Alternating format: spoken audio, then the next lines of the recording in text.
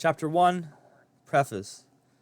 Jacob turned off the television as lightning lit up his library, followed by the angry sound of crashing thunder. It was a humid night out tonight, and a torrential downpour was imminent. He was glad to be inside out of the impending storm on a night like tonight. His heart went out to the homeless people he knew would brave the storm under some bridge, or huddled beneath makeshift tents made out of ragged tarps. Lightning once again filled the room, followed by another loud crash of thunder. Then the rain came.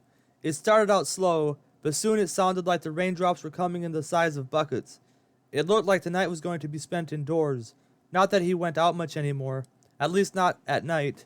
It just wasn't safe anymore. Times had changed in America, and not for the better. The streets were now filled with violence, and young adults these days were acting as if they had never been taught anything ever in their life.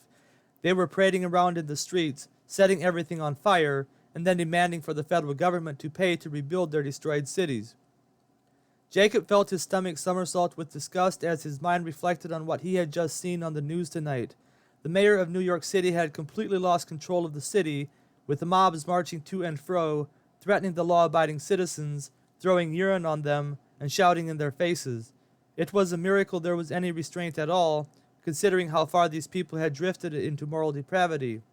How had America come to this? What had taken these youth to such extremes? Was this the eventual outcome of the lack of discipline in the home? The lack of fathers in the home? The lack of Christian fathers in the home? Was it the complete removal of any form of Christianity in the home? What had happened to the great nation that once stood for law and order, built upon Christian principles? Jacob's mind wandered back to his own childhood, remembering the prevalence of discipline in the home. Having grown up Amish, you were sure to get plenty of that, at least if you were a disobedient child. Amish people were heavy on the law, and Proverbs said that whoever spares the rod hates his son, but he who loves him is diligent to discipline him. Proverbs 13:24. Jacob smiled to himself as his mind took him back in time. Yeah, he was a bit of a rebellious child. Must have been the Birkemeyer blood in him. Stubborn. That was the Birkemeyer for you. And Jacob had his share of stubbornness, and he was the kind of child that tried to get what he wanted, even if that meant lying on the floor, kicking and screaming, throwing a temper tantrum like you never saw before. He could have probably used a lot more discipline than he received, although there was that one time. The day of the incident was on a Sunday, and it was a beautiful late winter morning. The sun was shining nicely, rapidly melting the last of the remaining snow. The air smelled fresh and clean in the house as the windows were opened slightly to let the cool breeze circulate through the house, bringing with it the promise of the newness of life. Added to the clean, spring-like air was the smell of the sugar cookies Mom had made the day before. They were supposed to be for the dessert for Sunday lunch, to go with the Schwann's ice cream they would be enjoying. They didn't get to enjoy this combination very often, but when they did, it was to celebrate something special. And the celebration today was to celebrate his sister's birthday. But Jacob had different plans for these cookies this one fine Sunday morning. When he came down the stairs on the early morning of this particular Sunday, he hadn't planned on eating the sugar cookies. And hadn't he seen the sugar cookies, the day would have gone much better, although it wouldn't have made for a good story years later. Nevertheless, Jacob wasn't thinking about a good story years later. He was thinking about sugar cookies. That is, once he saw them. Having trudged down the rickety stairs in his bare feet, the cold draft from the open windows circulating around them, Jacob came to the bottom of the stairs and turned right to go into the living room where he had left off building his play farm the night before. But as he turned to go right at that instant, the smell of the sugar cookies floated through the air right into his nose. Jacob's nose did a backflip as the smell of the sugar cookies lodged itself smack dab into the innermost part of his nose. He walked on for a few steps, desperately trying not to think about how good the sugar cookies would taste right now.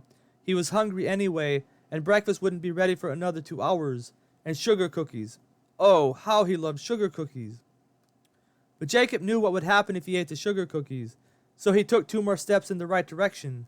But then the smell of the sugar cookies wafted over him again, this time seemingly dancing in front of him unendingly. He stopped again. The temptation was almost more than he could bear, so much so that a future spanking almost seemed worth satisfaction in the present. Turning around, Jacob took a step toward the sugar cookies, then another step, and before he knew it, he was running into the kitchen trying to be as quiet as possible. As he opened the jar, a thought went through his mind. What about his sister? Wasn't this supposed to be to celebrate her birthday? Wouldn't this ruin the moment? And wouldn't these cookies be better with ice cream too? Ice cream! Jacob loved ice cream too, and now all he could think about was ice cream with sugar cookies. Grabbing several cookies, he quickly walked over to the cupboard, straining to pull out a plate from overhead. Finally, having secured a plate in his hand, he scurried over to the freezer where he pulled out the ice cream. The ice cream tasted so good. So good, in fact, that he had to have another bowl of ice cream and more sugar cookies, and before he knew it, he had eaten 2 bowls of ice cream and all the sugar cookies. Feeling his conscience begin to prick his mind, or more likely, the thought of the impending spanking, Jacob quickly covered up his tracks and headed back upstairs. Jacob was barely back in bed when his stomach began to churn, and then the sugar kicked in, and he found himself twitching and turning every which way, and on a Sunday morning at that. This was bad because they had to go to church today, and you had to sit still for hours on end listening to the preacher talk. Moreover, there was no Sunday school at church today, being it was the in-between Sunday, and that was bad because he would have to sit still at the same spot for at least 3 hours, on a hard bench at that. But alas, the time came to get ready to go to church, and Jacob slowly put on his Sunday best. When Mom had called the children to come for breakfast, he had made the excuse he wasn't hungry, which was the truth, Jacob having eaten the ice cream and the sugar cookies. What he didn't tell Mom was that he was also feeling sick to his stomach. If he told her he was feeling sick, he would give away the secret. Anyway, the time came to go to church, and Jacob trudged down the stairs slowly before heading out the front door to the waiting horse and buggy. Eclipse stood there impatiently, snorting and blowing as father kept her at bay while the family filled the buggy. Some of the older boys had horses of their own and would be coming pell-mell after them, arriving at church just in time. Jacob climbed into the buggy and perched himself in the middle of the back seat. He hated sitting in the middle, sandwiched between a brother and his sister, but he didn't have the desire to fight them about this on this particular morning. He was the youngest, and they usually got their way. Only when he annoyed them half to death did they cave in and let him sit on the outside. But it usually took a lot of annoying chatter, and this morning, well, he felt like he was on the verge of throwing up, and annoying his siblings just didn't seem worth the effort this morning. The ride to church was uneventful as everyone seemed lost in their own thoughts. Fact is, the ride to church was typically uneventful. The excitement would come after church on the way home. This was usually when a little horse racing would ensue, and Eclipse was pretty fast. Not as fast as Gunner, but pretty fast, nonetheless. The Birkemeyer family was early and one of the first families to arrive at church. The cold air was still pretty brisk outside, and Jacob pulled his coat closed as he hopped out of the buggy. Dad had dropped off the women at the front entrance of the church, and after helping Dad unhitch, Jonas, Jacob's brother, headed for the church. Jacob slowly trudged after Dad as he headed for the shed to put Eclipse into a stall. After putting Eclipse into a stall, Dad headed for the church with Jacob in tow, and soon they were at their usual spot in church, on the same hard wooden bench they always sat on at church. It was a curious thing, for sure, how everyone seemed to have their own spots at church. The men sat on the right with the youth boys up front, and the women sat on the left with the youth girls up front. The men and women with their young children in tow would file into church as they arrived, but the youth would all file in together just before church started.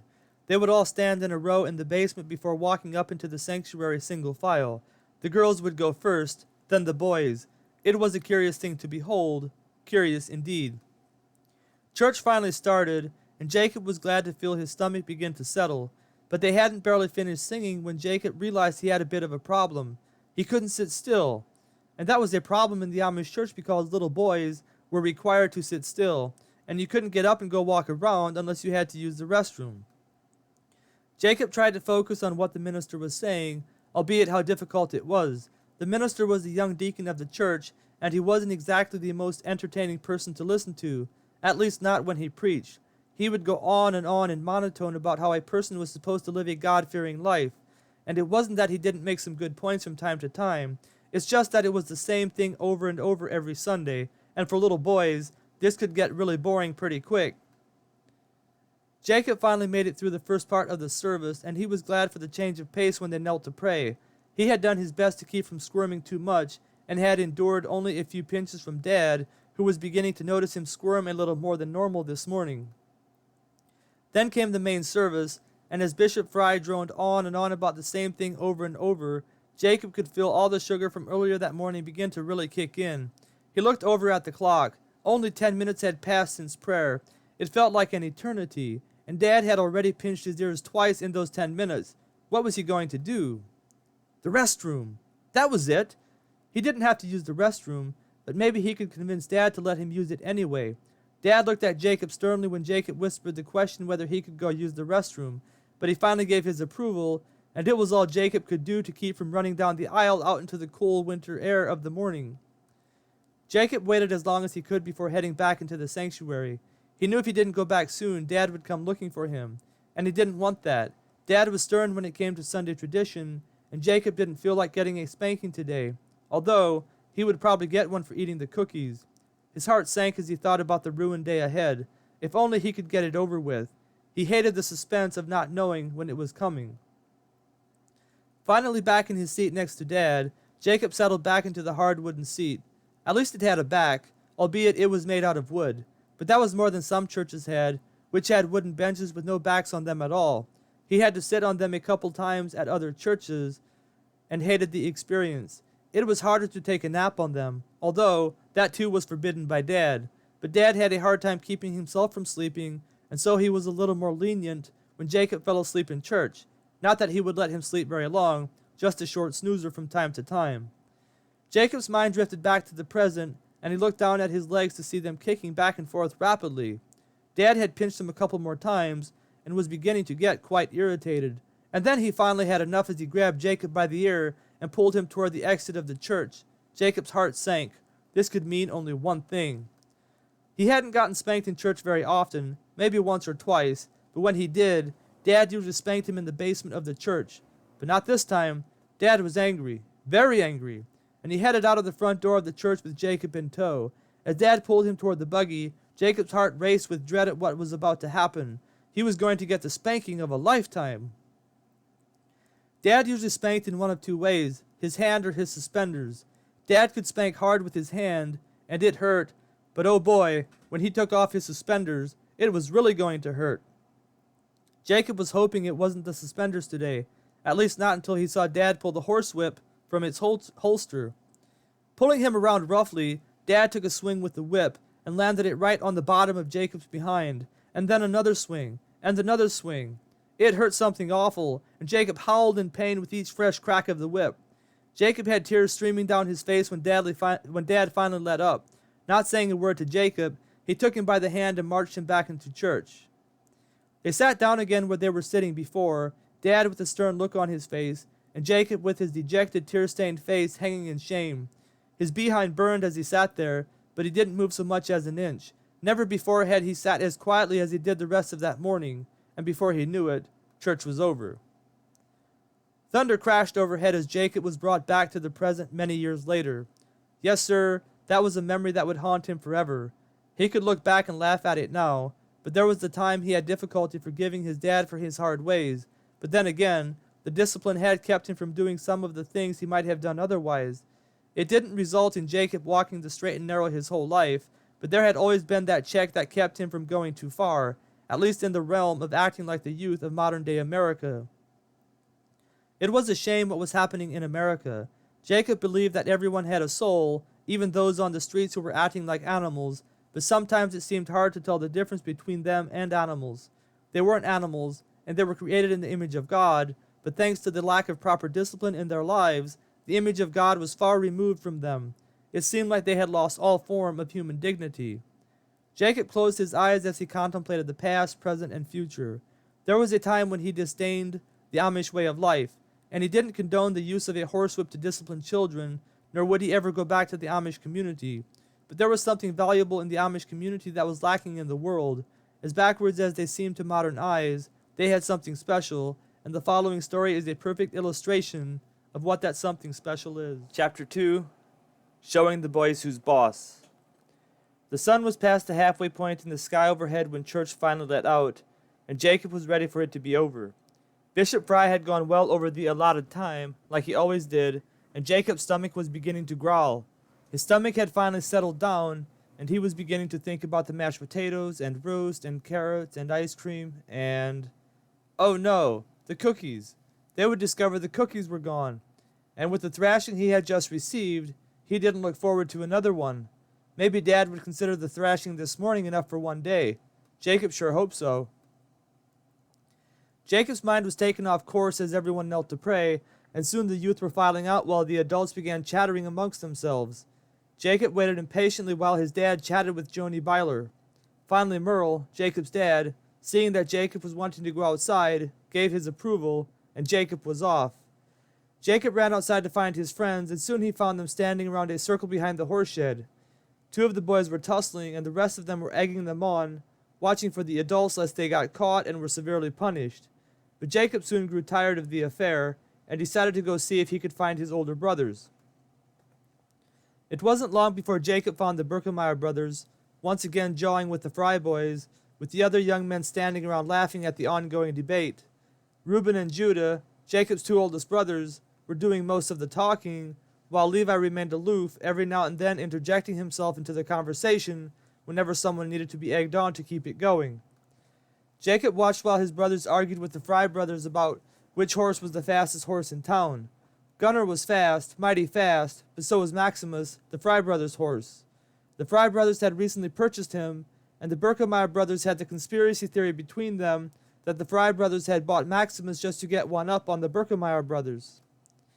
The conversation had come to a near standstill, and some of the young men were beginning to exit the circle to head for home, when Levi decided to use the conspiracy theory to keep the conversation going just a little bit longer. He loved to keep the pot stirred, although it was usually Reuben and Judah who put the hand to the plow and made things happen, and somehow it was usually Judah who got blamed for everything. You know what I think? Levi interjected as the Fry brothers were about to turn around and head for home. I think you guys went out and bought Maximus just so you had a shot at beating Gunnar for a change. The Fry brothers stopped mid-step as Levi spoke, and it was Samuel, the more competitive of the 2 Fry brothers, who wheeled around with a gleam of anger in his eyes. You do, eh? He shot back with a sharp edge in his tone. That's right, Judah chimed in, with a look of satisfaction on his face, now that someone had finally said it. We've always had the fastest horses over the years, and you finally couldn't stand being beat. So you went out and spent big bucks because you were tired of losing. Yeah, Reuben added as the circle once again began filling up with the young men who were about to leave. But you still can't beat us. You couldn't beat us before and you can't beat us now. No way, no how. Gunnar could beat Maximus any day of the week and twice on Sundays. Reuben's jest rankled Samuel, and he was about to respond angrily when Obadiah Fry stepped in. Although Samuel was the more athletic one of the 2, Obadiah was the horseman of the 2, and he looked at Reuben angrily before sticking a finger in his face. You better be careful what you say, buddy. Everyone here knows that Maximus can easily beat Gunnar. Maximus used to be a professional racehorse and could beat Gunnar without even trying. Gunnar is just an old family horse with a little bit of speed, and you're a sorry driver anyway.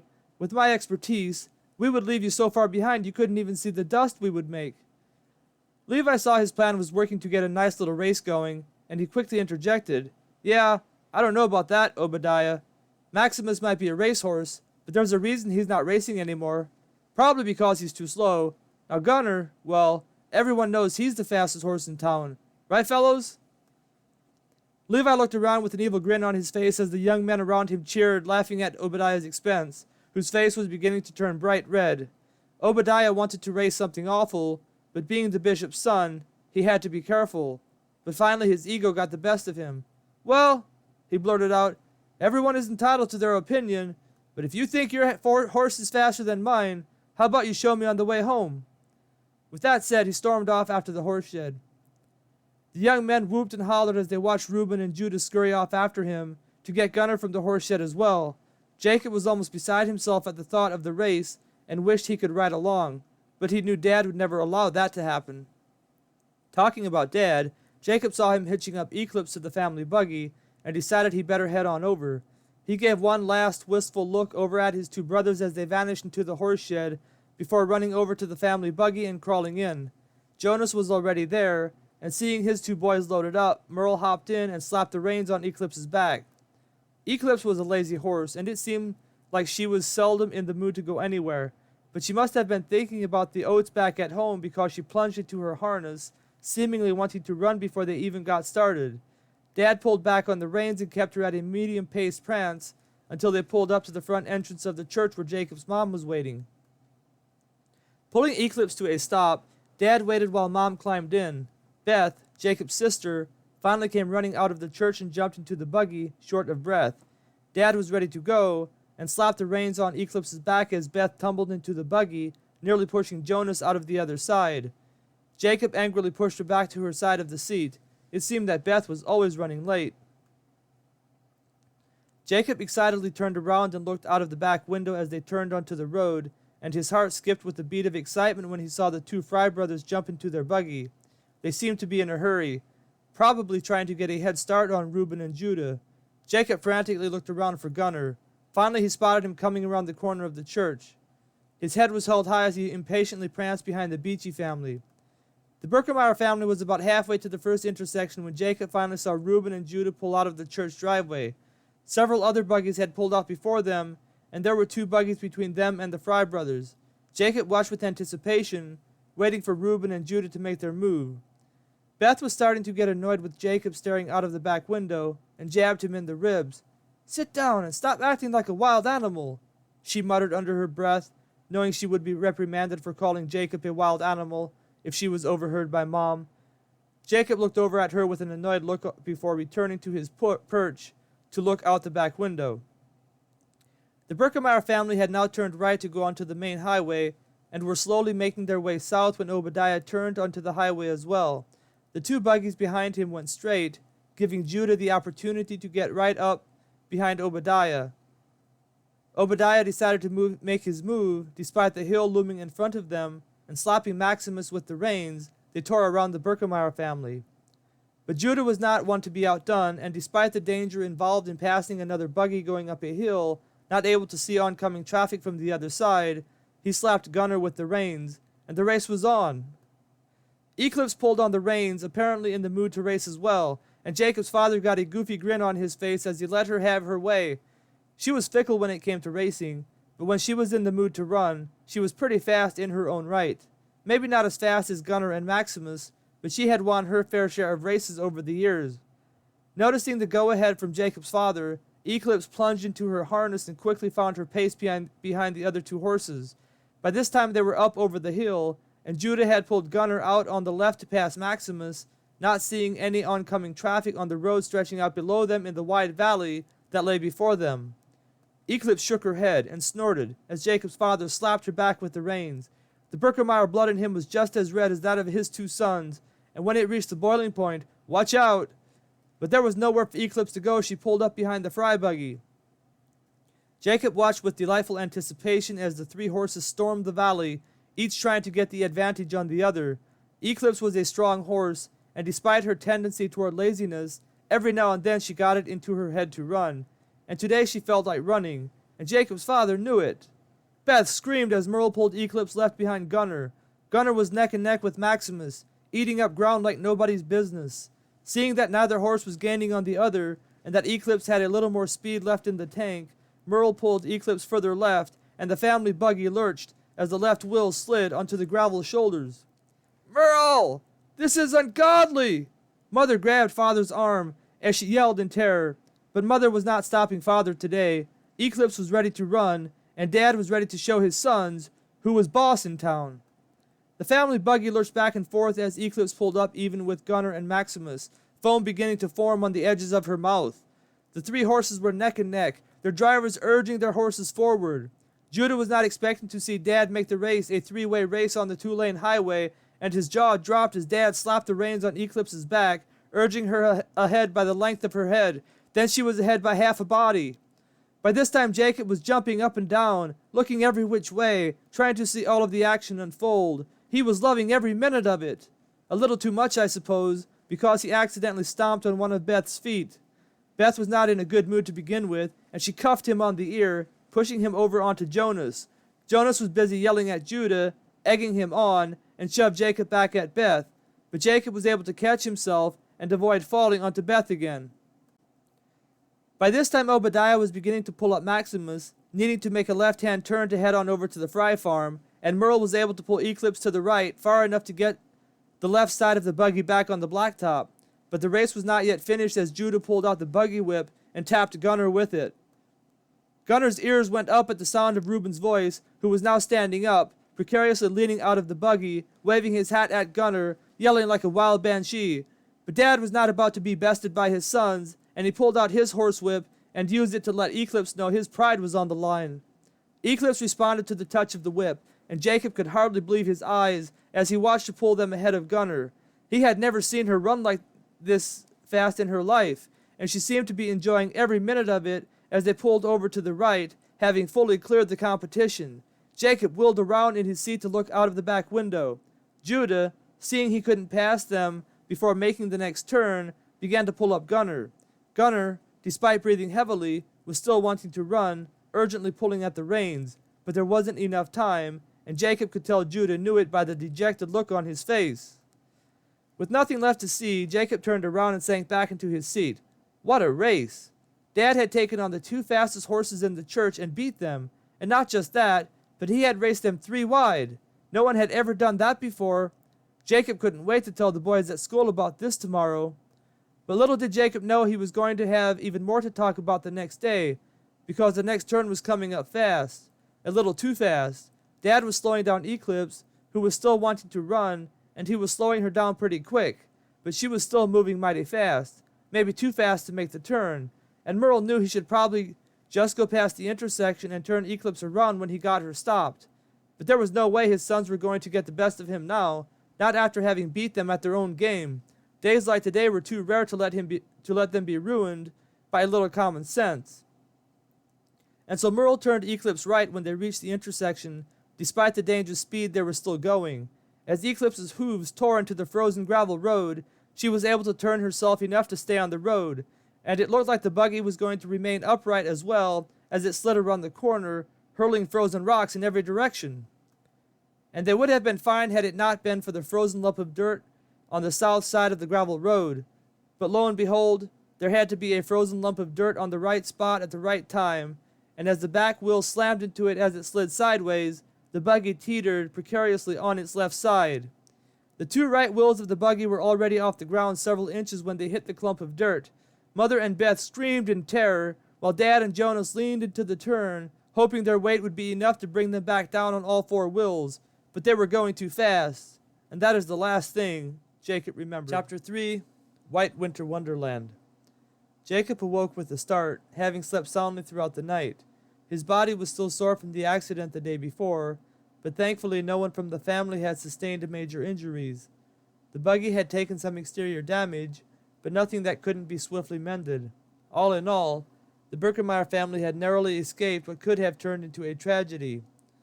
When the family finally got home the day before, and time for dessert came, Jacob confessed what had happened, and after hearing how the sugar made him unable to sit still in church and the ensuing discipline, the family had a good laugh, although Mother looked at Father disapprovingly when the horsewhip was mentioned briefly. The events of the day had proven to be enough excitement for one day, and Jacob was glad to avoid another spanking. The only other exciting thing to occur that day happened later when Mother began to feel like she was about to go in labor. She was due any day now, fortunate not to have sustained any injuries from the accident, and Father decided to play it safe, calling a driver to pick her up and take her into town to the nearest hospital. His plan was to stay home with the children until the next day, and then head into town with the tractor when he got word that Mother was going into labor. Jacob rolled over to the edge of the bed and slid out from under the covers as his feet touched the ground beside the bed. Brr, he shivered as he quickly donned some socks and put on a jacket. It felt like the temperature in the house had dropped significantly overnight. Jacob scurried over to the window. Looking through the frosty glass, he was ecstatic to see snow swirling around outside, with a couple feet already on the ground. Jonas! Jonas! Jacob exclaimed excitedly as he pulled out his brother Jonas, who was still fast asleep in bed. Jonas didn't seem too enthused about the interruption in his sleep, and subconsciously pushed Jacob's hands away as he rolled over into the center of the bed. Jacob was too excited about the snowstorm outside to persevere in waking up Jonas, and he rushed out of the room, heading for the stairs. Stumbling down the carpeted steps, he tumbled into the dark dining area below. The house was completely silent except for the gusts of wind that pummeled the house from every direction. After flipping on the kitchen light, Jacob saw that it was still early. It was only 4 o'clock. The family usually didn't start stirring until 5 o'clock, which was when they would all go trudging out into the barn to do the chores, all except for Jacob, at least until recently. Now that he was old enough to go to school, Father seemed to think he was not old enough to begin helping around the farm. The Berkemeyers had a small farm with a maximum of 45 cows. The church was against big business, and in its desire to curb any ungodly desire to make it big in the world, the church decided to enact a few restrictions. A maximum of 45 cows was one of those restrictions. There were also a few other restrictions, such as the maximum amount of horsepower tractors could have, as well as the maximum speed a tractor could go. It worked well for families years ago, but as the times changed and the English farms began rapidly expanding into large organizations, the milk prices dropped, and it became more difficult to sustain a large family with a maximum of 45 cows. This had begun to drive a wedge between church members, uniquely dividing the church between those who lived east of Highway Z and those who lived west of Highway Z. It was a peculiar phenomenon how that helped establish the east against west rivalry among the youth, especially when it came to sports. The cliques formed, and great entertainment ensued. But that was that, and now was not the time to be thinking about Amish politics. The Berkemeyer family was caught smack dab in the middle of a blizzard with Mom in the hospital about to go in labor. Jacob waited until 4:30, and deciding he better wake up Dad, he made his way into the living room where Dad had fallen asleep the night before on his favorite couch. Like usual, he was busy sawing logs with his large Roman nose, making a racket like nobody's business. It didn't take Jacob very long to wake him up, and after groggily listening to what Jacob had to say, Merle got up and stiffly walked over to the window. Peering out into the dark night, he gazed at the white winter wonderland before him. It wasn't unusual for a snowstorm to come through this part of the country this late in winter, but he had hoped spring would come sooner this year than last year. The year before had proven to be difficult, with a late winter producing a wet spring, and a wet spring producing a low supply of feed for the animals. They had managed to get by, but most of the family's cash reserve had to be used to get them through the winter. Now was not a good time for a snowstorm, not this late in winter, and not with Mom in the hospital. Having made up his mind, Dad made his way to the bottom of the stairs leading up into the second story of the house and hollered for the boys to begin getting ready to go do the chores. It was earlier than usual, but Merle wanted to make sure the chores got done before he headed into town. If he could actually make it through, that is. It looked pretty bad outside. After yelling for the boys that it was time to go do the farm chores, Merle headed for the basement where the stove was. This was another concern on his mind, for the firewood was nearly depleted. They had banked on the idea that winter was nearly over, and thought that if they stretched out the wood resources, they could make it through without needing to cut more wood for this winter season. Jacob didn't feel like being alone, so he trotted after Merle on his way down into the basement. The cold stone stairs felt cool to the touch, and he quickly donned on a pair of shoes before hurrying to catch up with Dad. As he bounced down the old stairs into the dark, damp basement surrounded with stone walls and a stone floor, he pulled his jacket around himself, shivering as his feet pattered along. The basement was fairly large, with 4 distinct sections. On the left of the stairs was a small room where random supplies were stored. It was here that Jacob was allowed to come once a day to get a soda pop. He loved soda pop. It was one of the worldly luxuries they were allowed to have. Pepsi was his favorite, although the harsh acidity of the Pepsi burned all the way down his throat and made him burp something awful. The second room was directly at the end of the stairs and was the largest room in the basement. This is where all the extra household items such as mattresses, winter clothing, and hunting gear, among other things, were kept. To the left of this room was the second largest room, which contained the stove and the firewood. On the end furthest away in this room, on the east side, was a chute lined with hard plastic where they would toss the wood through onto a jumbled pile below. It was from this jumbled pile of chopped wood that Merle hastily filled the wood stove. The last room in the basement was directly west of the room with the stove, and this is where all the canned goods were kept. As much as Jacob was grateful for the food in this room, this was his least favorite room to go into. It was the furthest room from the stairs, and was not well lit. In fact, it was downright scary to go into this room late at night. He imagined all kinds of monsters waiting there for him. Jacob shivered as he looked into that room while Merle finished filling up the stove with wood. It looked extra dark and foreboding this morning. Deciding he didn't want to be anywhere near the monsters in that room, Jacob backed away closer toward the stairs and patiently waited for Merle to finish filling the stove with wood. If there were any monsters in that room, Dad would be sure to swiftly give them the boot. Merle might be tough on his children, but he was even tougher on monsters. At least in Jacob's mind he was. Having filled the stove, Merle headed upstairs where he once again yelled at the boys to come down and get busy with their chores. Only this time he threatened to go up there if he had to call them one more time. This was all the boys needed to hear, and they came tumbling down the stairs quickly, donning their hats and jackets, and scrambling out into the dark, howling world that awaited them. Merle decided it was too cold for Jacob to go help with the chores this morning, and after telling him so, Merle exited the house and made his way toward the barn. Jacob promptly made his way to one of his favorite spots in the house, that spot being next to a heat vent in the living room, and covering himself with a nearby blanket, he promptly went back to sleep. It was barely an hour later when the phone rang, but Jacob was too soundly asleep to notice. But on the second call, he finally woke up, and groggily walking over to the phone, he picked it up. "Hello?" he said sleepily as he put the phone up to his ear. "Hello, is Merle there?" the voice on the other end inquired. "No," Jacob responded. "He is out in the barn. Can I take a message?" "Yes," the voice replied. "Can you tell him his wife is going into labor, and she will be giving birth in the next few hours?" Jacob's heart leaped with joy at the thought of having a younger sister or brother in the family. It was an unexpected pregnancy, with Mom being past the age of 40 already, but the entire family was pretty excited, especially Jacob. Now his siblings couldn't call him the baby of the family anymore. "Yes, sir," Jacob finally answered, remembering the person on the other end of the phone. With that, the person on the other end of the phone hung up, and Jacob quickly put on his snowsuit with a thick hat to top it off. Pulling on his thick, warm snow boots, he opened the door to go outside. It was cold outside, and Jacob had second thoughts about making his way to the barn through the drifts that had already formed. Some of them looked as tall as him, and he wasn't sure how he would be able to plow through them. But his excitement prevailed, and being a Birkemeyer and all, he closed the door behind himself and ventured out into the white winter wonderland that lay before him. Jacob was able to go around most of the drifts, and the one he had to go over wasn't as deep as some of the others. Before he knew it, he was in the barn where the warmth within greeted him graciously. Merle was out in the heifer barn, and soon Jacob found him, stumbling over his words in his excitement about the news regarding the new brother or sister he was about to have. Merle looked stunned for a second, but quickly assessing the situation, he gathered the boys promptly, giving them instructions what to do until he came back. Running into the house, plowing effortlessly through the same snowdrifts that Jacob had struggled through just minutes before, Merle gathered up a few things and made his way to the machine shed.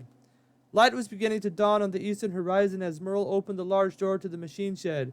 Firing up the large green four-wheel drive Deutz tractor, he waited for a couple minutes while it warmed up.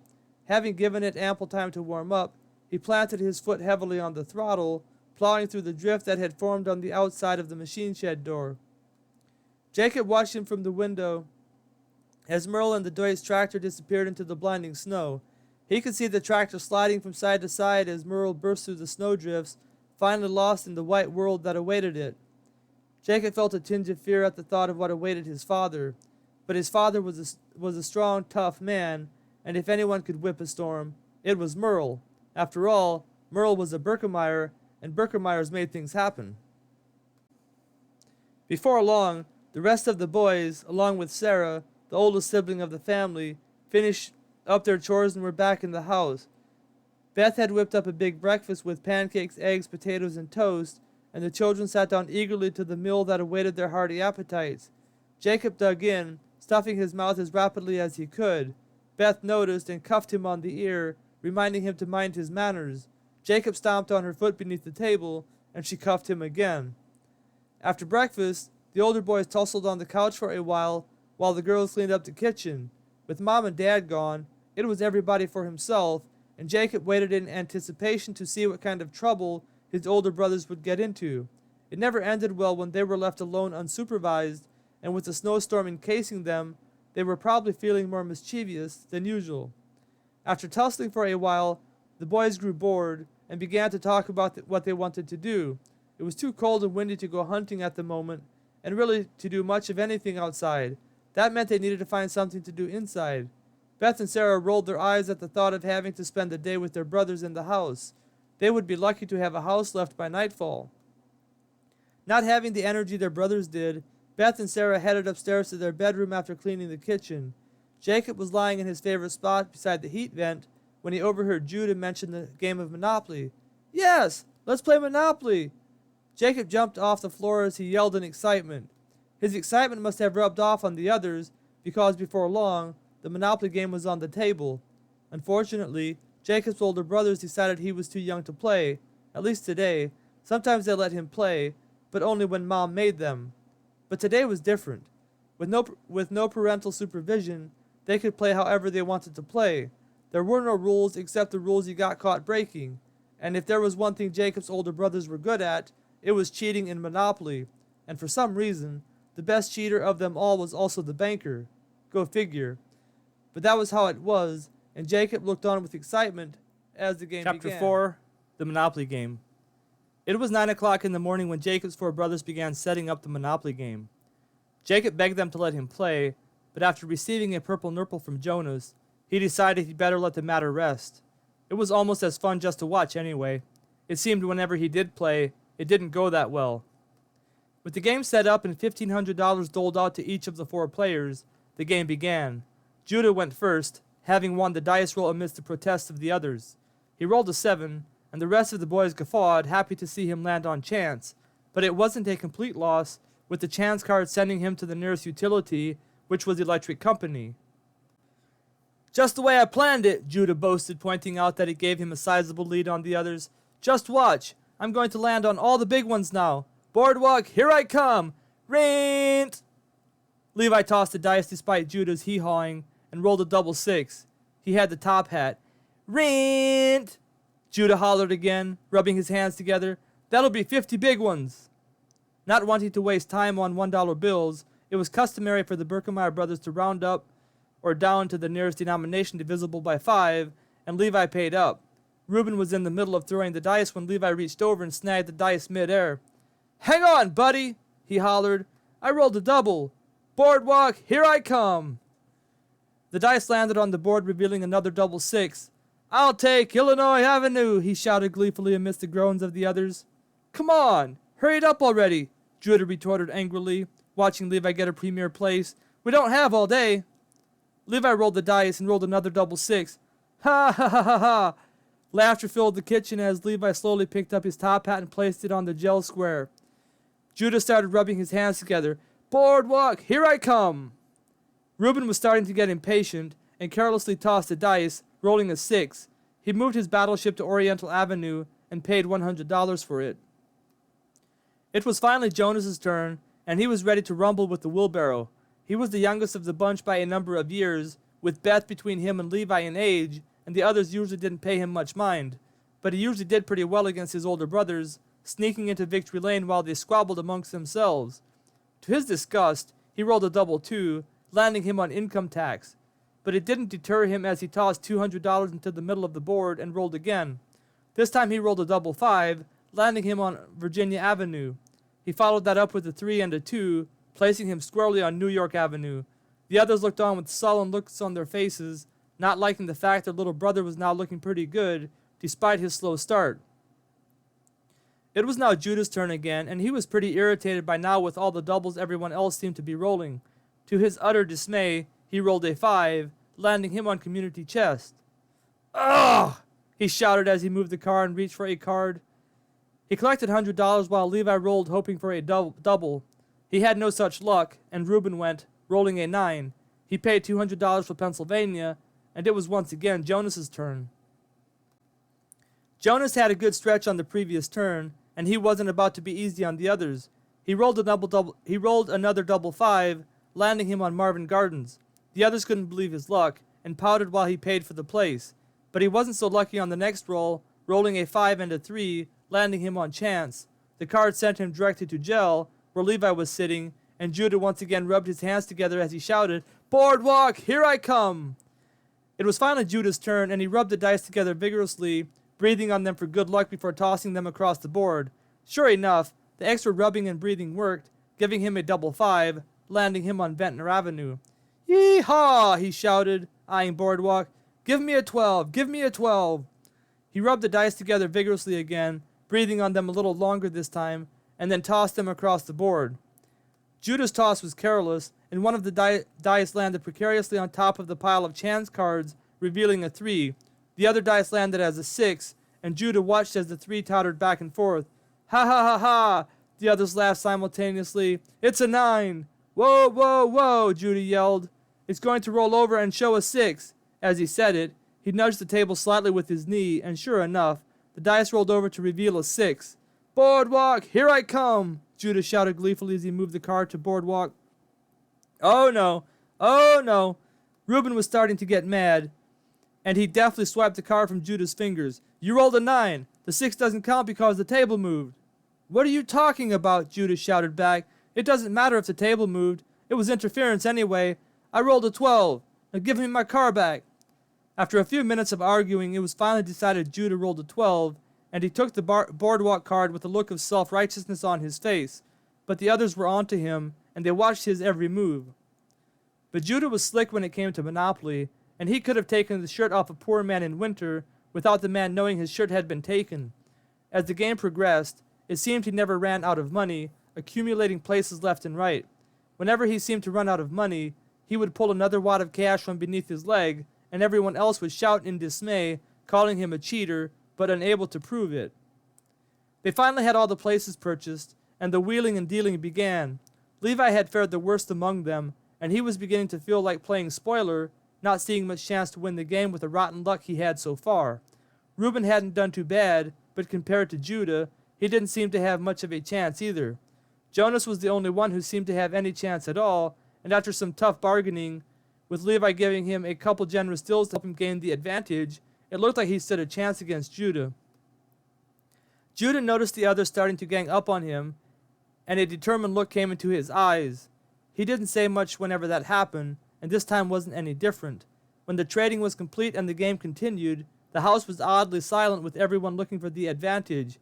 One bad round around the board, and it would be over, or close to it. Sure enough, Levi had a rough round his first time around the board, and bored with the thought of losing, he tossed his remaining places into the middle of the board. He didn't say anything as he stormed off, upset that fate had dealt him his poor lot in life. Reuben fared the best around the board on the first round after trading, being the one who had socked Levi the worst with rent. He was in a no-mercy mood, and made Levi pay every dollar until he ran him out of the game.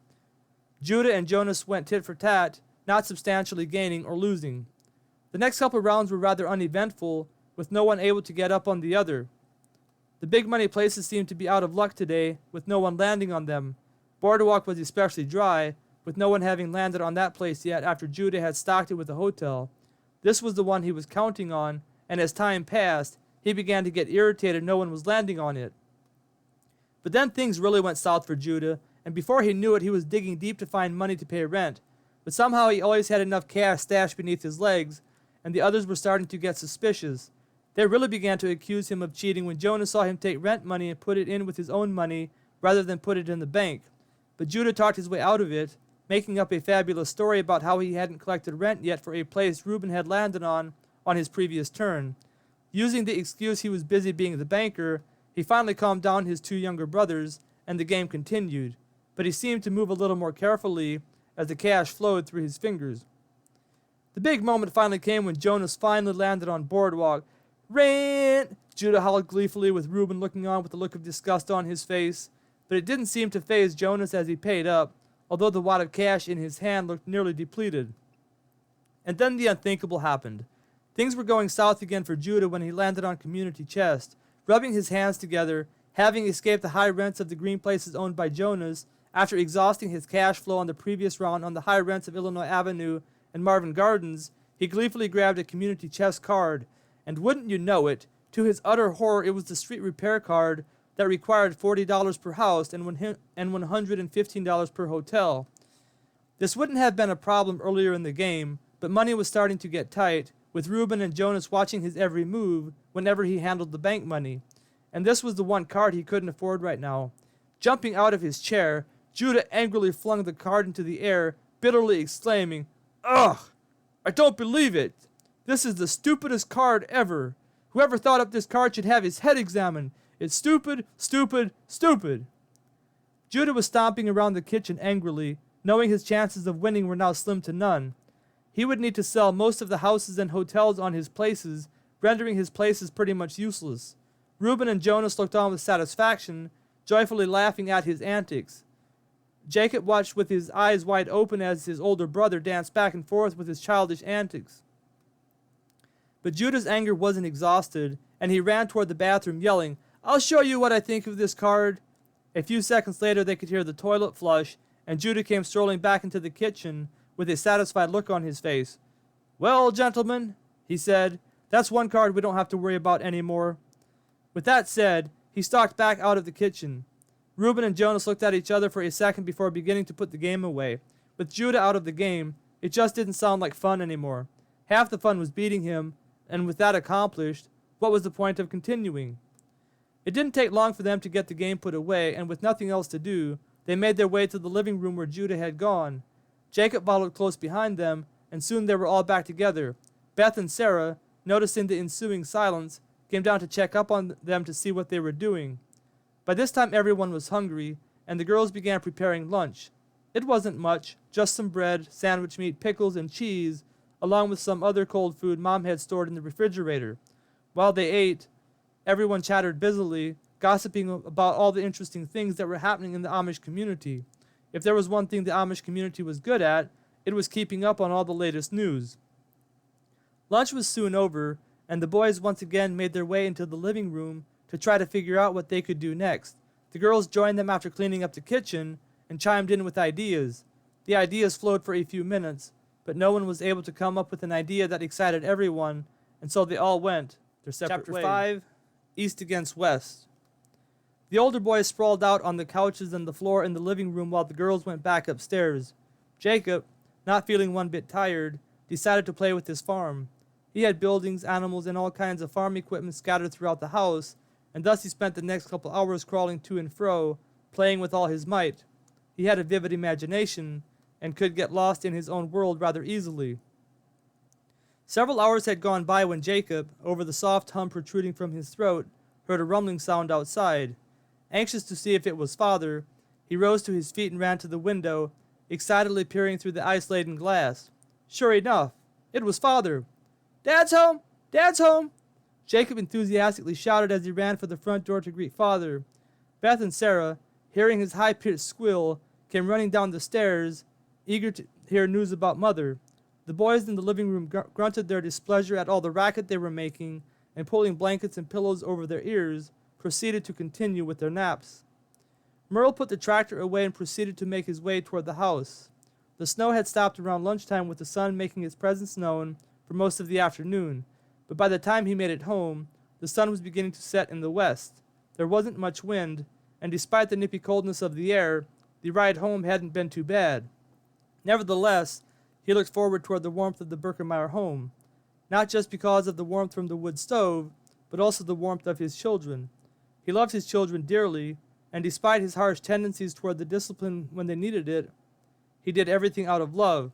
Not that he didn't have his faults, but all in all, the Birkenmeyer children couldn't have asked for a much better father.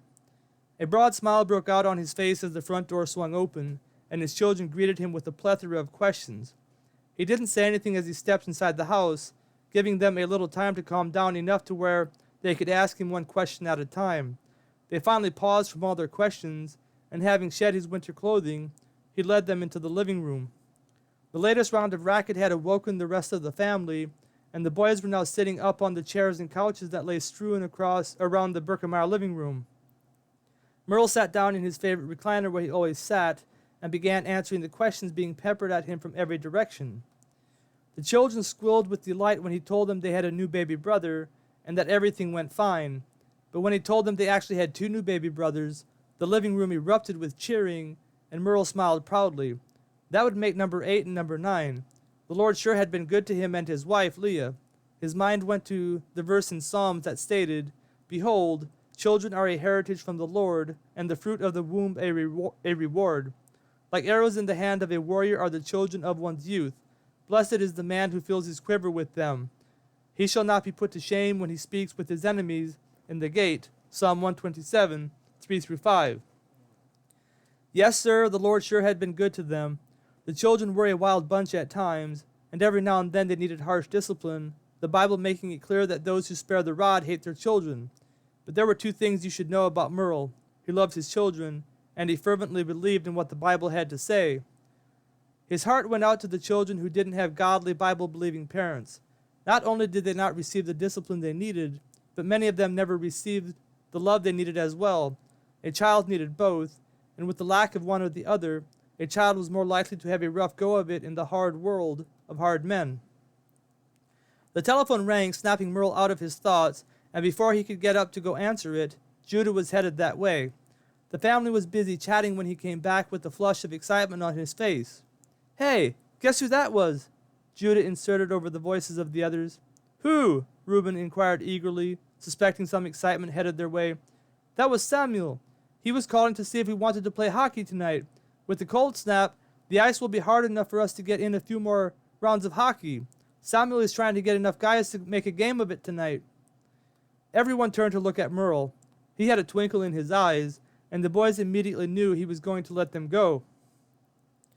"If you can get the chores done beforehand, you can go," he said with a smile.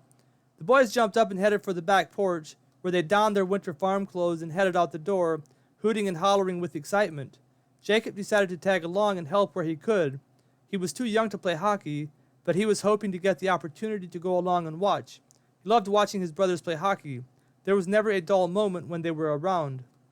Sure enough, when the chores were done and the boys had cleaned up, it was decided that Jacob could go along. Merle wasn't always as keen on letting him tag along with his older brothers, not sure if they would remember to bring him back, but he suspected some of his friends would be there as well, and it would be good for him to get out of the house for a spell after being cooped up in it all day. Before long, the boys were loaded up in the trailer, with Levi driving the tractor that was pulling it. They usually used the Ford tractor for nights like tonight since it had a cab on it and could go a little faster, but with the snow and all, it was necessary to take their four-wheel drive Deutz tractor. Levi would just have to make do with his heavy winter clothing. The boys huddled together as Levi made his way through the snowdrifts impeding their progress. The only road that had been cleared of the snow was Highway Z, which was only a short stretch of their journey. The rest of the roads were gravel roads, and these roads were usually plowed last when the county had time. Main highways like Highway Z, which were made out of blacktop, were the first ones to get plowed since these roads had more traffic. The boys huddled together as the trailer swayed back and forth, slipping and sliding as Levi drove around and through the drifts as fast as he dared. But the boys didn't seem to notice the precarious nature of their driver as they bantered with each other about the nature of the upcoming hockey game. They had gotten word that Johnny Ash and Tyler Knapp were going to be there from the west, among others, and it sounded like the three Beachy brothers were going to be there from the east. This was important because depending who showed up, the sides would be fairly and evenly matched, east against west. The rivalry had developed over the past couple years, but for some reason the rivalry had taken on a more serious nature this year. It probably had a little bit to do with the church politics that had also started to split the church east against west, not because of the geography, but because the members with competing ideas just so happened to land on one side of Highway Z or the other. The hockey games were usually close, and both sides had won their fair share of games this particular winter, but there hadn't been a clear winner, and that should not have mattered since each game was supposed to be an isolated affair in relation to the others. The church was against this kind of competing, allowing the games to take place only as friendly games that would engender camaraderie among the youth and not division. But unbeknownst to the older men in the church, what was supposed to be mere friendly games were increasingly dividing the youth into cliques. Or should we say the older men just turned a blind eye to the divisive competition that was increasing? Because, after all, they weren't that blind. The fact of the matter is, the older men on both sides of the church politics were also competitive, even in matters such as church politics, and that competitive spirit caused them to look the other way as their sons battled it out on the ice while they battled it out in church, and thus the rivalries thrived. The boys finally arrived at their destination safe and sound, and after the three oldest boys geared up, they grabbed a few shovels and helped clear the remaining snow from the pond. Jacob stayed close to Jonas as they made their way to the group of boys who were also too young to play. Jonas was allowed to play every now and then when they needed extra players, but he was still considered a bit young for the game. Jacob looked around while the young men finished clearing the ice. The pond was of average size, perfect for a hockey game. The 2 goals were made of wood, battered and splintered from the abuse they had taken over the years, but they had been well built and were still holding together nicely. Large piles of snow stretched around the pond, growing larger by the minute as the young men continued to toss snow up from off the icy surface, whereupon they were skating. The road lay south of the pond, and large forests stretched out into the never-ending horizon on the north side. The east and west side of the pond was littered with a scattering of houses well spaced from each other, giving the area a feel of closeness without too much crowding. The snow was finally cleared, and the teams were made. Sure enough, the right people had showed up, and it was east against west. Jacob looked on with excitement, hoping his brothers would come out on top tonight. As competitive as they were with each other, they were even more competitive when they were on the same team, especially when it was east against west. Both sides had 8 players. The west had the 3 Birkemeyer brothers, Johnny Esch, Joe Miller, Tyler Knapp, and the 2 Fisher brothers, Harvey and Amos. The east had the 2 Fry brothers, Samuel and Obadiah, the 3 Beachy brothers, Paul, Silas, and Mark, Zeb Miller, Tony Yoder, and Barnabas Culp. They were all good skaters, and tonight the sides were as evenly matched as they could be. The biggest individual rivalry was between the Birkemeyer brothers and the Fry brothers, and especially between Judah and Samuel. Judah was the most competitive of the 2, but Samuel was the best hockey player of the 2. In fact, if Samuel hadn't been Amish, he could probably have played pro hockey. With his agility, he could take the puck and turn and twist around and through the opposing players as if they didn't really exist. It really was a sight to see. Obadiah Fry was also a decent skater, but his specialty was shooting the puck. With his power, he could shoot the puck with such speed that if it was accurate, it was nearly impossible to defend against him if he got an open shot. The only problem was that he wasn't the most accurate shot. The strength of the Birkemeyer trio was that they were just as good on defense as well as on offense. They skated as well as anybody on the ice, notwithstanding Samuel, and were much better on defense than the Fry brothers. But where the Fry brothers lacked in defense, they made up for it on offense, and thus the puck always seemed to be on the west side of the ice. Since the goalies weren't provided with any special gear, donning only shin guards like the rest of the players, everyone usually took their turn playing goalie. The rule was that the puck was supposed to stay on the ice. Any kind of lift on the puck more than a few inches was sure to bring out audible protests from the others, and with good reason.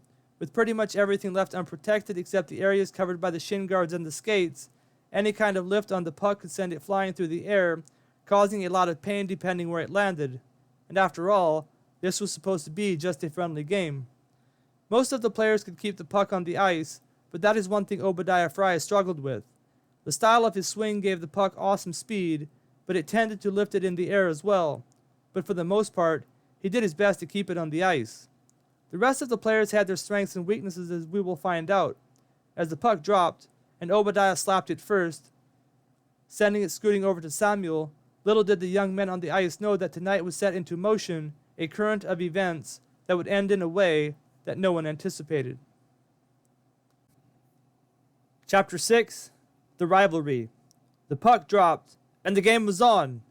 Judah slapped the ice with his hockey stick when Obadiah got the best of him and shot the puck Samuel's way. But brushing off the momentary failure, Judah quickly regained his composure and began backpedaling toward the goal. Samuel had the puck and was rapidly making his way westward.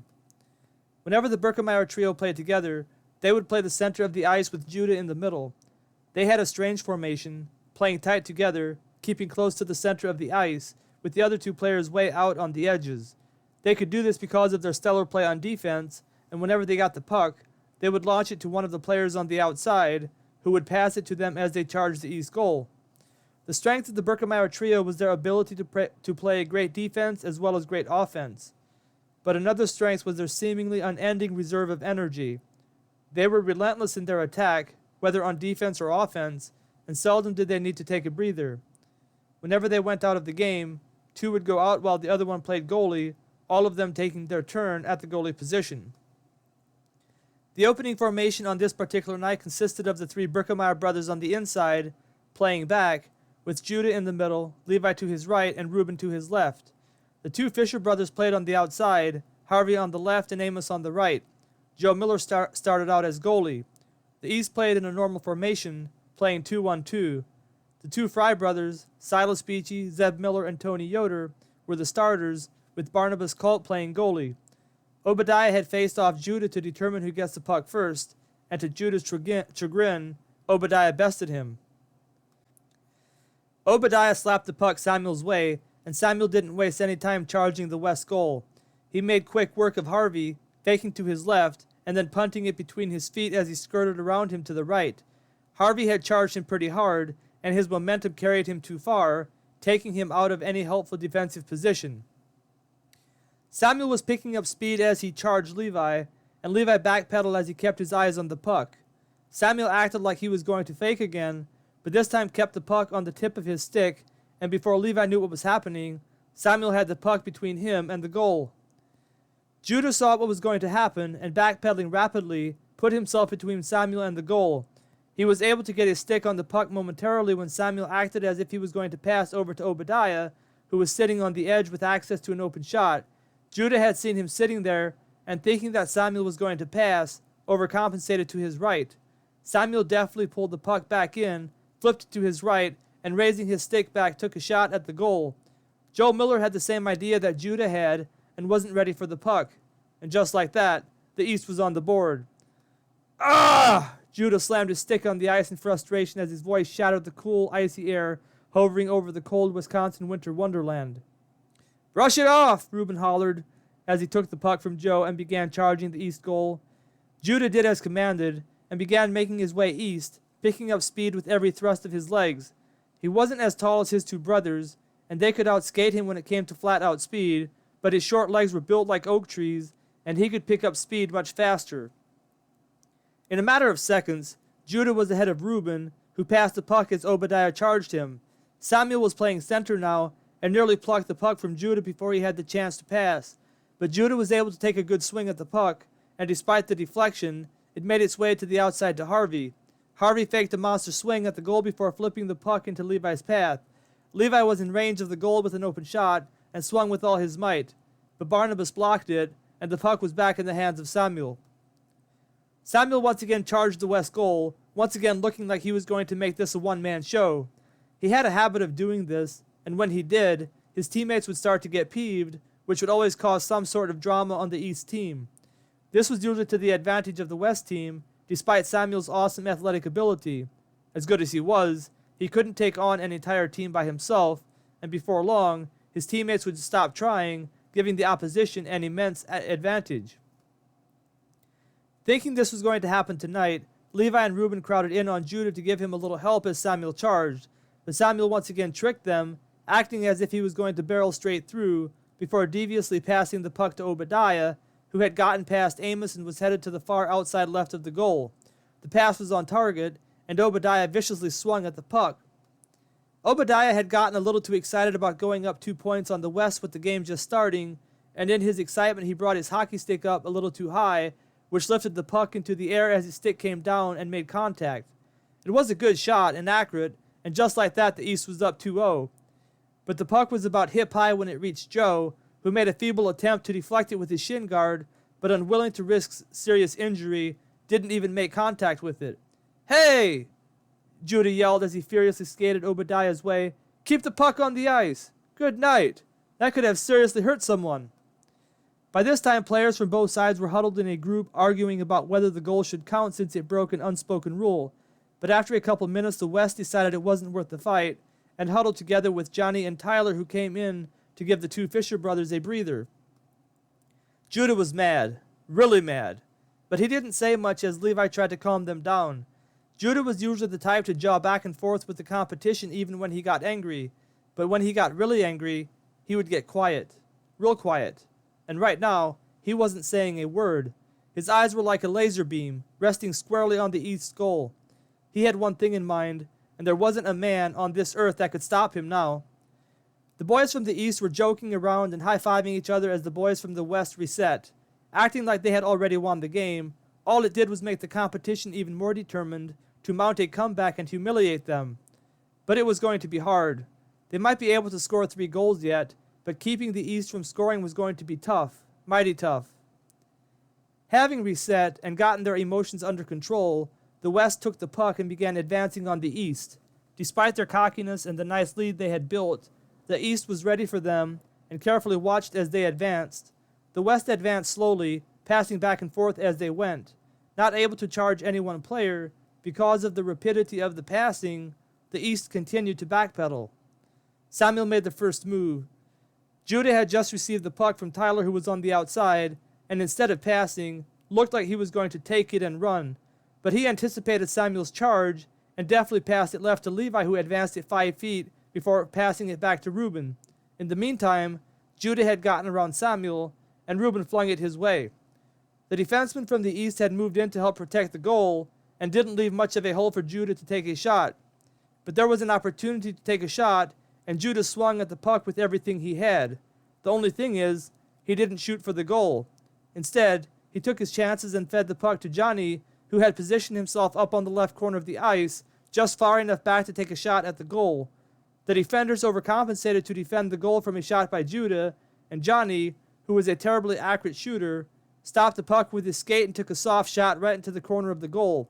And just like that, the game was 2-1. The East boys couldn't believe it, and amidst their frustration they began arguing with each other. Still angry they had given up the point, they took the puck and recklessly charged the West goal, giving the West boys all they could do to block the shots. The onslaught continued for about 15 minutes, with the East boys taking shot after shot. During the ferocious onslaught, the West boys got past the midway point just once, with that opportunity bearing the fruit of one lousy shot that had no chance of scoring.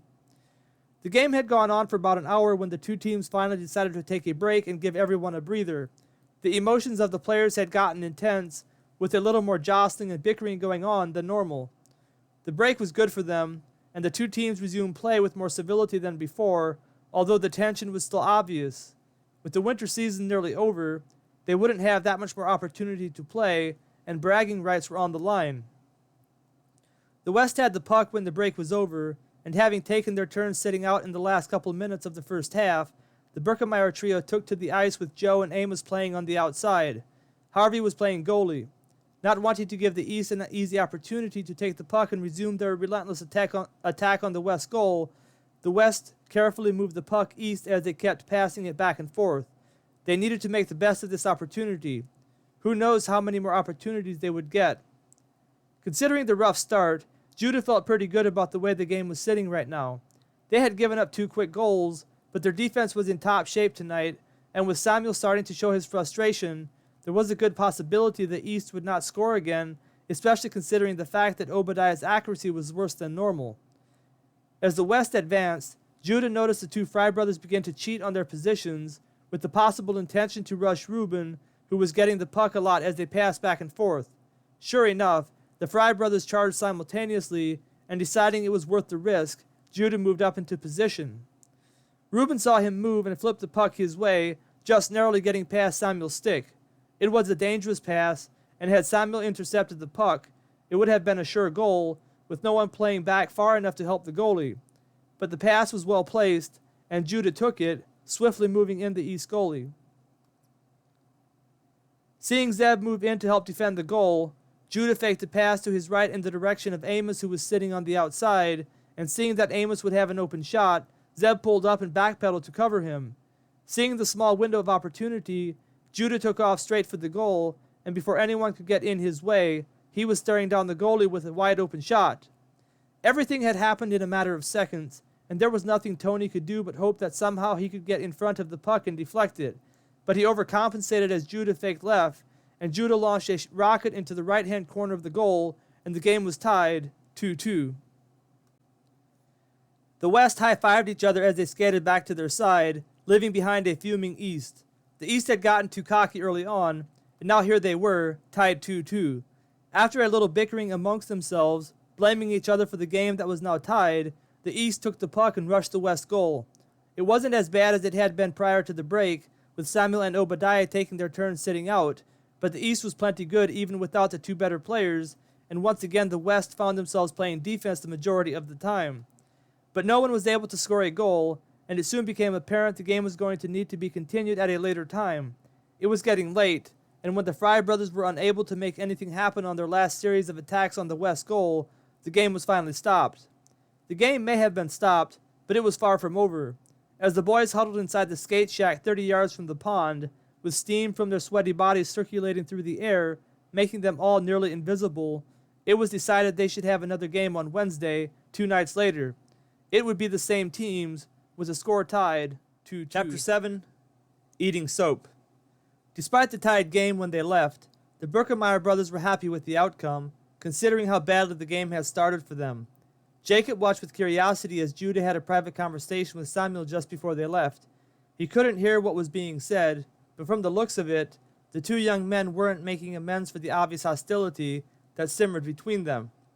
The ride home was eventful for Jacob as he watched his older brothers joke and josh about the events of the hockey game.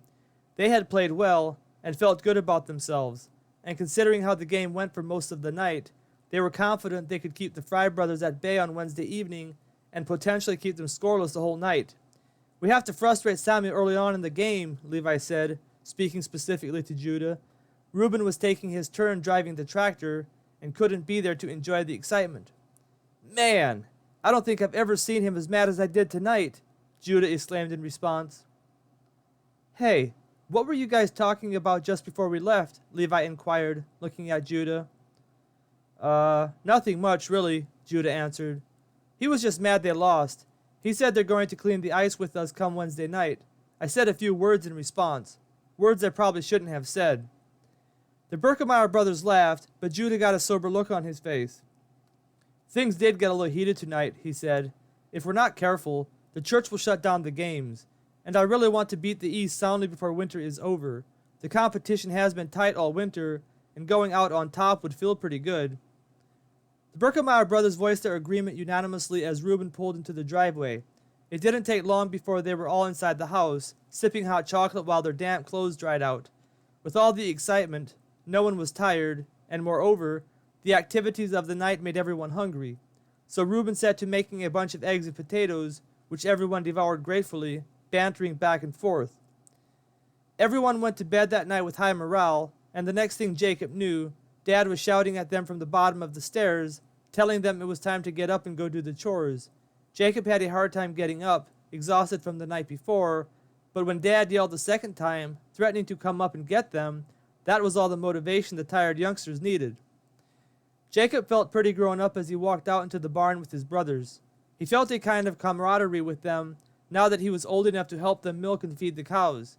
He wasn't exactly fond about the work, but he looked up to his big brothers, and any kind of recognition for a job well done sent his way by his big brothers always made him feel good. Jacob's job was to help Judah and Sarah milk the cows. He was responsible for cleaning the cow udders before Judah and Sarah came along with the milkers. He wasn't too fond of the job description, but Judah was his favorite brother, and being able to work with him was worth whatever job he was given to do. Only recently, however, Dad had bought a young cow, and she was a little unruly whenever someone touched her, and milking her had become a nightmare. But Judah looked out for his little brother, ensuring he didn't have to go anywhere near her, and thus the rest of the morning went by without a hitch, and soon they were all around the breakfast table feasting on eggs, potatoes, toast, and cereal. As you can imagine, the Birkemeyer boys could eat like nobody's business, and there was ne'er a crumb remaining on the large wooden table by the time they were finished. After morning devotions were over, the younger children headed upstairs to get ready for school. This included Beth, Jonas, and Jacob. The other children had finished the customary 8 grades and would be busy working around the house and farm while the younger children went off to school.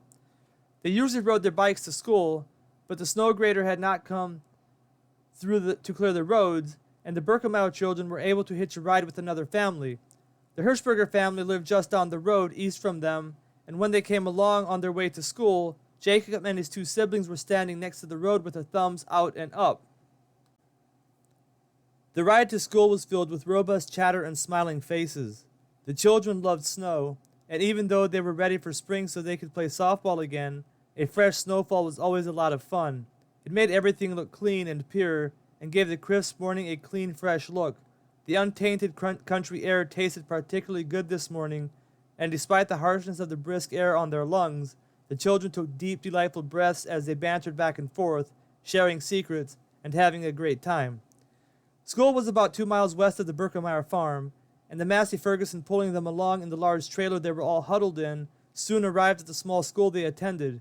They had picked up a few more Amish hitchhikers along the way, and by the time they arrived, there was ne'er a seat to be found in the trailer. The children jumped out of the trailer, pushing and jostling as they ran toward the schoolhouse, with little time to spare.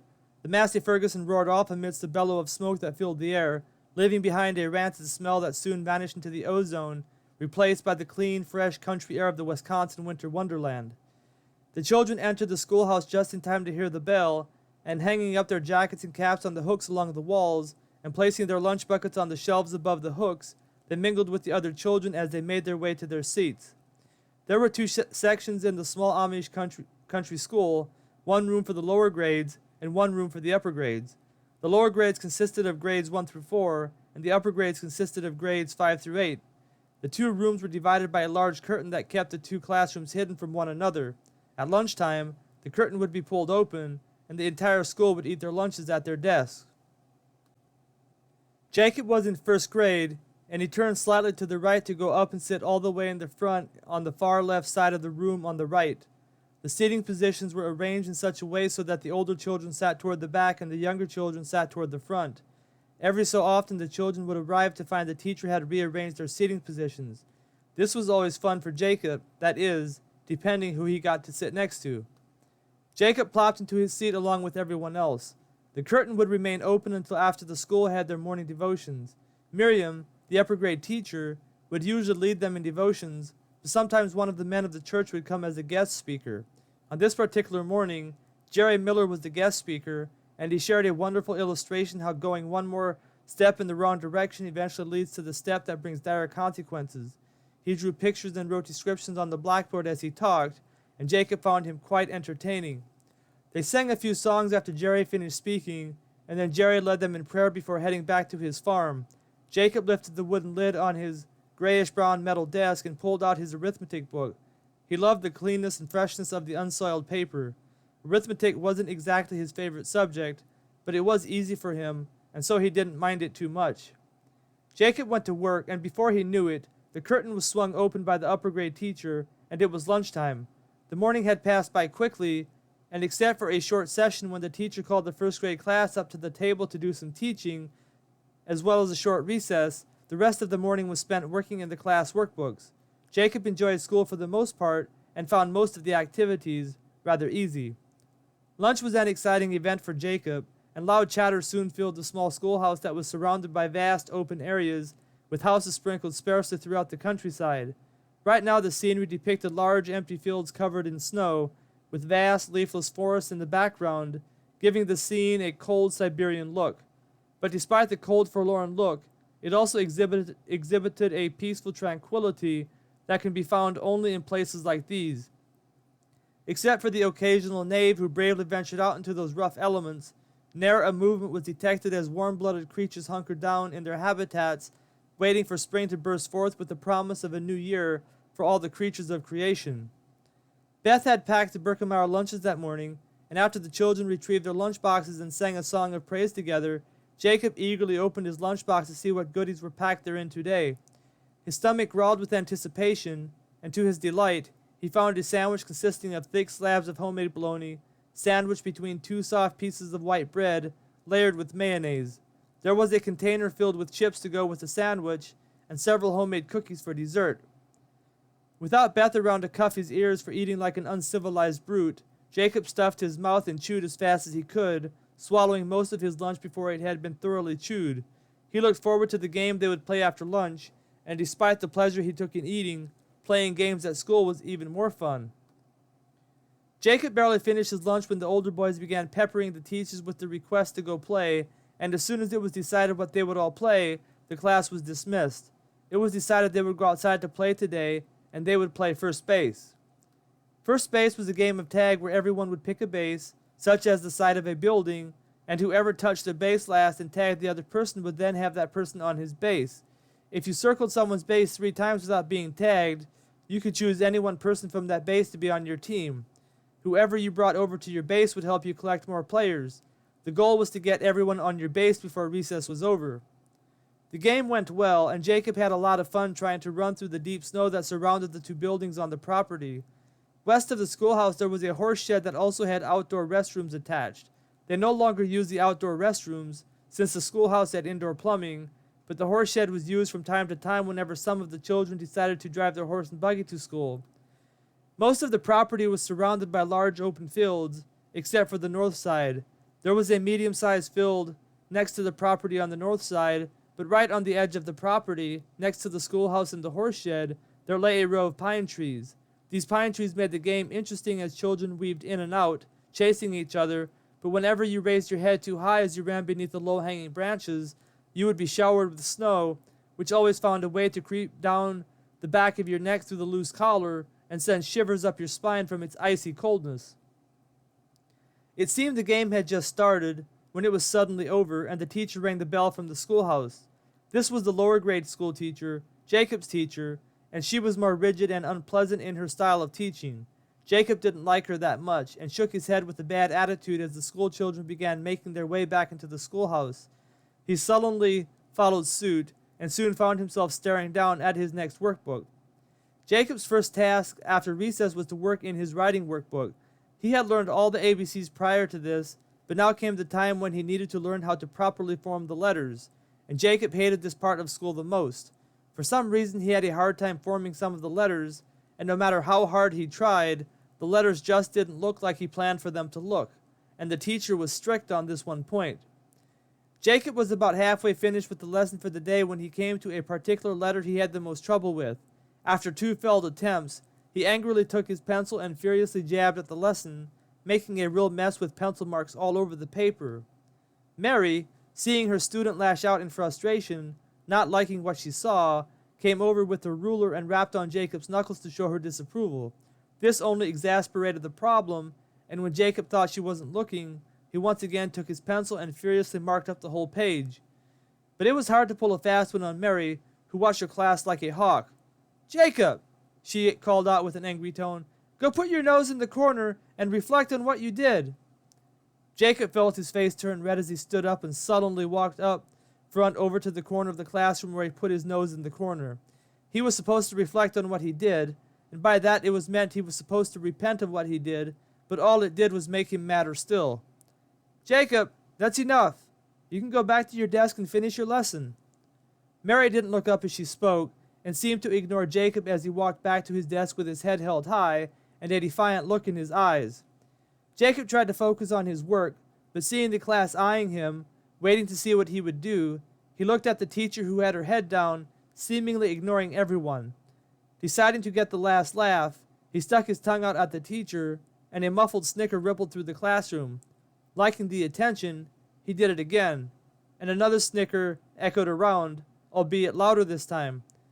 By this time, Jacob was looking around at the class in triumphant jubilation, and the attention made him careless. Turning around to stick his tongue out once again at the teacher, he found himself looking into his teacher's eyes, her eyes blazing with fury and wrath. "Jacob, get up!" Jacob stood up as Mary exited her position behind her desk and came striding his way. She was furious, and Jacob knew he was in trouble this time. Mary roughly grabbed his arm and marched him toward the exit of the classroom. Jacob's head was swimming with anticipation of the unknown, and before he knew it, Mary had dragged him down into the basement. Marching him over to the sink, she took her finger and broke a small chunk of soap off the bar lying thereupon. "This will teach you not to stick your tongue out. Eat it." Mary had a frozen look of determination on her face, and Jacob knew he didn't have a choice but to obey. The soap was sure to taste horrible, but it sure beat a spanking. Moreover, the last thing he wanted was for Dad to find out. If Dad found out about the incident at school, a spanking was surely on the horizon. One thing the Amish community taught was that children are to respect their elders. So Jacob took the soap from between her fingers and gingerly put it up to his mouth. It smelled awful, and as it entered his mouth, Jacob felt like he was going to throw up. It tasted worse than it smelled, and it was all he could do to swallow it without barfing. Seeing the look of disgust on his face, Mary asked, "Did you learn your lesson?" The soap tasted something awful, but seeing a look of smug satisfaction on Mary's face, and not feeling one bit repentant about anything that had occurred, Jacob couldn't resist his next words. Shrugging his shoulders nonchalantly as if he didn't have a care in the world, he said, "I kind of liked it. Can I have some more?" Chapter 8. A Night on the Town. School finally let out, and Jacob was ready to go home. His encounter with the teacher earlier that afternoon left a bad taste in his mouth, literally, and he couldn't wait to escape her evil eye. She kept her eyes on him the rest of the afternoon, and even if she hadn't, Jacob wasn't in the mood to engage in any more monkey shining. Glad to see the ride pull up as school let out, Jacob ran to the back of the trailer and hopped in. He took a seat all the way up front, and didn't say anything all the way home despite the noisy chatter all around him. No one seemed to notice, and for once he was glad. Soon they were home, and to everyone's great delight, Merle announced they were all going to make the trip into town tonight to go see Mother and their 2 new baby brothers. Moreover, after visiting Mother, he would take them all to Ponderosa. Ponderosa was everyone's favorite restaurant to go to, and was a rare treat for the family. The children whooped and hollered with joy as they hustled out to the barn to get an early start on the chores. Jacob loved Ponderosa. He couldn't really remember too much about it from the past because they went maybe once a year, and he was only 7, but from what he remembered, it was like a fairy tale event. Dad and the older boys would get steaks to go with the buffet, but the buffet was more than enough for Jacob. He could vaguely remember the endless supply of all kinds of different foods, and how they all stuffed themselves until they were miserable. It was the kind of rare special event where you wanted to make the most of it, and the Berkemeyer family did just that. Even better than Ponderosa, though, was the thought of seeing Mom again. Even though it had been only 2 days since he last saw her, he missed her and her motherly tendencies. Sarah, his oldest sister, did a pretty good job in keeping an eye on him, but there was something about mothers that couldn't be replaced. It was as if they had some natural instinct in them in the way they cared for their children. And then there was the thought of getting to see his 2 little baby brothers. He tried to imagine what they would look like, and what he would say to them, although they probably couldn't speak yet. But he often saw adults talking to little babies as if they could understand what was being said. Maybe he would officially transfer onto them the title, the baby of the family. But since there were 2 of them, how would that work? Jacob's mind was doing all kinds of thinking as he went from cow to cow cleaning the udders, and with the thinking he was doing, he was surprised to see how quickly all the chores got done. Everyone was in a jolly mood, and you could hear different tunes being sung and whistled throughout the barn as the children put their backs into the work. It didn't take the children very long to get cleaned up either, after chores, and soon they found themselves all in the back of the trailer, with Dad driving the tractor. All of the roads had been cleared of snow throughout the day, and Merle had decided to use the Ford tractor, which, as noted previously, was the fastest of all the tractors they owned. In fact, it was as fast as was allowed by the church, which was a max speed of 25 miles per hour. The children chattered all the way to town, and there was ne'er a silent moment. It was about a 30-minute ride with the particular mode of transportation, and as they drew nearer, Jacob stood up and knelt on the seat he had been sitting on, peering out of the frosty, snow-laden window of the trailer. He watched in anticipation for the first sight of the city lights, and when they began to come into view, his dark brown eyes glazed over in mesmerized awe. The name of the small town was Marshfield, and although it was small in contrast to other cities, to Jacob it was huge and a thing of beauty. It was, tonight in particular, a sight of wonder and merriment as the street lights cast their bright glow over the beautiful white snow that covered the landscape so generously with its icy warmth. The town had the feel of closeness and camaraderie that you couldn't find out in the country where the houses were spread out so sparsely. At least that is how it felt to Jacob. Little did he know that, despite the closeness of the people in geographical proximity, it was nothing like he imagined, for many of the folks in town didn't even know the names of some of their next-door neighbors. But it was something different in Jacob's eyes, and not having much knowledge in regard to city life, he felt like he was entering a dream world whenever he entered the small town of Marshfield, Wisconsin. Yes, sir, things were much different here in the city than out in the country, especially for a young Amish boy who had been shielded from all the worldly things a town like this had to offer those wishing to partake of its unending empty pleasures. "Excited, Jacob?" Sarah asked, patting him on the shoulder, breaking into his isolated world of imagination. Jacob looked at Sarah with his big eyes and shook his head yes. Sarah smiled back at him as he once again turned his attention back to the city sights. He soon saw the hospital come into view, which he had been born at, and where Mother lay at this moment surrounded by her two sons. He couldn't wait to see Mother again and wished Dad would hurry up. Finally they arrived, and the children jostled each other back and forth as they exited the trailer. Merle had barely shut the tractor off when his children came barreling around the corner of the trailer, and he smiled through frozen lips, his face aglow with the icy chill of winter. As they walked toward the hospital, the children suddenly grew deathly quiet as they fell in line behind Merle. Jacob twisted his head around every which way to take in all the sights of the hospital as doctors and nurses scurried to and fro, giving him a big smile whenever he made eye contact with them. He bashfully sidled up to Merle, not sure what to make of the extra attention coming his way. Mother was awake when the family arrived and looked mighty glad to see them. The children all circled around her bed, and Jacob found himself close to her hand, which pulled him close and gave him a feeble hug. She was still weak from giving birth, but Jacob could feel the intensity of her fierce love nonetheless. Mother quietly listened to the children for 30 minutes as they chattered on and on about everything that had happened the last 2 days, but then the nurse came in to tell them visiting hours were about over, and they all filed out into the hall to wait for Merle, who wanted to have a moment of privacy with his wife.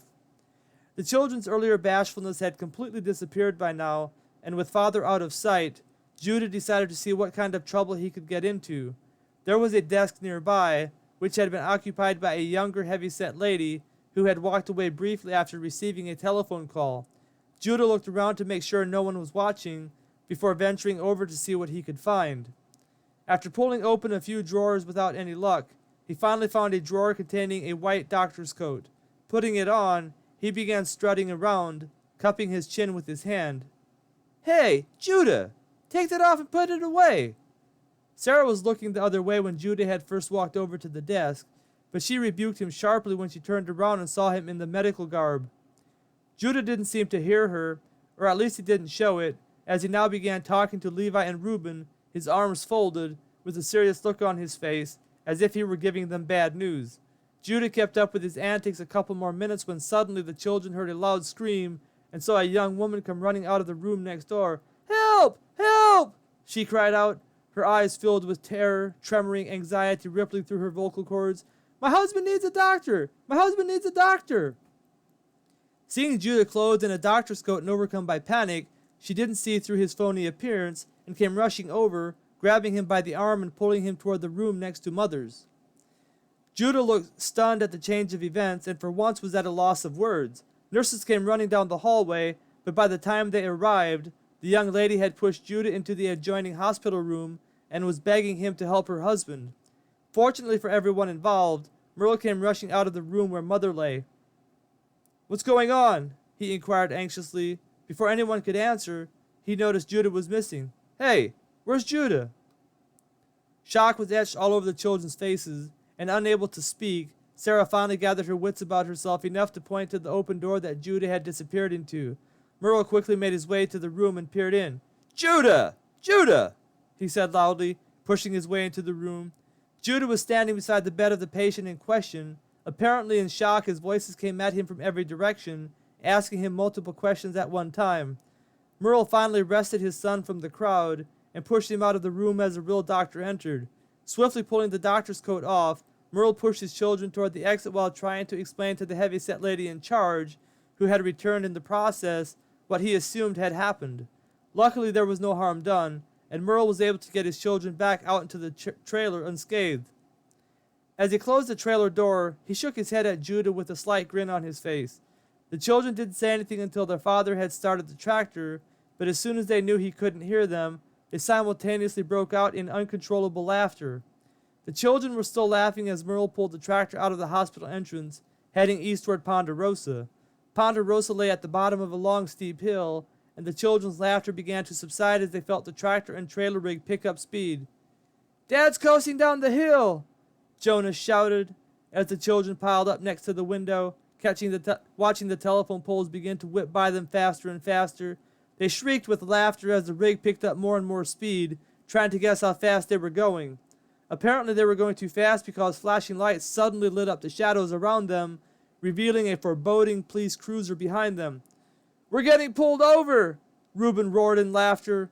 But even as he spoke, the reality of the matter sank in, and the smiles on their faces froze as their young hearts failed them, their eyes filling with anxiety.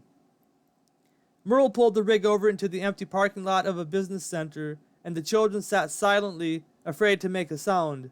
They could make out the voice of the officer talking to Merle, but they couldn't hear what was being said. Soon the voice stopped, and they could hear Dad start the tractor up. And just like that, they were back on the road. The children sighed in relief as their journey eastward continued, but barely had they turned back onto the road when they felt themselves turning left. "We're here!" Jacob squealed, breaking the icy silence that had befallen them. The children's joyful spirits once again possessed them, and barely had Merle parked before they tumbled out of the back of the trailer, excited to finally have arrived at the long-awaited destination. It had been a wild day for them, and their stomachs were telling them it was time to refuel. As they walked toward the restaurant, Levi finally popped the question. "Dad," he inquired eagerly, "how fast were you going back there?" Merle didn't say anything as he smiled, but when the rest of the children joined in, wanting to know how fast he was going, he finally responded, "Children, that's for me to know and for you to find out." The answer didn't make much sense because they never did find out, nor did Merle ever intend for them to find out when he gave them that answer. The saying was an old Birkemeyer expression they would often use to indicate that an answer would not be given, and if you wanted to know the answer, you had to figure it out on your own. The family was greeted by the warmth of the restaurant as they walked in, and the smell of the various dishes swirled beneath their noses, reminding everyone just how hungry they were. They were seated promptly, and after ordering sodas and buffet for everyone, along with several steaks for the family to share, Merle said grace. Jacob tried to keep his eyes closed during prayer, but found himself staring at the buffet over across the aisle. When Merle finally finished saying grace, he opened his eyes to see his young son staring at the piles of food with a longing look in his eyes. "Well, son," he said, "how about we go and get our money's worth?" Jacob vigorously nodded his head up and down as the family stood up to obtain the prize of the day. I needn't tell you about the rest of the night because you can probably imagine what happened. But let it suffice to say that when the family lay down to sleep that night, there was ne'er an empty stomach in the Birkemeyer house. Chapter 9. The Three-Legged Dog. Morning came much too early for the Birkemeyer family as they groggily opened their eyes to the welcoming whisper of a brand new day. With their stomachs still full from the night before and exhausted from the day's prior activities, the children stumbled down the stairs one by one, with their eyes half closed, pulling on their winter farm clothes in a half-asleep stupor. Jacob was the last one in the barn, and Judah greeted him with a sharp rebuke, not happy that he had to clean the cow udders himself until Jacob finally arrived. But Sarah patted him on the back as he went to work, and that made him feel a little bit better. Judah was still his favorite brother, but sometimes he could be a bit calloused. The children didn't seem to have much enthusiasm this morning as they went about their work, and by the time they were finished, there was little time for breakfast before it was time to go to school. After scarfing down some cereal bathed in raw milk, with a few minutes set aside for devotions, the three younger children ran upstairs to prepare for school. But as they were grabbing their lunch boxes, about to head out the door, they heard the sound of the Massey Ferguson pass by the house. They had planned to bum another ride with the Hirschberger family, but since they weren't outside by the side of the road, the Hirschberger family assumed they had made other arrangements, and the caravan passed by without stopping to inquire. Beth was already in a bad mood for some reason unbeknownst to Jacob, and when Jonas decided to hike it to school on his bike, she agreed, but with a very reluctant look on her face. Jacob wasn't too enthused about the idea either, but seeing he had no other choice but to comply, he wheeled his little bicycle out of the garage and hopped on it, his little legs churning rapidly as he tried to keep up with his older siblings. It wasn't that Jacob didn't like riding his bicycle to school, but it was cold and windy this morning, and the roads were icy slick, not to mention they were already late for school. If they hurried, they might be able to make it to school on time, but that meant one thing. Jacob was going to have to pedal as fast as he could the whole way. There was one other thing that Jacob didn't like about riding to school, and that was because of their neighbor's three-legged dog.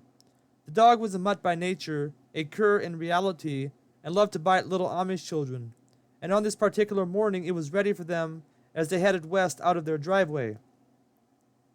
This particular neighbor with this horrible mutt lived about a quarter-mile west of the Birkemeyer farm, and as soon as Jacob turned out onto the road, his legs pumping furiously, propelling him up out of the steep driveway onto the ice-laden gravel road that took them to school, his heart began to fail him as he saw his three-legged enemy standing on the edge of the neighbor's driveway, panting in anticipation of what he was about to do.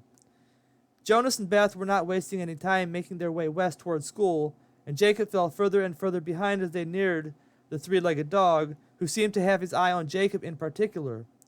Jacob tried to avoid eye contact, but when he hesitantly glanced at it to see if his prayers were working, he discovered they were not. The dog was looking right at him, licking its chops. "Jonas! Beth!" Jacob yelled frantically, waving at them to slow down and let him catch up. Neither of his siblings seemed to hear his feeble voice over the cold west wind, and for a moment Jacob considered turning around and going back home. But he knew this would only get him in trouble with Dad. Moreover, it would make him look weak in the eyes of his friends at school when they found out, and they would find out, because in the Amish community, there was ne'er a secret that wasn't discovered sooner or later. At the thought of being the laughingstock of his friends, Jacob got a cute little look of determination on his face as he once again pumped his legs up and down, standing up on the pedals so he could use his body weight to propel him forward faster. The second effort seemed to help, as he quickly gained a little ground on his siblings. Anger now beginning to creep into his hot, red Birkemeyer blood, Jacob's dark eyes squinted with fury, his eyebrows white from the morning frost. He once again turned his attention to the three-legged enemy that stood between himself and his destination, but to his surprise, the three-legged animal had turned its attention on his sister Beth. Beth hadn't seemed to be paying much attention to the three-legged enemy of the Birkemeyer children, but as it turned its obvious attention on her, she shrieked and pulled her bicycle over onto the far side of the road. Unfortunately for her, the side of the road was still uncharted territory for most of the daily traffic, and the snow was deeper and more slippery than the middle part of the road. When she tried to change her course of direction to stay on the road, the sudden turn proved fatal, and her bicycle slid out from beneath her. The next thing she knew, she was covered with snow, lying in the deep ditch beside the road. Jacob was a Birkemeyer through and through, and despite his youth, the three-legged dog's menacing attitude toward his sister infuriated him, and yelling like a wild banshee, he charged the ornery critter with his bicycle. But the three-legged beast was not one bit intimidated by the threat of this young Amish boy, and seeing his chance to get one up on the Birkemeyer children, he charged Beth, who lay gasping in the deep snow in the ditch, and nipped her ankle as he ran on by into the wooded area beside the road. Beth screamed in agony as the sharp teeth tore into the tender part of her ankle, and Jonas, who had pulled up at the first sound of the commotion, ditched his bike and ran off into the woods after the three-legged tyrant who had the gall to injure his sister. If there was one thing you shouldn't do, it was that you shouldn't attack another Birkemeyer. Jacob brought his bicycle to a stop and helped pull his sister out of the snow she was covered with from head to toe. Providentially, the bite wound wasn't too bad, thanks to the thick socks that covered her ankle, stretching all the way up to her knees. Deciding it wasn't something to be concerned about, albeit the incident made the three Birkemeyer children angry, very angry indeed, they all mounted their bicycles and once again made their way west toward school. Jonas had decided it wasn't worth the effort to pursue their three-legged enemy on this particular morning, and had rejoined them as they began their trek westward. Unfortunately for the three-legged critter that decided to attack the Birkemeyer children on this particular morning, there was another Birkemeyer who was watching from afar, and his name was Judah. Judah was in the kind of mood this morning that made this a grievance that needed to be punished. Like I said before, one thing you shouldn't do was attack one Birkemeyer, because if you did, it was likely you had to face the wrath of the other Birkemeyers.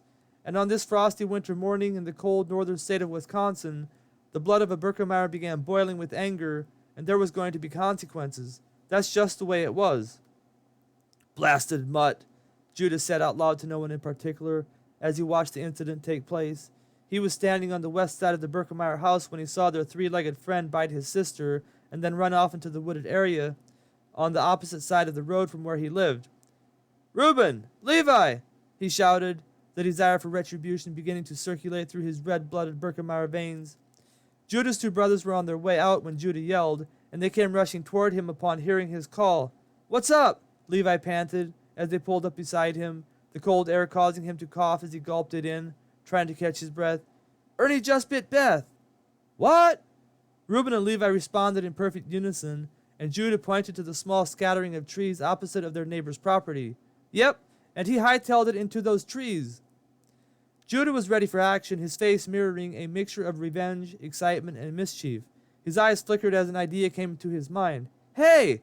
he shouted as he pointed toward the north side of the smattering of trees that lay on the west edge of the Birkemeyer property. "Go that way and head him off." He pointed over to the south side of the wooded area. "I'm going to go that way and make sure he can't get back home. We're going to catch that mutt and teach him a lesson."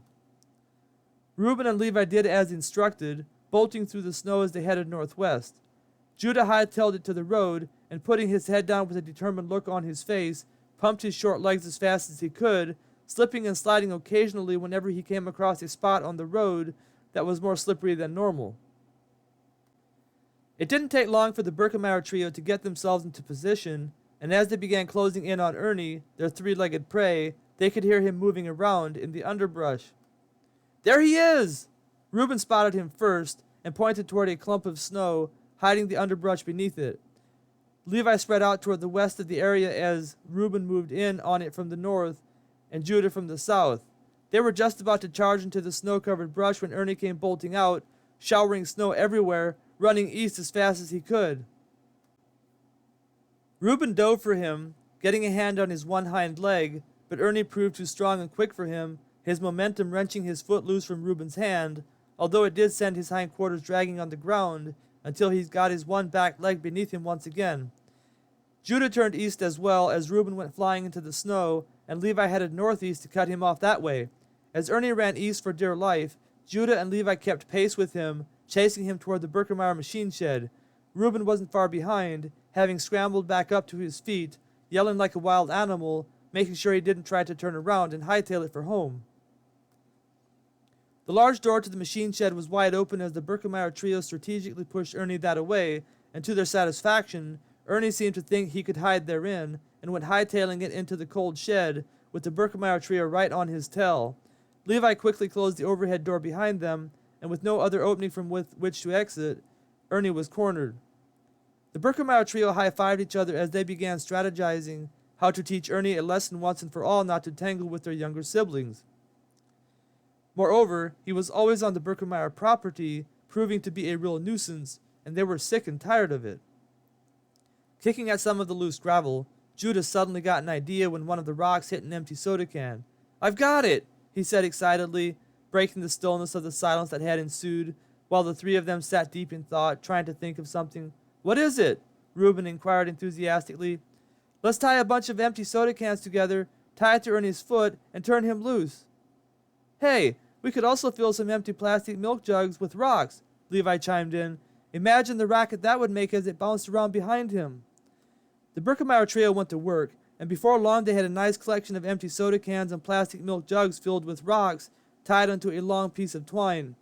Judah took the end of the string and jerked it around a couple times, and satisfied with the racket it made, he nodded to his two brothers as they began to move in on the cornered critter who had dared to terrorize their little siblings.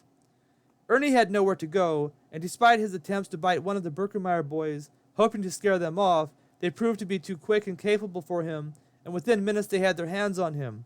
Levi held his mouth shut while Reuben held his body down and Judah tied the string to his foot. Walking him toward the shed door, they opened the door, carefully letting him loose into the cold, snowy, white winter wonderland that lay before them. "Hee-yah!" The three brothers shouted as they turned him loose, and as Judah kicked one of the milk jugs as hard as he could, the noise of the rock startled Ernie, and he took off as fast as he could, his feet slipping and sliding as his claws tried to find traction in the icy ground beneath him. With every jerk of his hind leg, the cans, jugs, and rocks made the most awful racket that you can imagine. The faster Ernie ran, the louder was the racket coming from the cans, jugs, and rocks that were tied to his foot. As poor Ernie went pell-mell down the dirt road that led to his house, the three boys bent over in uncontrollable laughter as they watched Ernie slip and slide, barking in terror with his ears flared back, his back leg tugging and pulling along behind him the very thing he was trying to escape. As Ernie disappeared into the neighbor's property, the three boys finally got a hold of themselves, and having had enough adventure for one morning, headed to the house to get in a nap before lunch. As for Ernie, the neighbor wasn't too happy when he found his dog curled up in a ball later that day in his barn, the twine still tied to his leg with a few of the cans still tied to the string. But Ernie learned his lesson, and for the rest of the winter, the Birkemeyer children didn't see hide or hair of him. But as time passed, he soon regained his courage and once again began terrorizing little Amish children who had the courage to ride past him on their bicycles on their way to school. Taking sides. The Burkemeyer brothers were looking forward to the hockey game that was scheduled for later that night when their hopes were dashed by the news they obtained through the church hotline. The call came from the Hirschbergers just east of the Burkemeyer farm, and after passing the call on to the Fisher place that lay southwest of the Burkemeyers, Merle went looking for his boys to tell them to get started on the chores early. He found them in the haymow with their .22 caliber rifle, hunting starlings. As he climbed up the stairs, he heard a shot, with Reuben exclaiming jubilantly, "Got him!" as he pumped the lever of the rifle to reload it for the next shot. "Boys," Merle said, interrupting their fun, "I just received word we are having church tonight. You need to get started on the chores right away." "But Dad!" Levi cried out, anguished at the thought of having to postpone the hockey game. "We had a hockey game scheduled for tonight."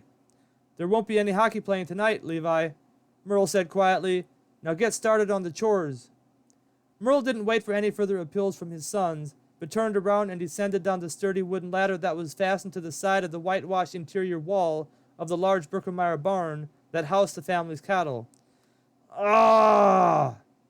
The three oldest Burkemeyer boys groaned in unison, and Merle could hear one of them kick the side of the barn in frustration.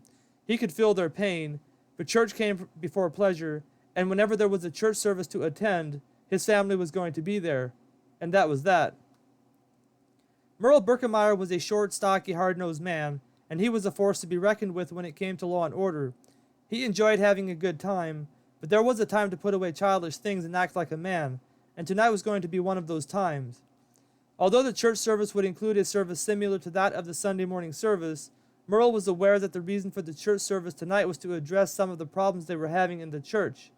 This would come immediately after the service. There had been some issues within the church over the past year, but they escalated when two of the young boys from church decided to vacate the church and join a local Mennonite church. The Mennonite church in particular was too liberal according to the standards of some of the Amish members within the church, and certain members were asking for extra measures to be taken to address this grievance. This grievance became toxic when it appeared the divisions lay between members who lived east of Highway Z and members who lived west of Highway Z. Although all the members in good standing with the church had a voice in the matter, thanks to the church's congregational style of church politics, it just so happened that all of the ordained ministers lived in the east, and this seemed to ruffle the feathers of some of the members from the west. But everything was functional for the most part until the two young men from the west decided they wanted to vacate the Amish church and join a local Mennonite church. Seeing that these two young men could serve as the frontrunners for more youth leaving their small Amish congregation, several members from the east decided to push for extra measures to ensure more young people didn't leave the church. After meeting together in a small group of their own, it was decided by leading members of the east that the two young men from the west, who still lived with their parents, should not be allowed to live with their parents anymore, lest they influence others with their wayward ways. Moreover, no one from church would be allowed to ride in their sparkling brand new trucks they had already purchased. In this way they would curb any enthusiasm that might come from the exodus of these two young men. But when the leading members of the East brought forth their idea to the main body of the church, the families of the two young men who left the church were appalled at the idea of making their two young boys leave their homes just to appease the members from the East. Thus, the division that already existed between the two groups deepened, and the bitterness that lay between them became more bitter and more evident that it existed. It was because of this issue they would be having church tonight, and after receiving a lecture from the ministry, which resided solely in the East, it would be put to a vote what should be done about the two rebels who dared to leave the fold of the Amish church, and it was expected the vote would be cast along party lines, east against west. Although there were some members from the west who sympathized with the position of the East because they too feared their children's exodus from the Amish church, and in order to prevent this, measures like these might need to be taken. As for Merle Burkemeyer, he was undecided as to the best course of action in this matter. He was staunchly Amish, and in some ways believed you had a much better chance to go to heaven when you died if you lived the Amish lifestyle. He was a works-driven man, a self-made man, and according to him, it was how well you lived that determined whether or not you go to heaven. And in his eyes, being under the structure of the Amish church compelled a person to live up to a certain standard of goodness, which further increased your chances of going to heaven. He had done a lot of thinking about the matter, and as he held Eclipse by the bridle while his younger children climbed into the family buggy, he decided to vote against the motion brought forth by the members of the East. Had the idea been championed by the West, he would have voted for the resolution without reservation, but Merle despised the authoritarian tendencies of the East, having experienced their heavy hand in some of his own affairs, and decided a vote against the motion would curtail their abuse of power. The ride to church was quiet and uneventful, with the children not at all enthused about having to spend their evening in church, and with Merle lost deep in thought about the upcoming battle. He hoped the West would stay strong and united, denying the motion with complete unity, but he wasn't sure everyone from the West would. After all, not everyone from the West disliked the East as much as he did, and many agreed with the idea of separating the two black sheep from the rest of the fold, lest they should corrupt the young people they might come into contact with. The family arrived at church, and before long they found themselves sitting in their usual positions on the hard wooden benches that adorned the peculiar Amish church. The building itself was rather unique, with a steep roof that rose high into the sky. The ceilings were far above the 150 congregants perched beneath them, and whenever Jacob looked up, he got this perplexing feeling of awe and fear. He imagined himself hanging onto one of the lamps that hung from the ceiling, looking down with the intense fear of falling. It was a strange thought he had from time to time, but he was afraid of heights, and this little thought was lodged inside his brain, and from time to time would be brought forth to terrorize him. There was a balcony toward the entrance of the church, which is where the overflow crowd would sit when necessary. Moreover, it served as the Sunday school sanctuary for the youth boys, as well as a popular spot for them when the church had a carry-in lunch. As mentioned before, the church had a basement, which is where the two restrooms were located. This is where the Birkenmeyer family found themselves on this late winter Wisconsin evening, and none of them were too enthused with the affair, at least not the children. The boys could only think about the hockey game they could be playing at this moment, and the girls were thinking about, well, who knows what they were thinking about. As for Merle, he was thinking about the battle that was about to begin, anticipating what would be said, and what he would say in response. He felt like a hypocrite, knowing he would vote for the motion if it wasn't for the politics involved. But he was also loyal to the men from the West, especially the two fathers of the boys they would need to expel from their homes depending which way the vote went. As expected, the two sermons that were delivered that evening were solely about the necessity of living the Amish life. The first minister preached on the following verses: I appeal to you, therefore, brothers, by the mercies of God, to present your bodies as a living sacrifice, holy and acceptable to God, which is your spiritual worship. Do not be conformed to this world, but be transformed by the renewal of your mind, that by testing you may discern what is the will of God, what is good and acceptable and perfect. Romans 12, 1-2. The brunt of the message focused on the particular point where God commands Christians not to conform to this world, and according to the minister, living like the world and having certain things that the world possessed would be a direct act of disobedience, thus risking the eternal fires of hell.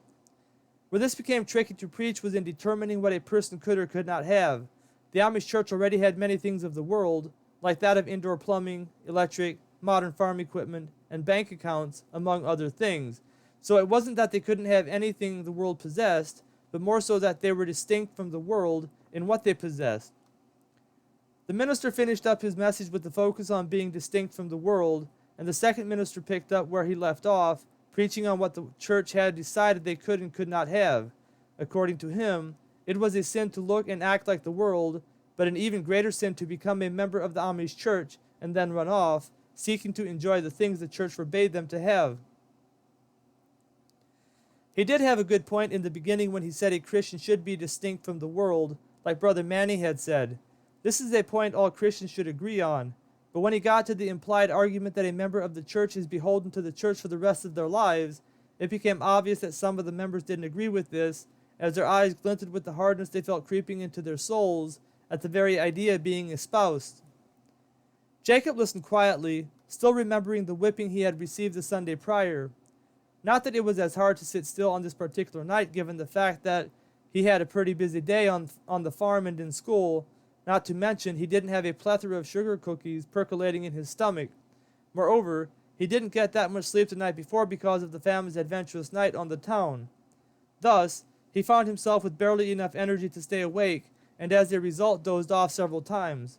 Merle must have been deep in thought because he didn't seem to mind too much as his son slumbered while the minister spoke. Occasionally he would tap his son's shoulder to wake him up, but for the most part he gave his son no mind. Having slept rather well through the service, Jacob was refreshed when the last song was sung and the non-members of the church were dismissed.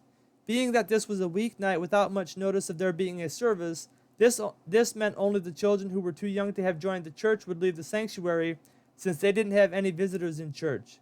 All of the members, age 15 and up, stayed behind to discuss the motion set forth and then to vote upon it. Jacob vacated the sanctuary, watching with a sense of awe as the doors closed behind him. He always wondered what took place behind those closed doors. It was like a mystery to him, and despite overhearing some of the conversations of the adults about such events, he was too young to understand the politics of the Amish church. About all he could recognize was that the members usually left in a hurry when the doors were opened, and many of them had dark look on their faces with their teeth clenched and their lips sealed.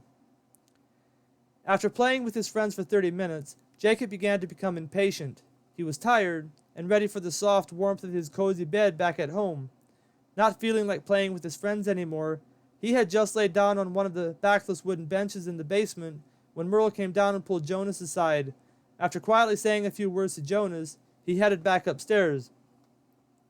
Jonas walked over to Jacob with a look of enthusiasm on his face. "Jacob, Dad said to go home. He'll come with Levi. Go find Beth and come out right away. I'm going to go start hitching up."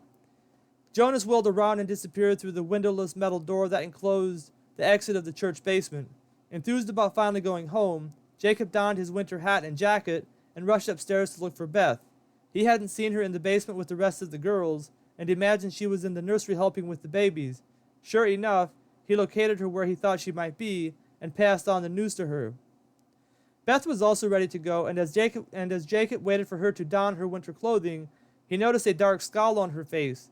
When he had first located her, she was whispering back and forth with one of her friends, but as soon as Jacob entered the nursery, she sealed her lips and refrained from saying anything more as her friend stood up and walked away.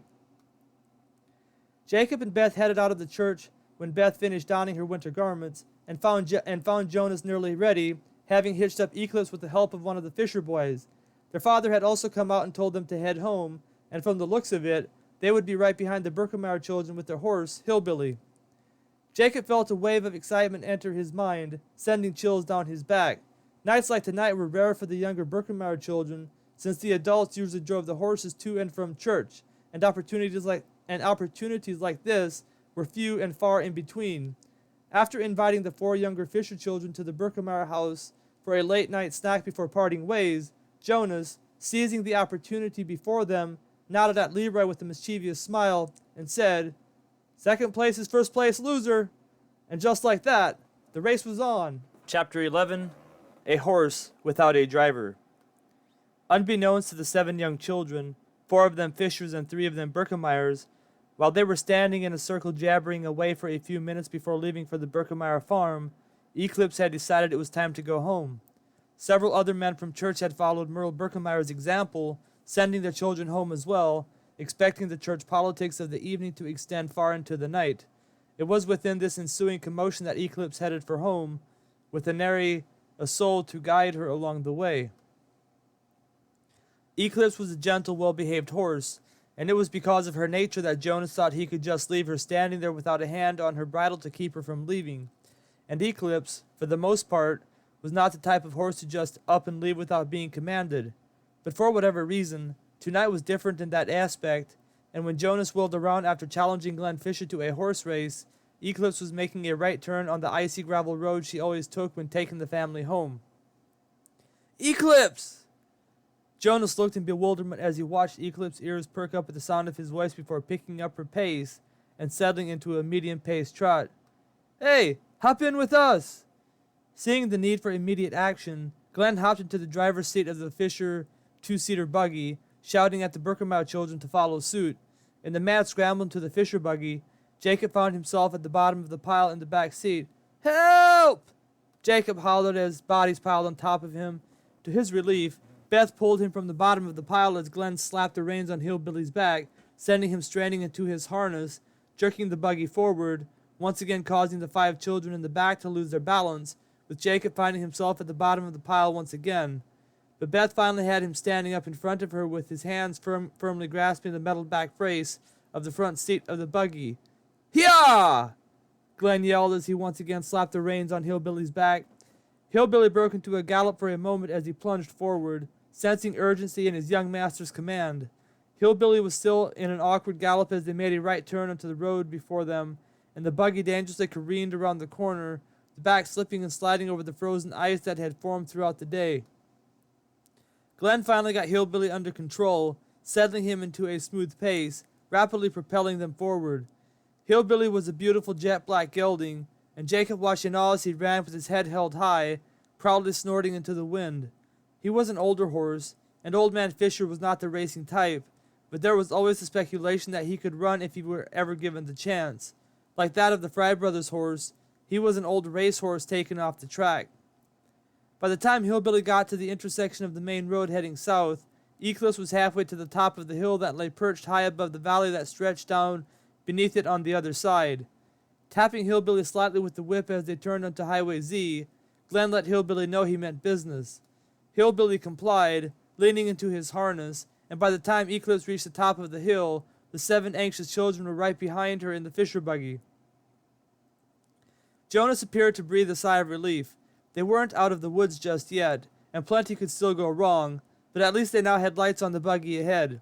It was customary to wait to turn on the buggy lights until they were ready to leave, and he hadn't turned them on before Eclipse took off. At least the traffic behind them, as well as oncoming traffic, would now see the slightly illuminated horse and buggy that was unreservedly traveling down the highway with no one to command it one way or the other. The good thing was that traffic was usually at a minimum on this road at this time of the night, and seeing no oncoming traffic once they reached the top of the hill, Jonas shouted over the busy chatter of the siblings in the back seat, "Glenn, see if you can't pull up beside her. I'm going to try to make the jump." Jacob's eyes were open wide, and the desire he had a mere 30 minutes earlier about the soft warmth of his bed now eluded him entirely as he watched his brother prepare to make the dangerous jump. Glenn pulled over into the passing lane as instructed and slapped the reins on Hillbilly's back. Not wanting to startle or encourage Eclipse into picking up her speed, he wisely refrained from shouting. Nevertheless, Eclipse had heard the sound of hoofbeats behind her, and the second that Glenn pulled Hillbilly over to get up beside her, Eclipse broke into a pace, quickly picking up speed, apparently thinking they were wanting to race. "Whoa!" Jonas yelled at Eclipse, hoping against hope she would heed his command. But it wrought the opposite effect, and Eclipse put her weight into her harness, picking up speed with every step. "Hyah!" Seeing that Eclipse was going to run anyway, Glenn, with a look of excitement etched across his somber face, pulled out the whip and let Hillbilly have it. Hillbilly, apparently not used to the whip, broke into an awkward gallop, the buggy behind him jerking violently with every fresh lunge, sending the children in the back seat falling every which way. Beth screamed in pain as the heel of Jacob's hard-soled Sunday shoe came careening down right on the tip of her left shoe, mercilessly crushing her toe. Beth angrily cuffed Jacob's ears as she moaned in agony, but Jacob was too excited to notice as he watched Glenn get Hillbilly under control, and then Hillbilly found his stride, breaking into the nicest pace you ever did see. Jacob whooped with uncontrollable excitement as the 2 horses sped down the long valley that lay before them, their hooves shattering the cold silence of the dark night that surrounded the 7 children and their 2 horses. Even with the extra weight, Hillbilly proved himself to be a worthy adversary, and Jonas prepared to make the jump from one buggy to the other as Glenn pulled as close to the Birkenmeier buggy as he dared.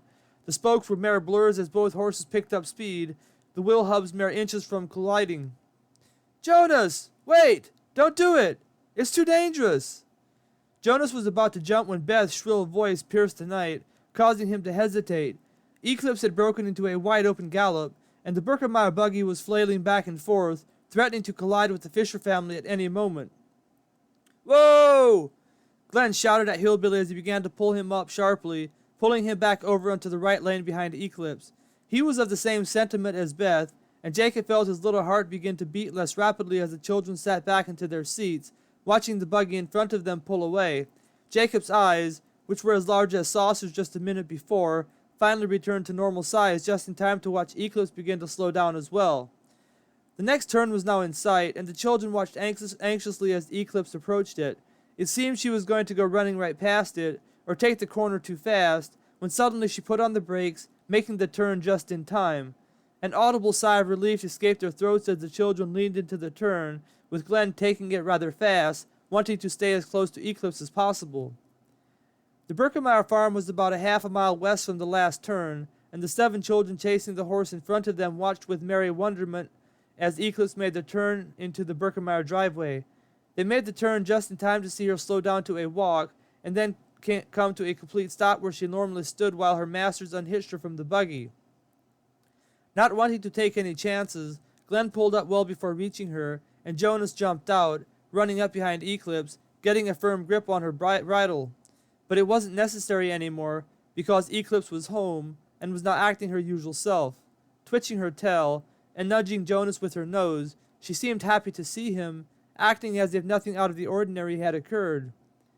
As soon as Glenn brought the Fisher buggy to a complete stop, Jacob jumped out of the back seat and ran over to help Jonas unhitch Eclipse. Jacob fondly petted her while he unfastened the rubber strap connecting Eclipse to the buggy, before holding the hickory buggy shafts up while Jonas led her forward. Putting down the buggy shafts once Eclipse was clear of them, Jacob followed Jonas and the Fisher boys into the barn while they put up the horses, Eclipse for the night and Hillbilly for a temporary stayover.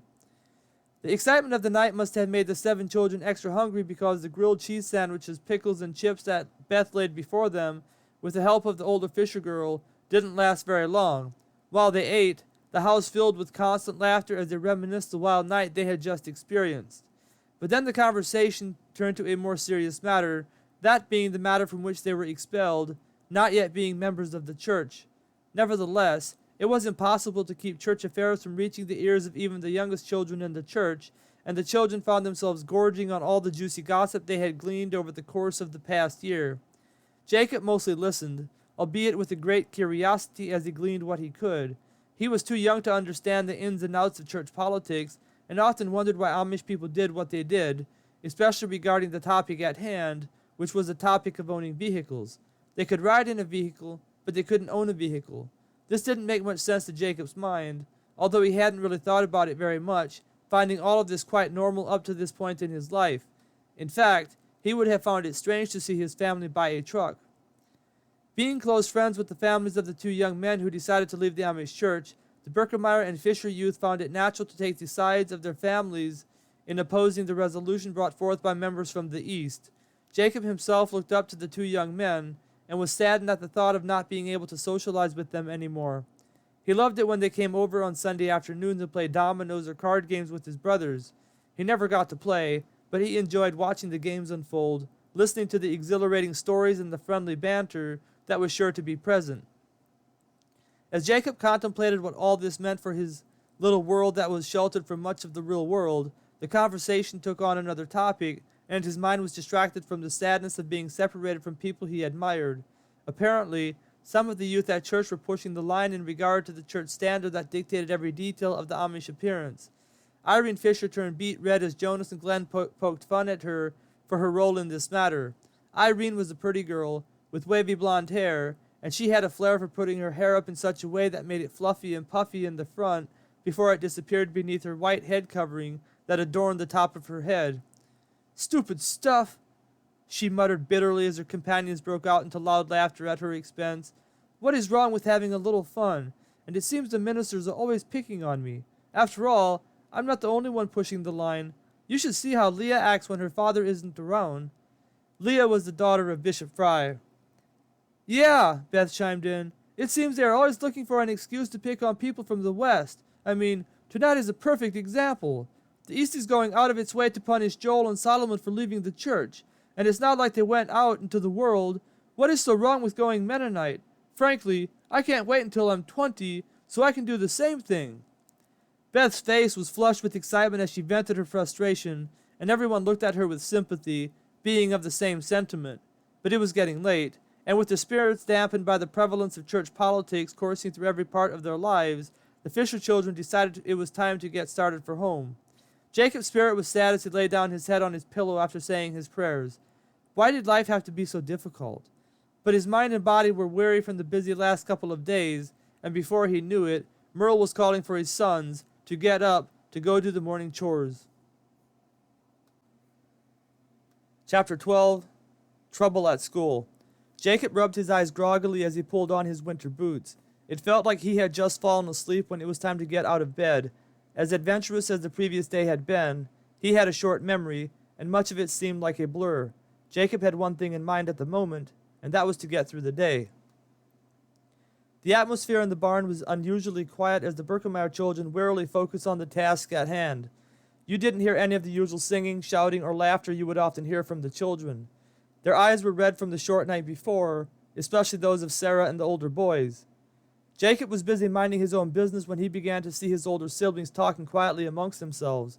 Wondering what it was all about, he tried to impose himself upon Judah and Sarah as they paused for a moment when they crossed paths, but they wouldn't have any of it, and Jacob found himself growing angry for being left out of the loop. Nevertheless, Jacob performed his normal duties, heading for the house when he was finished. The smell of a hot breakfast greeted his nostrils, and after washing up, he sat at the breakfast table, impatiently waiting for the rest of his siblings to come in from the barn.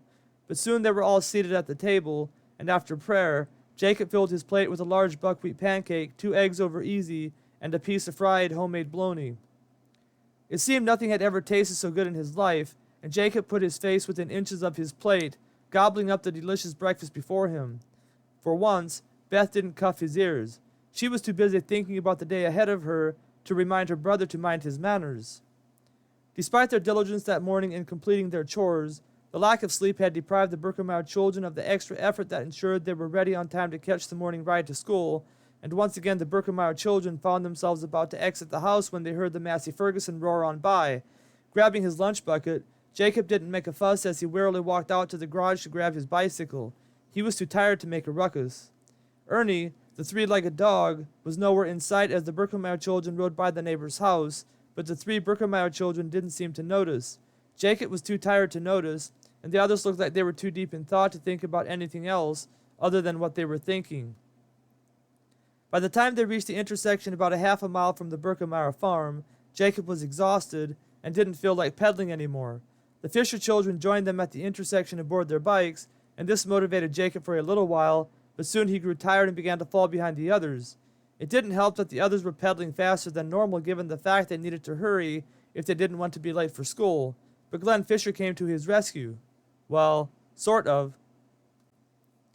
Looking back to see if any traffic was headed their way, Glenn saw that Jacob was lagging behind, wearily pumping his short legs, trying to keep pace. Dropping back on his bike, he smiled at Jacob. "You look a little tired, Jacob. Do you want me to hook you up to my bike?" When Jacob nodded his head gratefully, Glenn pulled a rope from his bike basket.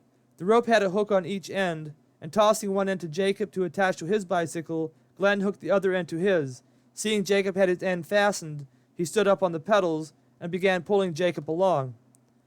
Jacob wasn't too keen on this idea on this particular morning given the icy conditions of the road. They had done this sort of thing a couple times before, and Glenn seemed to enjoy the intrusion on his good nature, but they had never done it with the roads this slippery, and as Glenn began to pick up speed, Jacob frantically tried to keep his little bicycle upright. Glenn was in the mood to have a little fun, and failing to see the terror he was implanting into his little friend, not intending to terrify him thus, he continued to increase his speed, thrusting them past the others who had slowed down to let them catch up. The others must have seen this as a challenge because they also picked up speed, and soon they were right on Jacob's tail. Jacob didn't even try to pedal, but instead focused on keeping his bike upright. As long as he kept his bicycle in the main ruts on the road formed the day before, he was fine, but as soon as he deviated from that path one bit, his bicycle fishtailed and nearly threw him into the ditch. "Jacob! Keep your bicycle in the ruts!" Beth yelled as she watched her little brother veer too far right into the deep snow on the side of the road. Jacob thought he was a goner, but he somehow managed to get his bicycle back on track, at least for another quarter of a mile. But when the road made a sharp turn to the right, and Glenn fell to slow down enough for Jacob to make the turn, Jacob felt his bike begin to slide around the corner, and the next thing he knew, he was flying through the air, landing head first right into the deep snow in the ditch below. Thankfully, the deep snow cushioned his fall, and Jacob clawed his way out onto the road with not so much as a scratch on him. But the fall had scared him a little bit, and he decided he didn't want Glenn pulling him along anymore. Hopping onto his bike that lay on the side of the road where it had become unattached as it slid out from under him, Jacob began pumping his legs frantically, deciding to show others he could take care of himself. Jacob's anger seemed to help because soon he had passed the others amidst their jolly humor. Seeing the cute little look of determination on his face, they decided to let him lead the remainder of the way to school. It wasn't very far, and within minutes Jacob was proudly coasting down the short driveway that led to the snow-covered schoolhouse they spent many of their winter days in. Glenn high-fived him as they walked toward the school after putting their bikes in the bike racks, and Jacob once again felt good about life. Moreover, the excitement of the morning had revitalized him, and he no longer felt tired. But that soon changed when he opened his first workbook after morning devotions were over. The morning seemed like an eternity as Jacob tried to focus on his work. The rest of the class also seemed tired today, which made sense, since they all attended church the evening before. In fact, some of the students had to stay until their parents left the church meeting, which had lasted until midnight. With red eyes and nodding heads, these students wearily tried to stay awake while they did their schoolwork the best they could. But alas, lunch finally came, and Jacob was overjoyed to see Miriam, the upper grade teacher, fling back the curtain and call the students to attention. After singing God is Great, the students located their lunches and began to eat after sitting back down at their desks. Although there were a few ongoing conversations throughout the room, the atmosphere was rather quiet compared to normal circumstances. Jacob had almost finished his lunch when he heard Miriam snap her fingers, interrupting the quiet classroom with a loud, harsh voice. "Beth, come up here this minute." Jacob turned around to see a red-faced Beth slowly get up from her desk and begin to make her way toward the teacher's desk. Upon the teacher's command, she opened her hand to reveal a note. You could have heard a pin drop as the teacher silently stared at Beth. No one dared to eat, for fear that even the quiet act of eating might disrupt the quiet spell that had fallen over the classroom, turning the teacher's fierce wrath off Beth onto her new victim. Jacob's last bite of sandwich hung suspended in mid-air as he watched the affair with his mouth hanging open, unfinished food, visible on the tip of his tongue. After staring at Beth for a minute with her dark, cold eyes, Miriam put out her hand, and Beth gave her the note. "Go back to your seat and put your head on your desk," Miriam commanded Beth, her icy voice sending chills down Jacob's back. Jacob watched as Beth turned around, slowly walking back to her desk, her head held high, her light brown eyes blazing with anger. Reaching her desk, she gave one last defiant look at her teacher before putting her head on her desk. Miriam returned her look with an icy glare that made Jacob tremble. Mary, seeing the disruption in her class, broke the icy silence with a loud command. "Class, go back to your lunch," she ordered, her small black eyes sweeping across her classroom, daring anyone to oppose her order. Jacob complied without hesitation, and stuffing his last morsel into his mouth, he raised his hand. "Yes, Jacob?" Mary asked him coldly, impatiently waiting for a reply, while he tried to swallow the remaining food in his mouth. Snickers rippled across the room, and Jacob felt Mary's eyes bore into his soul, demanding an appropriate response. "I'm finished eating," he finally replied, half choking on the remainder of the sandwich as it temporarily lodged in his throat. "Can we go play?" Jacob wished with all his heart he would receive a favorable answer, because his teacher's glare was almost more than he could bear. It was like a bright light piercing into his innermost being, carving his soul into tiny little pieces. To his relief, Mary gave her consent, and Jacob didn't waste any time in standing up, nearly running as he exited the room. The other students were of the same mind, rapidly ascending the stairs with him. Given the situation, none of the students felt like playing outside, so they congregated in the basement to play indoor kickball. But the game lacked any tempo whatsoever as the students whispered amongst themselves regarding the incident over lunch. Come to find out, Miriam had caught Beth passing a note earlier to her classmate Irene Fisher, the same one who had visited the Birkemeyer house the night before.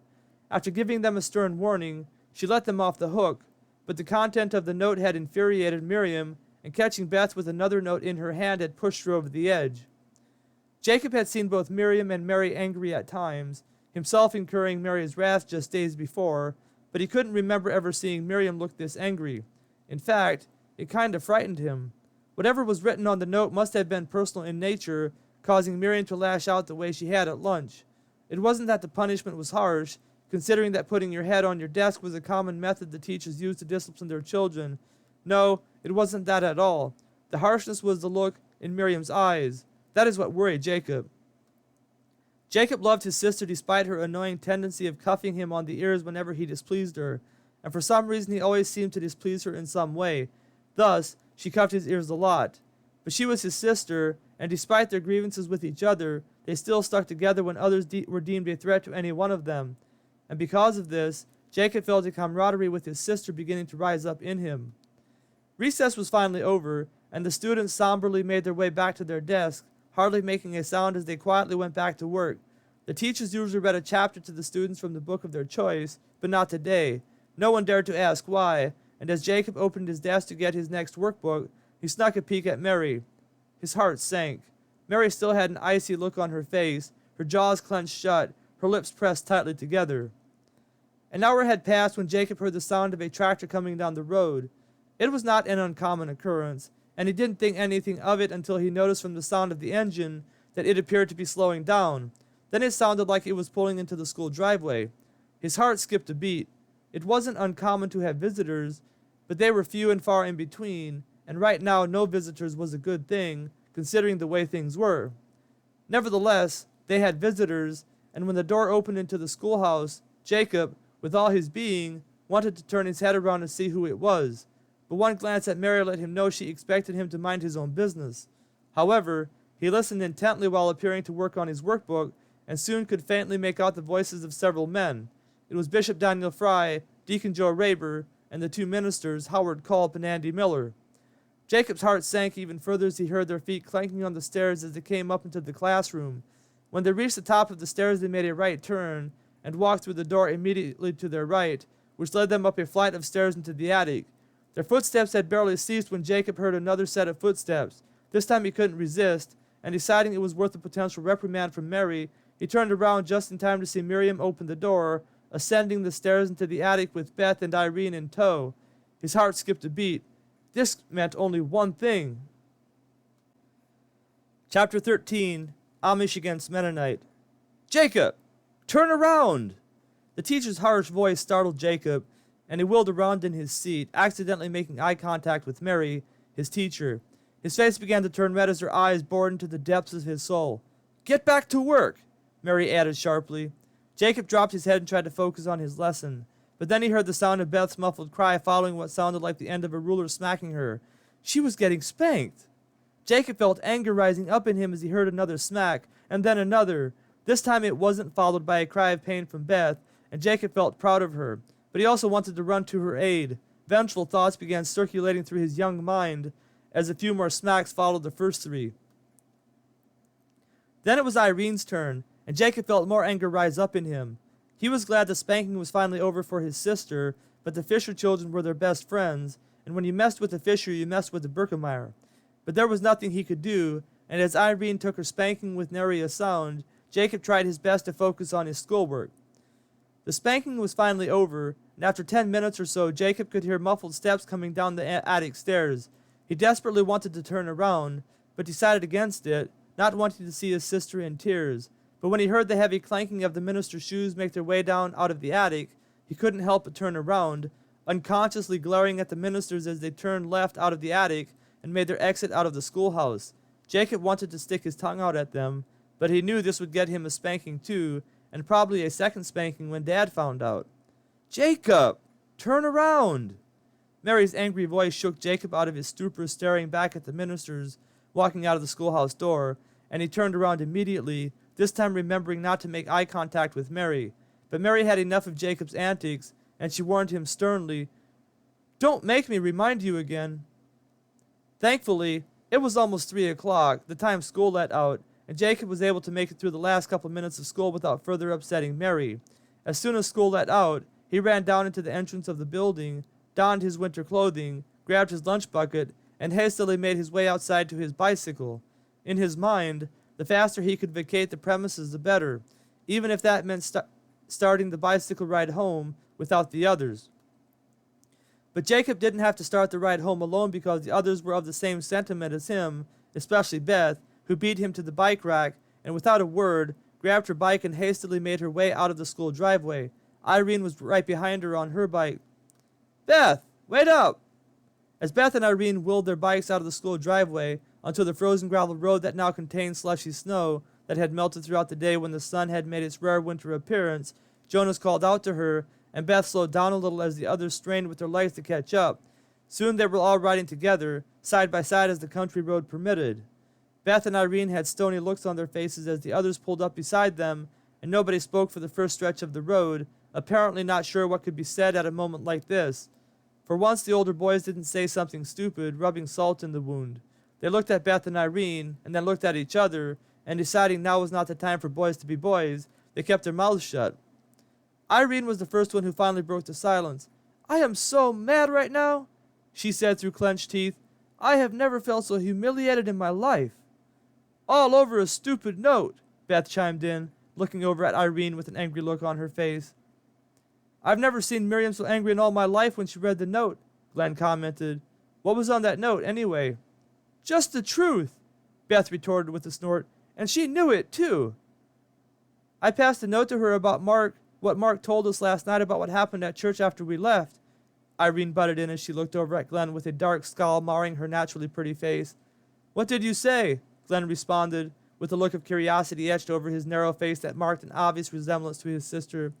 "Oh, nothing much. Just that the stupid motion was passed, banning Jerry and Thomas from living at home with their parents. And..." Irene's voice trailed off as she turned her head around, taking her eyes off Glenn. "And what?" Glenn probed with a robust tone in his voice, obviously wanting to know what was said. That would elicit a spanking at school, administered by the church ministry. This had never happened before. There were a few times when spankings had occurred, but it was usually the teachers who administered it. It had never happened before that the ministry made the effort to come to school to administer a spanking. Whatever was said between the two girls must have been bad for this to happen. And, that I hope more people leave the Amish church, including my family." Irene fell silent as the others looked at her incredulously. What she said was worse than heresy in the Amish church. The one thing they couldn't tolerate was someone leaving the Amish. This was particularly true about those from the East. Many of the members from the West were also alarmed at the thought of their young people leaving the church, but they weren't as radical with the idea of shunning. "And then I wrote, I hope my family leaves as well," Beth added. "Not that Dad would ever leave the Amish." After a short pause, she continued, "But as soon as I'm on age, I'm leaving. I'm tired of all this drama, and all the restrictions. All it is that the East is on a power trip, and I said as much on the note that Miriam got a hold of before I could pass it to Irene." "You said that about the East?" Irene inquired as she looked at Beth incredulously, her large hazel eyes filled with wonder. "Yep," Beth said emphatically, "and I meant it." As Beth burst out with her defiant answer, Glenn cracked up and busted out laughing. Beth glared at him for a second before letting a smile form on her face. The others chimed in, and by the time they reached the intersection where the Fishers veered off toward their own home, the mood among the children was once again a happy mood, despite the hectic day they had. To Jacob's delight, when the children got home, it was discovered that a game of hockey was set up with the neighboring horse and buggy Mennonite youth. Despite their differences, Samuel had called the Birkemeyers to see if they wanted to play. They had played together before against the neighboring team, and wanted one last rematch against them before the end of winter. The Birkemeyer brothers were more than happy to accept. Merle had decided to go into town to spend the night with Mother in the hospital before bringing her home the next day. This meant that Sarah and Judah were in charge, and after a persistent bout of whining by Jacob, who wanted to go along, it was said that Jacob could tag along with the Birkemeyer brothers when they went to play hockey. Jacob was overjoyed at the thought, and never before worked as hard at his chores as he did that night. The chores were finally done, and grabbing a few sandwiches and bags of chips that Beth had made for them while they were choring, the five brothers loaded up into the tractor and trailer and headed for the Fisher farm, where they picked up the two Fisher brothers, Amos and Harvey. The Fry brothers were going to meet them at the ice rink with Zeb Miller and Barnabas Culp. That would give them 9 players. They could have up to 10 players, and since none of the others could make it, they decided to make Jonas player number 10. Unlike the unhealthy rivalry between the East and West teams of the Amish church, the rivalry between the Amish and Mennonite teams was professional and friendly. That didn't stem from the lack of competitive spirit between the two teams, but more from the lack of experience they had playing against each other, not to mention, there were no church politics causing division. Jacob listened as the other boys in the trailer chatted vigorously with each other, strategizing how to beat the Mennonite team. They had beat them only once out of the 4 times they played them this year, and were expected to lose again tonight. There wasn't a weak link to be found on the Mennonite team, with each player almost as good as Samuel, and a few of them just as good, if not better. Although, Samuel was pretty good, and hard to beat when he was on his game. As long as he could keep his cool, the Amish team had a shot at winning, or so they thought. It was about an hour's ride over to the pond where they would be playing, and the boys were glad to have finally arrived. Stretching themselves out as they exited the trailer, they surveyed the pond before them. This was the first time Jacob got to tag along to one of their games, and his eyes grew big at the sight before him. Unlike the dinky little setup at the Amish pond, this setup looked much more professional. In fact, it was slightly foreboding just to look at it. Great big lights stretched high above the pond, with their powerful rays perfectly illuminating every inch of the smooth pond below it. Not a speck of snow downed the ice, and the shiny ice reflected the lights magnificently. And the goalposts, well, they were made of metal frames and nets, unlike the battered and beaten wooden goalposts on the Amish pond. What really intrigued Jacob was the presence of bleachers that sat next to the pond, one on each side, and the bleachers contained a number of people who had come out to watch the game unfold. This setup was the closest Jacob had ever come to witnessing a professional game, and his eyes filled with awe and admiration as his brothers entered the box located on the outer edge of the pond, where the Amish team members could sit or stand when they came off the ice to let another team member enter the game. Not wanting to sit alone on the bleachers by himself, Jacob looked at Judah with uncertainty in his eyes, not sure what he should do. Seeing his angst, Judah talked with one of the players on the Mennonite team before motioning Jacob over to the Amish team. "Jacob," he said with a protective tone in his voice, "you can sit with us, but you need to stay out of the way, okay?" Jacob nodded his head gratefully, his eyes shining with admiration for his big brother. In his eyes, Judah was the kind of man he wanted to emulate. Yes, Judah could be harsh at times with Jacob, but when it mattered the most, Judah always looked out for him. And tonight, Judah was going to play hockey in a semi-professional atmosphere against the Mennonite team that was known for its brilliance on the ice. Perching on the corner of the wooden bench where Judah had motioned for him to sit, Jacob watched intently while the players from both sides gathered in the middle of the ice to shake hands and go over the rules. After some friendly banter back and forth, and lots of laughter, players from both teams exited the ice, revealing the starting lineup. Jacob was a little disappointed to see Judah come off the ice, unable to understand why the Amish team's best player wouldn't start the game. "Judah," Jacob said, tugging at Judah's shirt sleeve, a look of confusion lodged inside his youthful eyes. "Why aren't you playing first?" Judah looked at Jacob with a smile. "We'll all get plenty of time to play tonight. It's not about who plays first, but who plays best when the game is on the line. I'll get my chance to play, don't you worry none." Rubbing Jacob's head fondly, he turned his attention back to the game, bantering back and forth with Harvey as the game was set to start. The starting lineup for the Amish team consisted of Barnabas Culp at goalie, Samuel playing center, Obadiah playing right wing, Amos playing left wing, and the two Berkemeyer brothers, Reuben and Levi, playing the defenseman positions. Jacob didn't like the fact that the Berkemeyers were left out of the limelight to start the game, not understanding that the two defensive positions played by his two brothers were just as important as the other positions, and it was a wise strategy for the Amish team given the expert defensive ability of the Berkemeyers. The game was ready to start, and when the puck dropped, Samuel effortlessly got his stick beneath it and launched a rocket pass to Obadiah. Obadiah was ready for the pass, and sidestepping the defender, he skated about 10 yards and launched a rocket toward the goal. There were 3 defenders in the path of the puck, and it shouldn't have made its way in, but somehow it did, and just like that, the Amish team had scored. Chapter 14, Camaraderie Between Opponents. The crowd groaned as the Amish team shouted with joy, high-fiving each other as they skated back toward their side of the ice. Disbelief was etched all over the faces of the Mennonite team as they gathered together to regroup. Jacob watched as they talked for a minute before fist-bumping each other and setting up to attack. The goal by Obadiah must have energized the Mennonite team because when they came with every intention to score, and score quick. They kept the puck away from Samuel, instead attacking Amos on the left. Amos was a decent hockey player, but he was no match for the Mennonite team's star player, Johnny Wengard. The next thing Levi knew, he was the only player between the puck and the goalie. Barnabas was one of the better goalies on the Amish team, but if Johnny Wengard ever got an open shot on him, he may as well have kissed the puck goodbye. Johnny Wengard's skill set included the combination of Samuel's agility on skates and Obadiah's ability to shoot the puck. Moreover, he was one of the most level-headed players around. In fact, it could be strongly argued he was the best player on the ice at any given moment. This was the player that Levi needed to stop, but despite his obvious disadvantage in skill, Levi decided to take a chance to make a play for the puck. It looked like he was going to backpedal toward the goal and hold Johnny off as long as he could before making a play for the puck, but to everyone's surprise, he suddenly charged him, viciously thrusting the end of his stick up against Johnny's stick.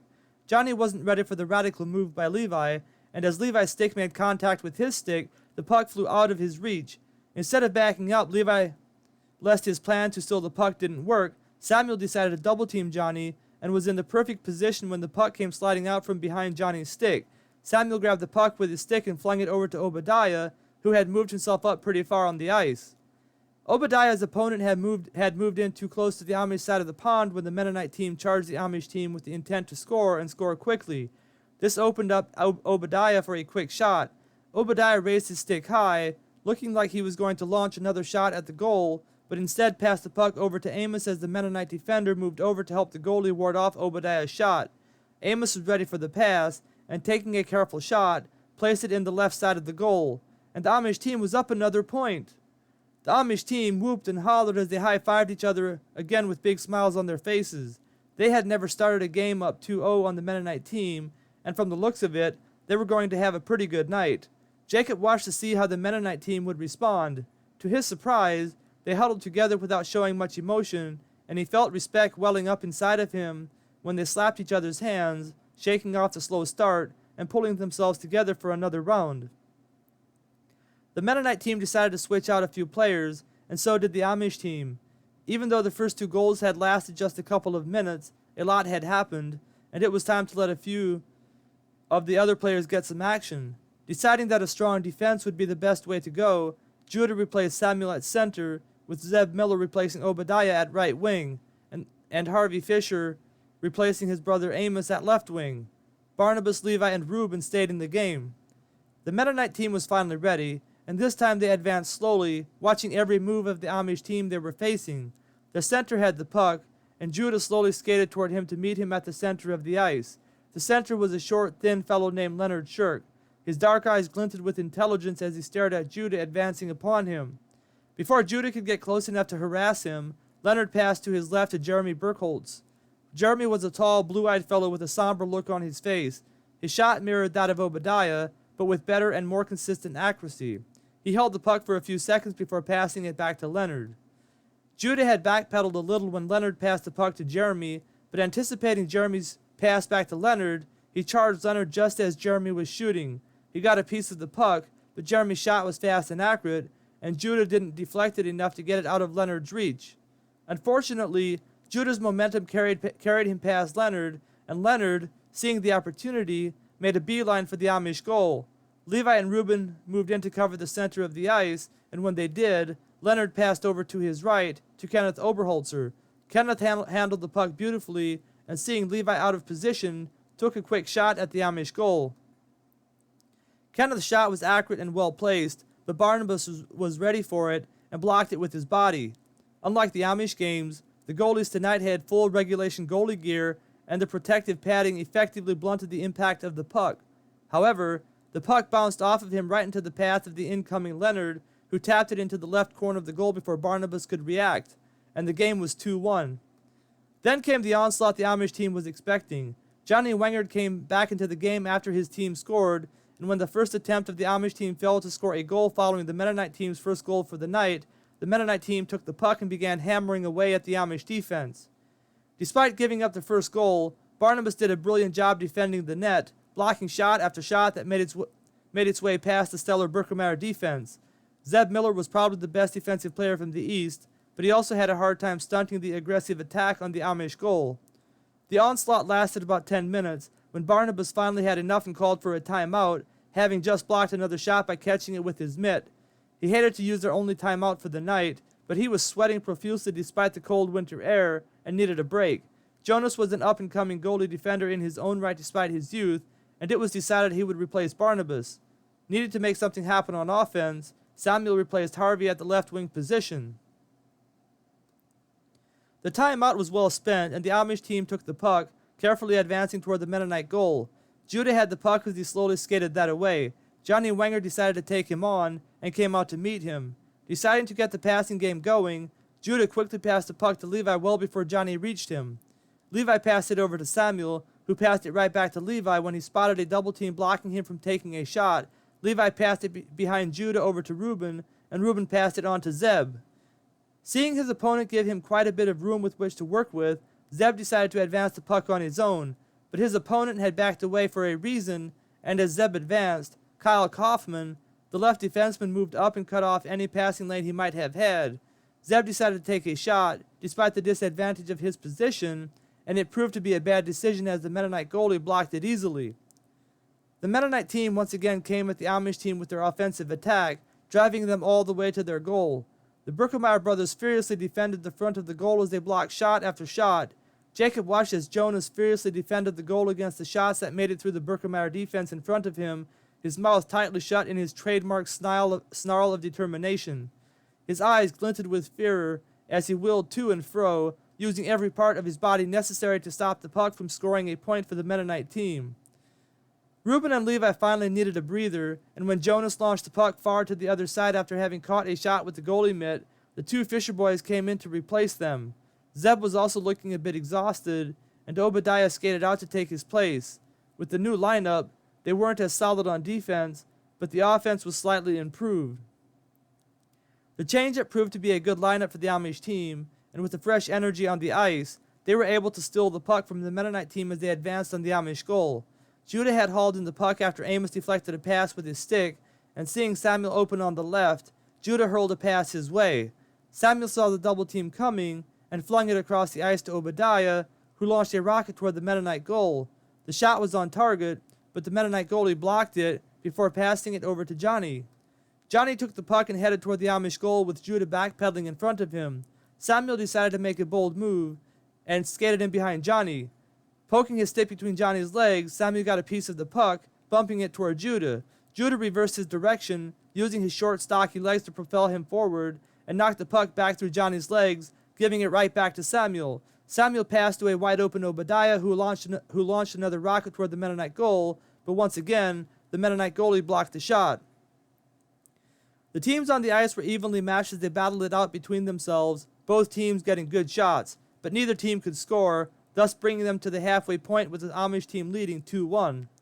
Friendly bantering ensued between several players from the two teams as the first half came to a close, but it was all in good fun, and spirits were high as the teams separated to forge their strategies over halftime. Zeb Miller took over at goalie after halftime, with Judah sitting out. Samuel took over at the center position, and together with Obadiah, launched a ferocious attack on the Mennonite goal. Their efforts paid off, and the Amish team was now up 3-1. But the Mennonite team was unperturbed, quickly scoring a goal of their own, followed by another goal, making the game 3-3. With the game tied and just a few minutes left, the Amish team decided to put their best players on the ice for one last rally. Judah took over at goalie, with Samuel playing center, Reuben playing right defenseman, Levi playing left defenseman, Harvey playing left wing, and Obadiah playing right wing. The Mennonite team had used their timeout and also put their best players on the ice to make one last attempt to break the tie, but with Judah defending the net, this was going to be hard, even if they got an open shot on him. Judah seldom played goalie, not because he wasn't good at it, but because he usually played center. But with Samuel playing center, it made sense to put Judah at goalie. He was one of the toughest defenders on the ice, and it would take a mighty good shot for the Mennonite team to break the tie with him at goalie. The Mennonite team was finally ready, advancing on the Amish team with their best players. Johnny had the puck, and looked like he was about to pass it when he charged straight ahead. Samuel wasn't prepared for him to do that, and let him get through unscathed. Johnny was fast, and before Reuben and Levi could move in to block him, he was able to get an open shot on the goal. But Judah was able to block it, getting the puck past him up to Samuel. Samuel took the puck and attacked the Mennonite goal, making it a one-man show. He almost got through with the opportunity to take a shot, but Jeremy Burkholz got a hold of the puck, launching it over to Leonard Shirk, who passed it into Johnny, who made another mad dash for the Amish goal, getting another open shot. Judah blocked the shot once again, but wasn't too happy with the defensive play of his two brothers. "Hey!" he shouted, skating out a ways to talk to them. "Play some defense! You can't let Johnny get open shots like that!" Judah's pep talk must have helped because that was the last open shot Johnny got the rest of the night.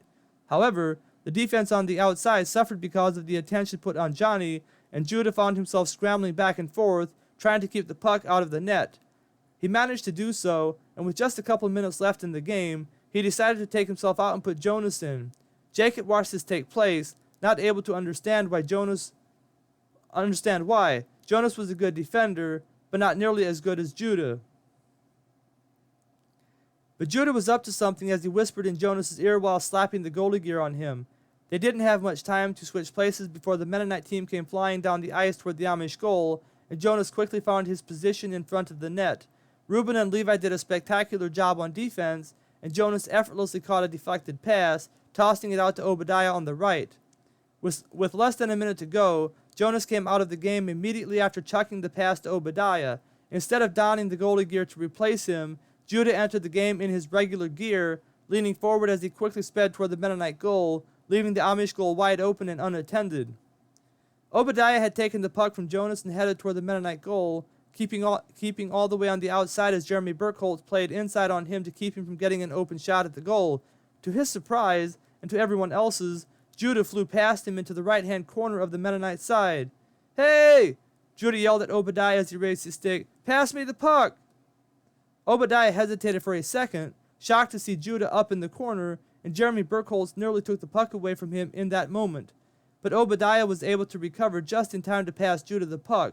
Judah received the pass, launching it right back to him as Jeremy skated past him. Obadiah raised his stick as if he were going to take a shot, but seeing another defender move in on him, passed it back to Judah, who took a vicious swing at it. Judah wasn't in a position to take a shot at the goal, but he was in a position to pass it to Samuel, who had gotten open in the middle of the ice, and before the Mennonite team knew what had happened, Samuel was positioned in front of the goalie with no one to help him. Taking his time, Samuel faked a shot right before faking a shot left, all the while skating in toward the Mennonite goal. The goalie was prepared for the first fake to his left, but when Samuel faked to his right, he overcompensated, fully expecting the shot, and Samuel moved over to his right and launched a soft shot in the upper right-hand corner of the goal, and scored! Chapter 15, Tragedy at School. Time expired as Samuel's shot launched into the upper right-hand corner of the Mennonite goal, and the Amish bench cleared as Amish skaters huddled together on the ice, high-fiving each other and yelling joyous shouts of victory. The Mennonite team took the loss well, and before long the players from both sides lined up and skated past each other, shaking hands with their opponents. It had been a good game by both sides, and no one needed to go home feeling bad about the outcome of the game. Not that this eased the pain of losing, but it had been a good game, and that mattered. It was pretty late by the time the game ended, and Judah didn't take very long to round everyone up and get them loaded into the trailer before jumping into the driver's seat of the Birkenmeyer's Ford tractor. Jonas decided to give him some company, and seeing where the party was going to be, Jacob asked if he could also sit up front in the tractor. This particular tractor, unlike their other tractors, had 2 seats beside the driver's seat, and Jacob wanted one of these. Judah was in high spirits and graciously gave him his permission. Jacob found himself warming up quickly as the heater in the Ford tractor slowly began to warm up inside the cab. The homemade cab placed on top of the Ford tractor wasn't the most effective cab in keeping out the cold, with small drafts circulating through it, letting in the cold winter air, but it was better than nothing. Jacob felt himself nodding off to sleep as his frozen body began to unthaw. While Jacob nodded off to sleep, Judah and Jonas kept the conversation flowing between themselves. They had both enjoyed the game, both having played well, having a big impact on the outcome of the game. Jonas hadn't played that much, but was enthused about his role in the last segment of the game when they made the switch and Judah skated down the ice to help set up Samuel for the winning shot. They even felt good about their companions from the east, who were usually their enemies on the ice. Jacob had dozed off for a few minutes when he was awakened by a loud shout. "Hey, that looks like Johnny Wangard!" Opening his eyes groggily, Jacob caught a glimpse of a bike hard on the tail of a semi as it barreled out of sight down the paved road the Amish caravan was traveling beside on the wide dirt shoulder. "What's going on?" Jacob asked groggily, rubbing his tired eyes, trying to remember where he was. His 2 brothers ignored him as they excitedly discussed what they had seen. Apparently, Johnny Wangard was using the draft of the semi to pick up enough speed with his bike to keep up. It was a dangerous thing to do, given the fact that if it blew a tire, or if he lost control of his bike, it could cause serious injuries or death. It looked like the semi was doing every bit of 55 miles per hour. But this was common among the horse and buggy Mennonites of this area, as Jacob came to find out while he listened to his brothers chat back and forth about it. Soon he found himself nodding off again, and the next thing Jacob knew, they were dropping off the Fisher boys. He fell asleep again for a couple more minutes before reaching the Birkemeyer farm, where he was hustled off to bed by his older siblings. The others decided to make something to eat before going to bed themselves, but Jacob had enough for one day and soon found himself being shaken awake by Beth. Jacob! Jacob! It's time to wake up! Jacob opened his eyes to see Beth standing over him. Come on, Jacob, she said with a cheerful smile. Get ready for school and come down for breakfast. Jacob groggily rubbed his eyes, feeling refreshed despite the urge he felt to keep sleeping. But soon he was out of bed, and after taking a shower and getting dressed for school, he headed downstairs for breakfast. His siblings had just come in from the barn, and they greeted him with their warm smiles, messing up his hair as they affectionately rubbed his head. They had decided to do his chores for him, given the fact he had a couple late nights and could use the extra sleep, and for that Jacob was grateful. Breakfast was a delight for the children without the supervision of their parents, although it was quite a ruckus, especially when the neighbor boy came over. Hearing a knock on the door, Judah had yelled out, Yeah, come on in, revealing Kyle, the young neighbor boy from down the road. Kyle! The children cried in unison as he walked in through the door, ducking his head to keep from bumping it on the low entryway that exited into the small room that led to the basement as well as to the outside and was used to store the family's barn clothes. Kyle walked in through the door, removing his hat as he entered the kitchen, and to everyone's comical surprise, he had taken a razor and made a path right through the middle of his greasy black hair, leaving long stringy hair hanging down over his ears on both sides. The children burst out in laughter as they looked at his head with amazement. Being Amish and all, there weren't that many options they had when it came to cutting their hair, at least not for the boys, and for the girls, they had zero options when cutting their hair because they were forbidden to cut their hair at all. Therefore, seeing Kyle looking like this seemed pretty funny to the Berkemeyer clan, but quickly remembering their manners and seeing the discomfort on Kyle's face as they roared with laughter, the children quickly ceased laughing, although it was difficult to keep a straight face when they looked at Kyle.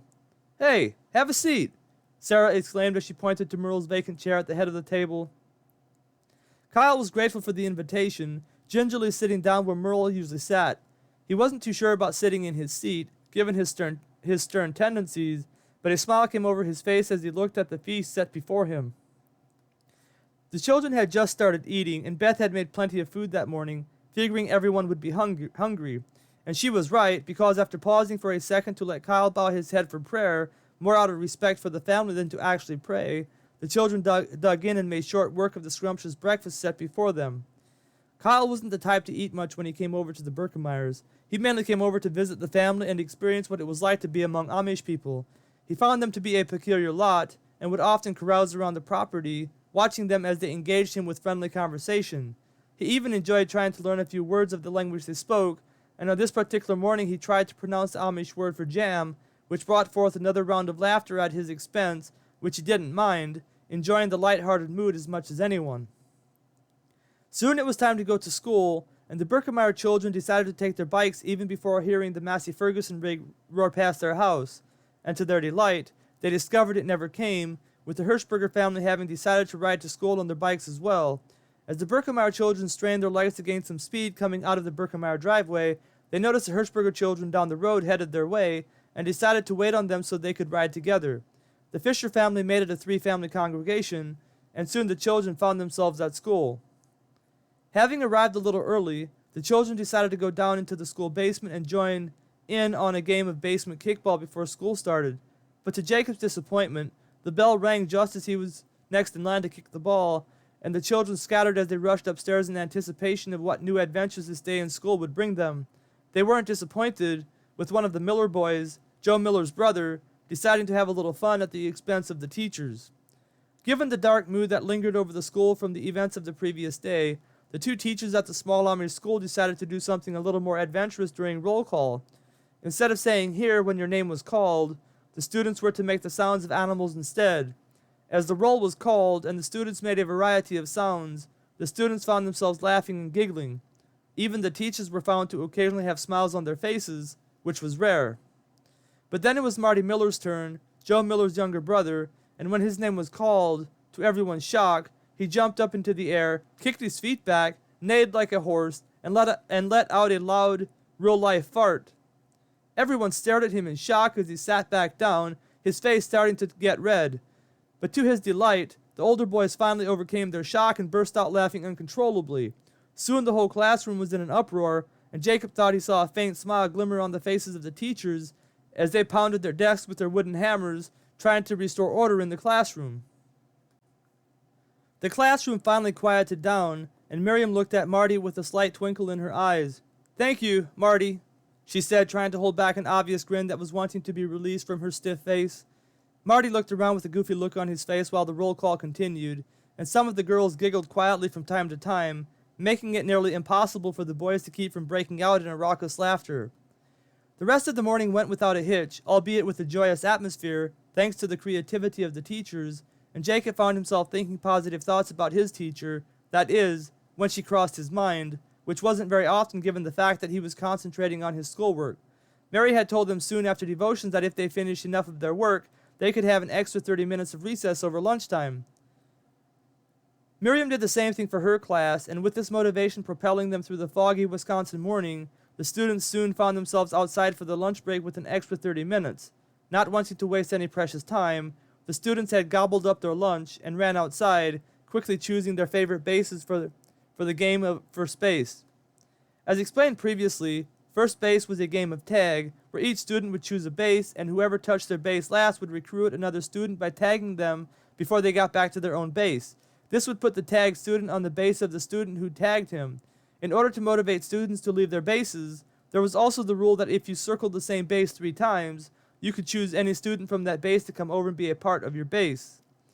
Jacob didn't get the base he wanted, which was the west side of the schoolhouse, and by the time he finally found an available base, it was the netted backstop they used in the spring and fall when they played softball. It was a hard base to defend, and Jonas, deciding to pick on his little brother, quickly ran around it 3 times, recruiting Jacob to his team. Jacob had tried to tag Jonas while he circled around his base, but to no avail, and he begrudgingly walked over to Jonas's base. But soon he felt himself begin to feel a camaraderie with his older brother, and helped him trap one of the 8th grade boys in the pine trees on the west side of the horse shed, where Jonas had made his base. Before long, a good many of the students were recruited from other bases, and it looked like Jonas's team had a good chance of winning. Fortunately for the children, this particular recess was longer than usual, as the game intensified and only 2 bases remained. One of the teams was Jonas's, which was located close to the road, next to the row of pine trees, and the other team was started by none other than Miriam, who had unintentionally recruited a number of students who were from the east. This team was located on the south side of the schoolhouse. The rivalry of east and west was not as prevalent in school as it was in church and among the youth, but now that the teams had formed, the competition between the two cliques became apparent, and everyone wanted to win more than usual, even the 2 teachers who were from the east. As the game intensified, the students found themselves running harder than ever and taking more risks than usual. With the game on the line, Jonas found himself trapped in the grove of pine trees on the north side of the schoolhouse with the 2 teachers in hot pursuit. 2 of the 5th grade boys decided to help him out, tagging their base last after the teachers left their bases to trap Jonas, who was on his 3rd time around their base. The faster one of the 2, Henry Byler, decided to circle around the south side of the schoolhouse to trap the teachers that way, while his cousin Thomas Weaver went up alongside the west side of the schoolhouse to surprise them from the south. Jonas was now trapped at the edge of the school property with 1 teacher west of him and 1 teacher east of him, with not much room to play with. But deciding he would not go out easily, he charged toward the horse barn, narrowly escaping the tag of Mary, with Miriam right on his tail. Henry had rounded the northeast corner of the schoolhouse just as Jonas made a run for it, and with his momentum was right behind Miriam about to tag her. Thomas was coming from the south, and only seeing Mary out in front of him, waiting to catch Jonas as he tried to scramble by her, Thomas charged toward the corner of the schoolhouse to catch her by surprise. The timing could not have been any worse as Thomas charged toward Mary. Henry had moved in close to the schoolhouse to get a better angle on Miriam, and not seeing Henry charging toward the same corner of the schoolhouse, the 2 young boys reached the corner of the schoolhouse at exactly the same time, and you can imagine what happened next.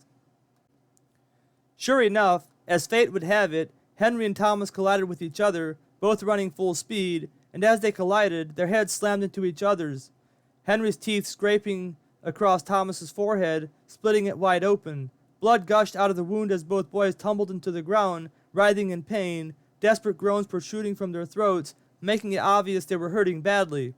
The students all gathered around the 2 injured boys as Mary headed for the phone and Miriam began to tend to them as best she could. Before long, sirens could be heard in the distance, and the children wiped away the tears of angst as they awaited for help to arrive. Seeing the terror written all over their faces, the teachers decided to remove them from the scene of the accident and herded the unwilling students back to their desks. The two young boys were seriously injured that day and spent the next couple months recovering. Their injuries were so bad that they couldn't engage in any school recess activity until the next school year, but God was good to them, giving them a complete recovery over time, and soon they were back to their usual selves, bringing a unique joy to the Amish community that only they could bring. Chapter 16, Friday Night Ice Games. The Berkemeyers wore downcast looks on their faces as they entered their house, remembering the events of their day at school. They were good friends with the injured boys and their families, and were sad to see them hurt like they were. Moreover, they didn't know at the time how badly the boys were injured, and eagerly awaited any news that might reach them with an update regarding the boys' health. But upon their arrival home, Beth and her two brothers were greeted with the best sounds they could have heard at this particular moment. The sounds of their two little brothers screaming at the top of their lungs. It wasn't so much that they enjoyed the sounds their brothers were making, but their brothers' cries notified them that mother was home with her newborn children, and about this they were excited. The three Berkemeyer children who had just arrived from school rushed into the bedroom to find their mother lying in bed with her two little sons beside her. They had stopped screaming, and the three children gingerly walked up to the trio in bed, not sure what to say and not sure what to do, but mother quickly put them at ease. "Hi, children," she said with a gentle voice, albeit it was weaker than they were accustomed to. She reached out and hugged them tenderly as they crowded around her, and it wasn't long before Beth was holding one of the babies, cooing and giggling, barely able to contain her excitement. Soon she was holding the other brother as well, making weird faces at him also. "How was school?" Leah asked her three children, not really asking one of them in particular, as she looked at them fondly. She had missed her children while she was in the hospital, and was glad to be home. Jonas did most of the talking while Beth played with her brothers. Jacob made a few remarks, but he was also engaged with his little brothers, watching Beth make faces at them, and then making faces of his own, putting a smile on their faces. Jonas had just finished getting their mother up to date on the events of the day, as well as some of the highlights leading up to the day, when Merle walked in. "Children," he said, "that's enough for now. Mother needs to get some rest. Besides, it's time for Jonas and Jacob to go help with the chores, and for Beth to get started on supper." Merle tousled Jacob's hair as he walked by, giving him a big smile. Jonas and Jacob found the rest of their siblings out in the barn when they got there, and soon they were busy with their chores, joining in with the merry festivities of the evening, whistling and singing as they worked. Everyone was in a good mood, probably because of the ice games that would take place tonight, like they did every Friday night during the winter season, and soon the chores were done. Beth had supper prepared for the family by the time everyone came in from the chores, and the family sat down to a hearty meal of mashed potatoes, gravy, noodles, carrots, bread with butter, and apple pie to top it off. Everyone was hungry and ate well, although they didn't stuff themselves so they would be able to perform well tonight on the ice. A mad scramble ensued once supper was over, because it was getting late and it was time to head on over to the pond where the ice games took place. The Friday night ice games took place on the same pond the Amish hockey games were played. Not wanting to go skating smelling like the barn, lest mother had a fit when she found out, the shower was limited to 5 minutes per sibling, and what a ruckus they made. But everyone was able to get ready on time, and soon they were headed east on the gravel road that ran past the Berkemeyer farm, riding along with the Fisher children, who had stopped to pick them up. Picking up the Hirschbergers along the way made for a merry ride to the pond as the children chatted loudly with much laughing and giggling along the way. The younger children seemed to be the most excited, probably given the fact this was about the only event where they could join in the youth in their games, at least without their parents present. The ice-covered pond was filling up quickly as the Berkemeyers and company arrived, and Jacob struggled mightily to pull on his skates as everyone else seemed to put on their skates twice as fast as him. Not wanting to miss out on any of the fun, he became frustrated with the process and was about ready to give up when Beth noticed, giving him a hand before exiting the skate shack. Jacob was glad to finally be up on his skates, stiffly walking to the pond with the others, trying not to lose his balance on the rough terrain beneath him, which consisted of frozen grass patches surrounded by mounds of clumpy snow. There were a few rubber mats stretching along the way as well, and he was able to use these for part of the distance so as to preserve the sharp edges on the bottom of his skates. His skates were barely broken in, with them being given to him this past Christmas as a gift from Mom and Dad, and he wanted to take care of them as good as possible. It felt good to finally be on the ice, and Jacob gingerly balanced himself on his skates, trying to get a feel for the ice beneath him, but soon he found himself rather comfortable with his footing, and was zooming around the ice, watching with awe as the youth boys flew by him, twisting and twirling, making all kinds of moves that looked impossible to perform. The time finally came for the first game to start, and it was decided that they would play freeze tag. Jacob hated this game with a passion. The goal of the game was for a group of 5 of the best skaters to see if they could tag everyone until everyone on the ice was frozen into position. As you can imagine, Jacob didn't have much of a chance when they came after him, and before long he was frozen into place, without anyone able to get through the formidable line of the 5 youth chosen to perform this feat. Fortunately, at least in the eyes of Jacob, soon the game was over, and they could move on to something else, something fun. A few more games were played throughout the night before it was finally decided to play Prisoner's Base, which was by far Jacob's favorite game to play on the ice. They would make 2 teams, one lined up on the east side of the pond and the other team lined up on the west side of the pond. Whoever left base after another person could tag that person and make them go stand on the opposite side of their home base. Every time another person was tagged from that team, he or she would link arms with that person, and they would form a line stretching toward the opposite side of the ice where their teammates were based. A tag by one of their teammates would set them free to return to their base. The goal of the game was to get everyone tagged from the other side. There were several methods by which to choose teams, one of those methods being that of lining up by age and sending every other person to one side and the remaining players to the other. Or the same numbering system could be used, except that players lined up randomly rather than by age, which could create some interesting teams, although they had a tendency toward lopsided effects, since the age of players present ranged anywhere from Jacob's age to young men and women in their 20s. But Samuel Fry had other ideas and shouted out the challenge, "East against West?" Jacob loved when they played East against West because that meant he got to be on the same team as his brothers, and shouted his assent as loud as he could with everyone else who apparently liked the idea as well. The teams headed to their respective sides, and soon the bravest players were skating around the middle of the pond, playing cat and mouse, daring one another to make a mad dash to try and tag them before they reached their own base. Instead of making himself a target of the other side, Jacob decided to try and sneak in by hugging the snowbank beside the pond, acting like he didn't have any intention of doing so. If he safely reached the other side without being tagged, he could then sit on their side and tag one of the players from behind when they weren't suspecting him of doing so. So Jacob began making his way slowly toward the other side, looking over to the road, twiddling his thumbs, whistling a song as he went. It was a comical sight to see, and didn't fool anyone. Thinking he had a green light, he finally made a dash for the other side. He barely got started pumping his legs that way when none other than Mary, his teacher, skated over to him, tagging him from behind just before he got to the east base. "No!" Jacob yelled in frustration, glaring at Mary as she skated away, laughing at the sight of his angry face. She wasn't his teacher at the moment, and found it rather funny to watch Jacob become enraged at being tagged by his teacher just when he thought he was safe on the other side. What made the whole thing worse was the fact that Jacob wanted to be a hero and tag one of the good skaters from the east, and the only way he could do so was if he caught them by surprise and tagged them from behind. But Jacob had no such luck tonight, and angrily skated toward the line that was beginning to form on the northeast side of the pond where more of his teammates stood, having been tagged likewise. His heart sank when he saw Judah standing in line, along with some of the other better players from the west. The east had just set all of their prisoners free, who whooped and hollered as they skated back to their side. Things were looking pretty grim for the west, when somehow Levi got through the defensive efforts of the east, and tagged the 3 front players, which included Judah. Judah pumped his legs with reckless abandon as he skated back to the west side, and then made a mad dash for the line of prisoners from the west, ducking between players from the east, and dodging their outstretched arms as he tagged the rest of the prisoners from the west, setting them all free. Jacob was beginning to get cold from standing there, and gladly dug his skates into the ice, charging toward the west base, feeling wild and free in the crisp winter air that was of the purest kind, clean and fresh. Tagging the west base, he watched as Judah charged the east base again, once again making the other skaters look like a bunch of monkeys as they tried to tag him. Judah was on the north side of the pond, slowly skating back to the west base to take a breather when Jacob noticed Obadiah Fry looked like he was about to charge Judah and try to tag him. Seeing that Judah wasn't paying attention to him, Jacob decided to assist him, furiously pumping his legs, propelling him toward Judah as fast as they could. Jacob was no match for Obadiah, except that he had the advantage of needing to cover 1/10 of the distance, maybe even less.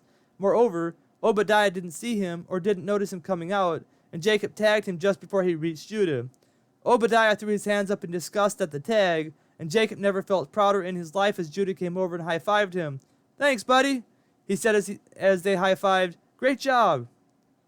Well, that was the highlight of the night, and Jacob didn't really remember too much after that. The West lost the first game of prisoner's base, and then the second, and having had enough for one night, not to mention it was getting late, the Birkenmeyers and company decided to head home. Others were leaving as well, and after 30 minutes in the skate shack where everyone yacked it up about unimportant matters, the youth said their goodbyes and parted ways.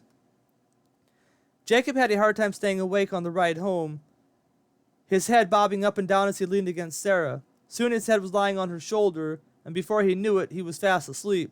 The nap did him good, and when they got home, he was ready for the hot dogs that awaited him. While Sarah made hot chocolate and toast for the others, Jacob put 2 hot dogs on the stove for himself. In his mind, there was nothing better than hot dogs after a hard night playing ice games. Leah was awakened by the chatter of her children while they talked about the night they had, as well as about other things, and soon she could be heard talking with them from the bedroom as they chit-chatted about whatever. Having consumed the hot chocolate, toast, and the hot dogs, and finding the conversation intriguing, the children filed into their parents' bedroom, sitting on the floor next to the walls that surrounded the bed. While the children busily engaged themselves in a conversation with their mother, Merle was in the living room, fast asleep, sawing logs louder than ever. Jacob was able to stay awake for the first 10 minutes of the conversation, but he too was soon sawing logs. Sarah smiled as she looked at him leaning up against her with his head on her shoulder. When it was well past the time to turn in for the night, Sarah roused Jacob and guided him to bed where she kissed him goodnight after tucking him in. Jacob had a pretty busy week, and it was time for him to get a good night's sleep. And sleep he did. In fact, it may have been the best night's sleep he ever had. Chapter 17, An Eventful Saturday Morning. Jacob awoke with a start. The room was filled with the light from the morning sun, with bright yellow rays streaming through the unshaded window, nearly blinding him as he opened his dark brown eyes. Rolling over in bed, not sure he wanted to wake up, Jacob stayed in bed for a couple more minutes. But he had slept well, thanks to the family letting him sleep in again, and hearing a commotion downstairs, he decided to get up, get dressed for the day, and head on down to see what was happening. It didn't take long for Jacob to get dressed and make his way down the stairs to the dining room below where all the noise was coming from.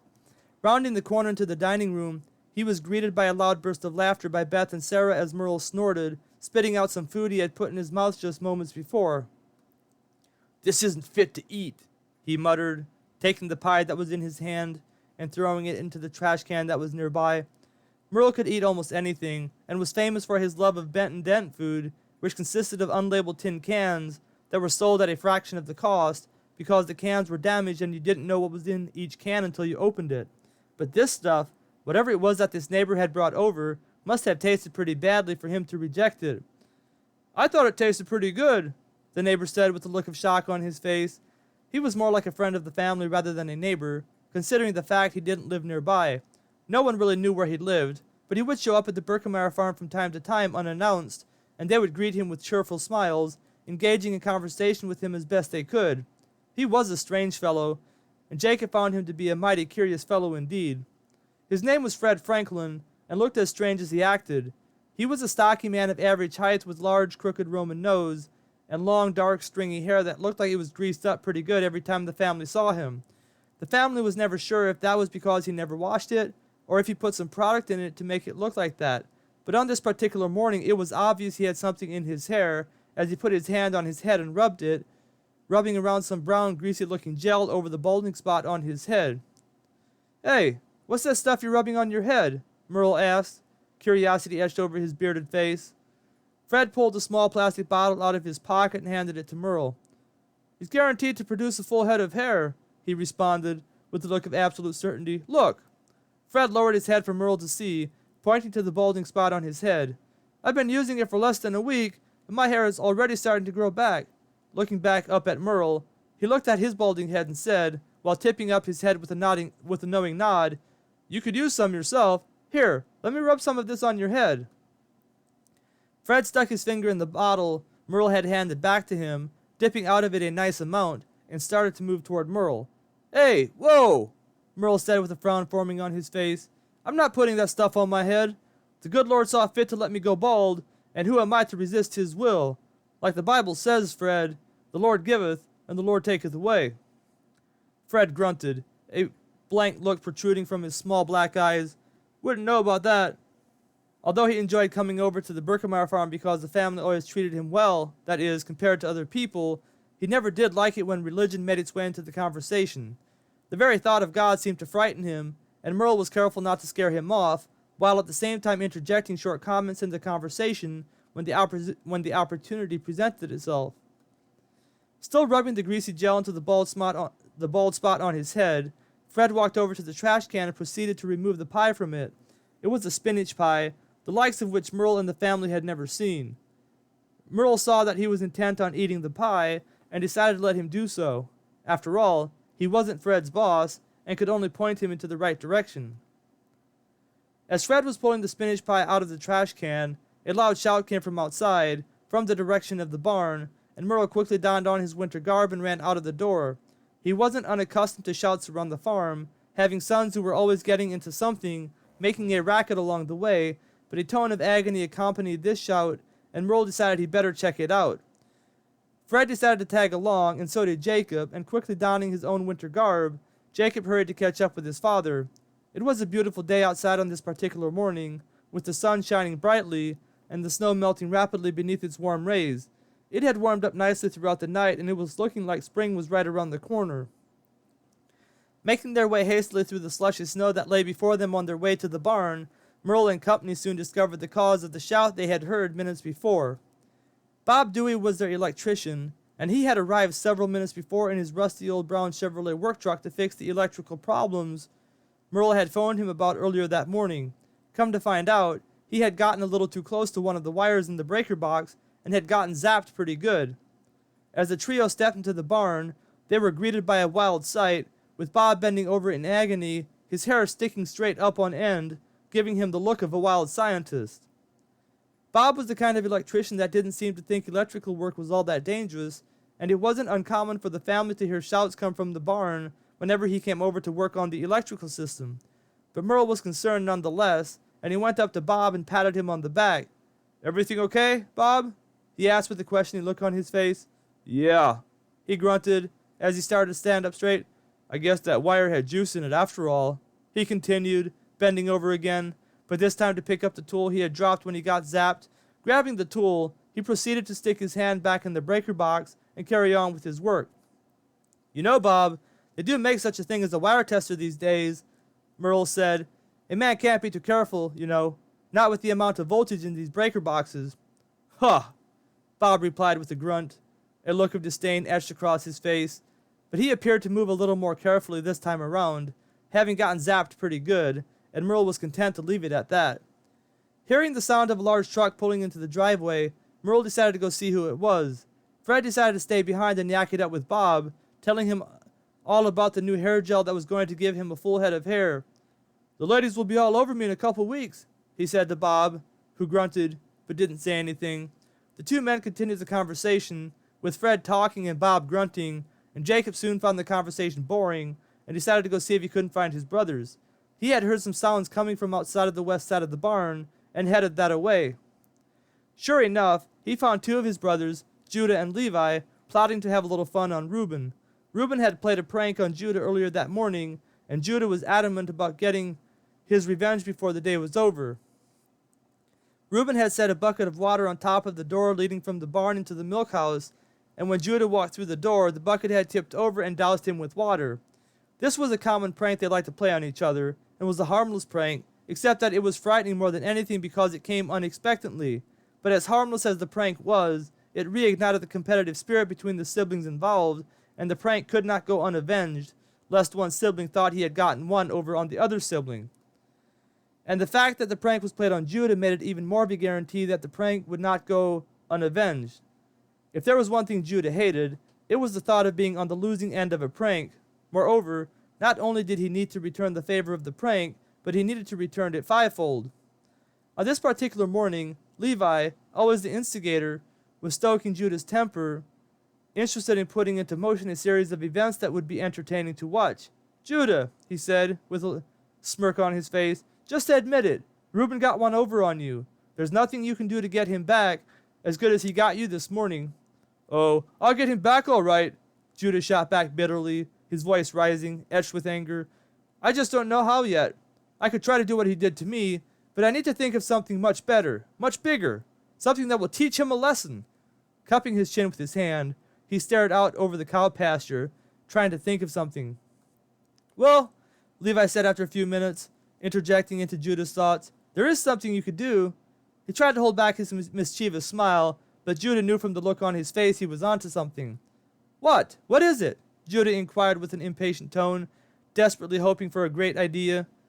Why don't you do what he did to you, except with a 5-gallon bucket instead of a 1-gallon bucket?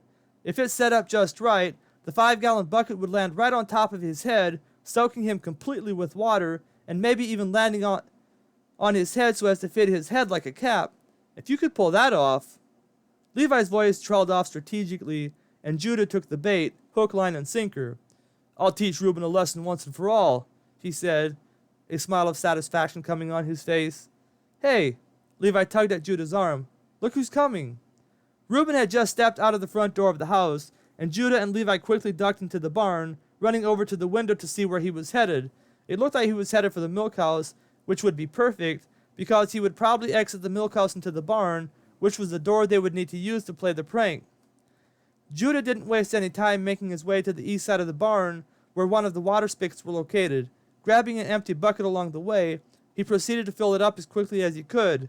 Lugging the heavy bucket over to the milk house door, he set it down to take a breather. The bucket was filled with water, making it rather heavy. If he could pull this off, there was no way Reuben could top it. Straining to lift the bucket up on the ledge above the interior entryway of the milk house, a look of joy came over his face as he thought about the fun he was about to have at Reuben's expense. He could already see Reuben throw a fit. This had to be one of the best pranks he had ever thought of. Well, it was Levi's idea. Nonetheless, it was him, Judah, who had the guts to carry out such an action. Yep, only Judah could make something like this happen. Judah was deep in thought as he set the bucket on the ledge above the door, and Levi decided to find a good hiding spot from where to watch the action unfold. As much as he wanted to see what would happen, he didn't want to be involved so as to incur Reuben's wrath upon himself. Reuben was just as hot-headed as Judah, and it was hard telling how he would retaliate. With the prank set up, Judah found himself a hiding spot as well, and rubbed Jacob's head with glee as Jacob came over to lie next to him on the concrete floor. Jacob smiled at Judah with pride, thinking he was about the best brother he ever had. Only Judah could pull off an idea like this, being the more courageous one of the Berkemeyer family. Although, Reuben was no slouch when it came to courage, and it was anyone's guess what he would do to try to get back at Judah. Jacob felt his backbone stiffen at the thought of Reuben's retaliation. It just so happened that Reuben did walk into the milk house to see what was new with the milkman, where Merle had also gone, and as the trio inside the milk house made their way toward the trap awaiting them, Reuben's voice could be heard loud and clear. Not knowing that Merle and the milkman was accompanying him as his voice drew closer to the trap awaiting him, Judah could hardly contain his excitement at the thought of getting Reuben back real good for the prank he had played on him earlier that morning. As the milk house door opened, the 5-gallon bucket of icy cold water teetered back and forth on the ledge, and the 3 spectators held their breath to see what would happen. The milk house door continued to open, and the water bucket finally tipped over. Several shouts ensued as the water bucket found its mark, and the grin on Judah's face got bigger and bigger. But his grin soon disappeared because the milk house door opened up to reveal that it wasn't Reuben who got doused with water, but instead, it was Dad. Chapter 18, Saturday Afternoon Hockey. Judah couldn't believe his eyes as Merle came stumbling out of the milk house, soaked through and through from the water, the bucket placed neatly over his head. Staggering into the barn, Merle grabbed the bucket with both hands and flung it off. The milkman was right behind him and had a stern look on his face, trying to keep from bursting out in laughter. Reuben didn't do quite so well as the milkman in containing his laughter, but one look from Merle sent his son scrambling in the opposite direction, making a beeline for the house. The milkman finally couldn't keep a straight face and gave a short chuckle. Merle shrugged off the incident, at least for now, and continued his conversation with the milkman as they ventured into the interior of the barn. In the meantime, Levi, seeing what had occurred, could be seen ducking out of the west end of the barn. Deciding he didn't want to be anywhere in the vicinity should the prank go south, he had positioned himself close to the exit, and like usual, he had made a good decision, shielding himself from any involvement despite the idea coming from him originally. As for Judah and Jacob, they were positioned directly across from where the incident had taken place, hidden from view by a 2-foot concrete wall. Not wanting to get caught in the act, Judah put his fingers to his lips and motioned for Jacob to remain silent. Jacob's eyes were opened wide, staring at Judah with a look of terror on his face. There was surely a whipping in store for Judah, and perhaps even for Jacob for his obscure role in the incident. Seeing Merle and the milkman turn east after having exited the milk house, Judah stayed on his stomach as he began to crawl west, staying close to the 2-foot concrete wall next to him. Judah was close on his heels, trying to stay low and make as little noise as possible, but they found themselves trapped when Merle and the milkman made another left, heading back toward the heifer barn. If they looked left when they passed by the aisle where Judah and Jacob were hiding, it would be impossible for the two boys to remain hidden from view. But Judah refused to give up, and motioning Jacob up beside him, slowly turned the corner into an intersection in the aisle as Merle and the milkman passed by the aisle. Had Merle looked, he would have seen 2 pairs of legs sticking out into the aisle, but he was busy talking to the milkman, and his 2 sons passed by undiscovered. When Merle and the milkman entered the alley that led to the heifer barn, Judah and Jacob didn't waste any time standing up and bolting out of the small wooden door on the south side of the barn that exited the building. Standing up, they kept their heads down as they sprinted for the door. Opening the door, Judah burst through, followed closely by Jacob. Jacob quickly pulled the door shut and made haste after his brother, who was already halfway to the house. Reuben and Levi were practically on the floor laughing their guts out as Judah came flying into the house, and soon they had Judah laughing as well. Jacob didn't find much humor in the matter, considering the punishment that was sure to follow such a prank on Dad. However, Jacob was wrong, since Merle took the prank in stride, deciding not to punish anyone for the incident. In fact, he never even mentioned it. By this time it was noon, and time to get ready for the Saturday afternoon hockey game. After making a couple bologna sandwiches, the boys gobbled them up, washing them down with chocolate milk. Loading up into the Ford tractor, the 3 oldest boys made their way toward the beachy farm where the ice-laden pond was located. The hockey game was for youth boys and young men only, and Jonas and Jacob didn't qualify to go along, not being old enough to participate. While Jacob headed upstairs to play with his collection of toy cars, the 3 oldest Berkemeyer brothers hastily made their way east and soon found themselves at their destination. It was a warm day out today, and this would be one of their last hockey games, if not the last. In fact, with the warm day today, the ice would be melting rather fast, resulting in slushy edges along the pond, making it more difficult to play. But they loved to play hockey and weren't about to let any inconvenience stop them from enjoying themselves. Moreover, they had unfinished business with the East boys and weren't about to let that fester through the summer months, not having a clear winner. If they were lucky, they would be able to settle the score once and for all today. The Berkemeyers were the first boys to arrive, notwithstanding the 3 Beachy brothers who lived on the farm where the pond was located, and they chatted it up with them for a while in the skate shack. Despite the fact they were from the East, the Berkemeyers got along with the Beachy brothers well, and would have made great friends had it not been for the rift in the church between members from the East and members from the West. Moreover, had it not been for the 2 Fry brothers, the youth rivalry might never have happened either. But then again, the blame couldn't be placed solely on the Fry brothers. Had the Berkemeyers not been so competitive at everything they did, the rivalry probably wouldn't have occurred either. But as it were, there were 2 sets of ultra-competitive brothers in the mix, and the environment served as fertile ground for the rivalry to naturally birth into being. Either way, whatever the case was for the rivalry, it existed, and as the rest of the young men showed up for the hockey game, the skate shack soon filled up with laughter over the bantering and boasting that was taking place. Having their egos stirred back to life with the friendly humor, the boys all finished lacing up their skates and headed out to the pond. Sure enough, the ice on the edges of the pond were beginning to turn into slush as the skates of the hockey players tore into it, and before long, the edges became a nightmare for the players as they tried to outduel each other on this beautiful late winter, early spring Saturday afternoon. The sun was out, and soon the boys found themselves chucking their jackets and rolling up their sleeves. It was a beautiful day indeed, perfect for the day the rivalry would be settled once and for all. Fortunately for everyone involved, all the boys showed up who needed to be there to make the teams along the east and west lines, and everyone went to their respective sides with great enthusiasm. On the west they had the 3 Berkemeyer brothers, Judah, Reuben, and Levi, and Johnny Esch, Joe Miller, Tyler Knapp, and the 2 Fisher brothers, Harvey and Amos. The east had the 2 Fry brothers, Samuel and Obadiah, the 3 Beachy brothers, Paul, Silas, and Mark, and Zeb Miller, Tony Yoder, and Barnabas Culp. This was the exact same lineup they had on Tuesday night. It was easy to tell everyone was excited about the rematch as both sides huddled together to form their strategies, their faces lit up with big smiles on them as laughter could be heard echoing across the pond. But they weren't all smiling. Judah had a serious look of determination on his face as he laid out the plan for them to score early and score often. They were going to need to relentlessly attack the East goal and try to get the Fry brothers frustrated early on in the game. Once they got the Fry brothers frustrated, a West win would be a cinch. Judah squared off against Samuel to see who got the puck first, and as the two waited for the puck to drop, they stared at each other intently, the competitive nature of the game oozing from their squinting eyes. This game meant the world to both of them, and the loser wouldn't have another chance to vindicate himself until the next winter, and that would be too much to bear. The puck dropped, and Samuel took a vicious swipe at it, but Judah played it cool, tapping it softly to his right to Reuben. Reuben tapped it over to Johnny Ish, who launched a hard pass Judah's direction. Judah skirted around Samuel and headed for the East goal. The pass from Johnny was right on target, and Judah got an open shot, blasting the puck with his stick. The puck was on target, but Barnabas blocked it, passing it over to Zeb on the outside, who passed it in to Samuel, who had recovered from his failed attempt to win the puck toss. But Levi anticipated the pass by Zeb, getting to the puck before it got to Samuel, and passed it in to Judah, who once again had an open shot, and once again, Barnabas blocked the puck. "Hey!"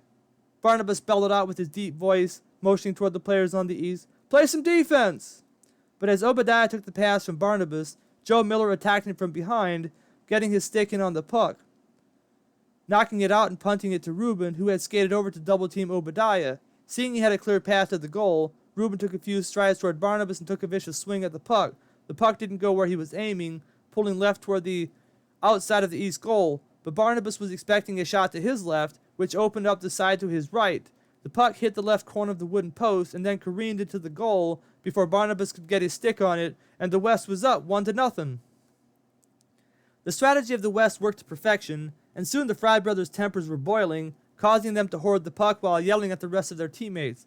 The West started double-teaming them, taking away the puck before they even got a shot at the West goal, and hammered the East goal with shot after shot. Had it not been for Barnabas playing goalie, the score would have been even more lopsided. But as it were, the game ended with the West winning 7-0. The Fry brothers had never experienced such a thorough beating like this before, and they were nearly beside themselves by the time the game ended. It didn't help that the West was now acting all smug and cocky, laughing with each other and high-fiving every chance they got. Every laugh and every high-five rankled the Fry brothers, and it began to look like they were just going to leave.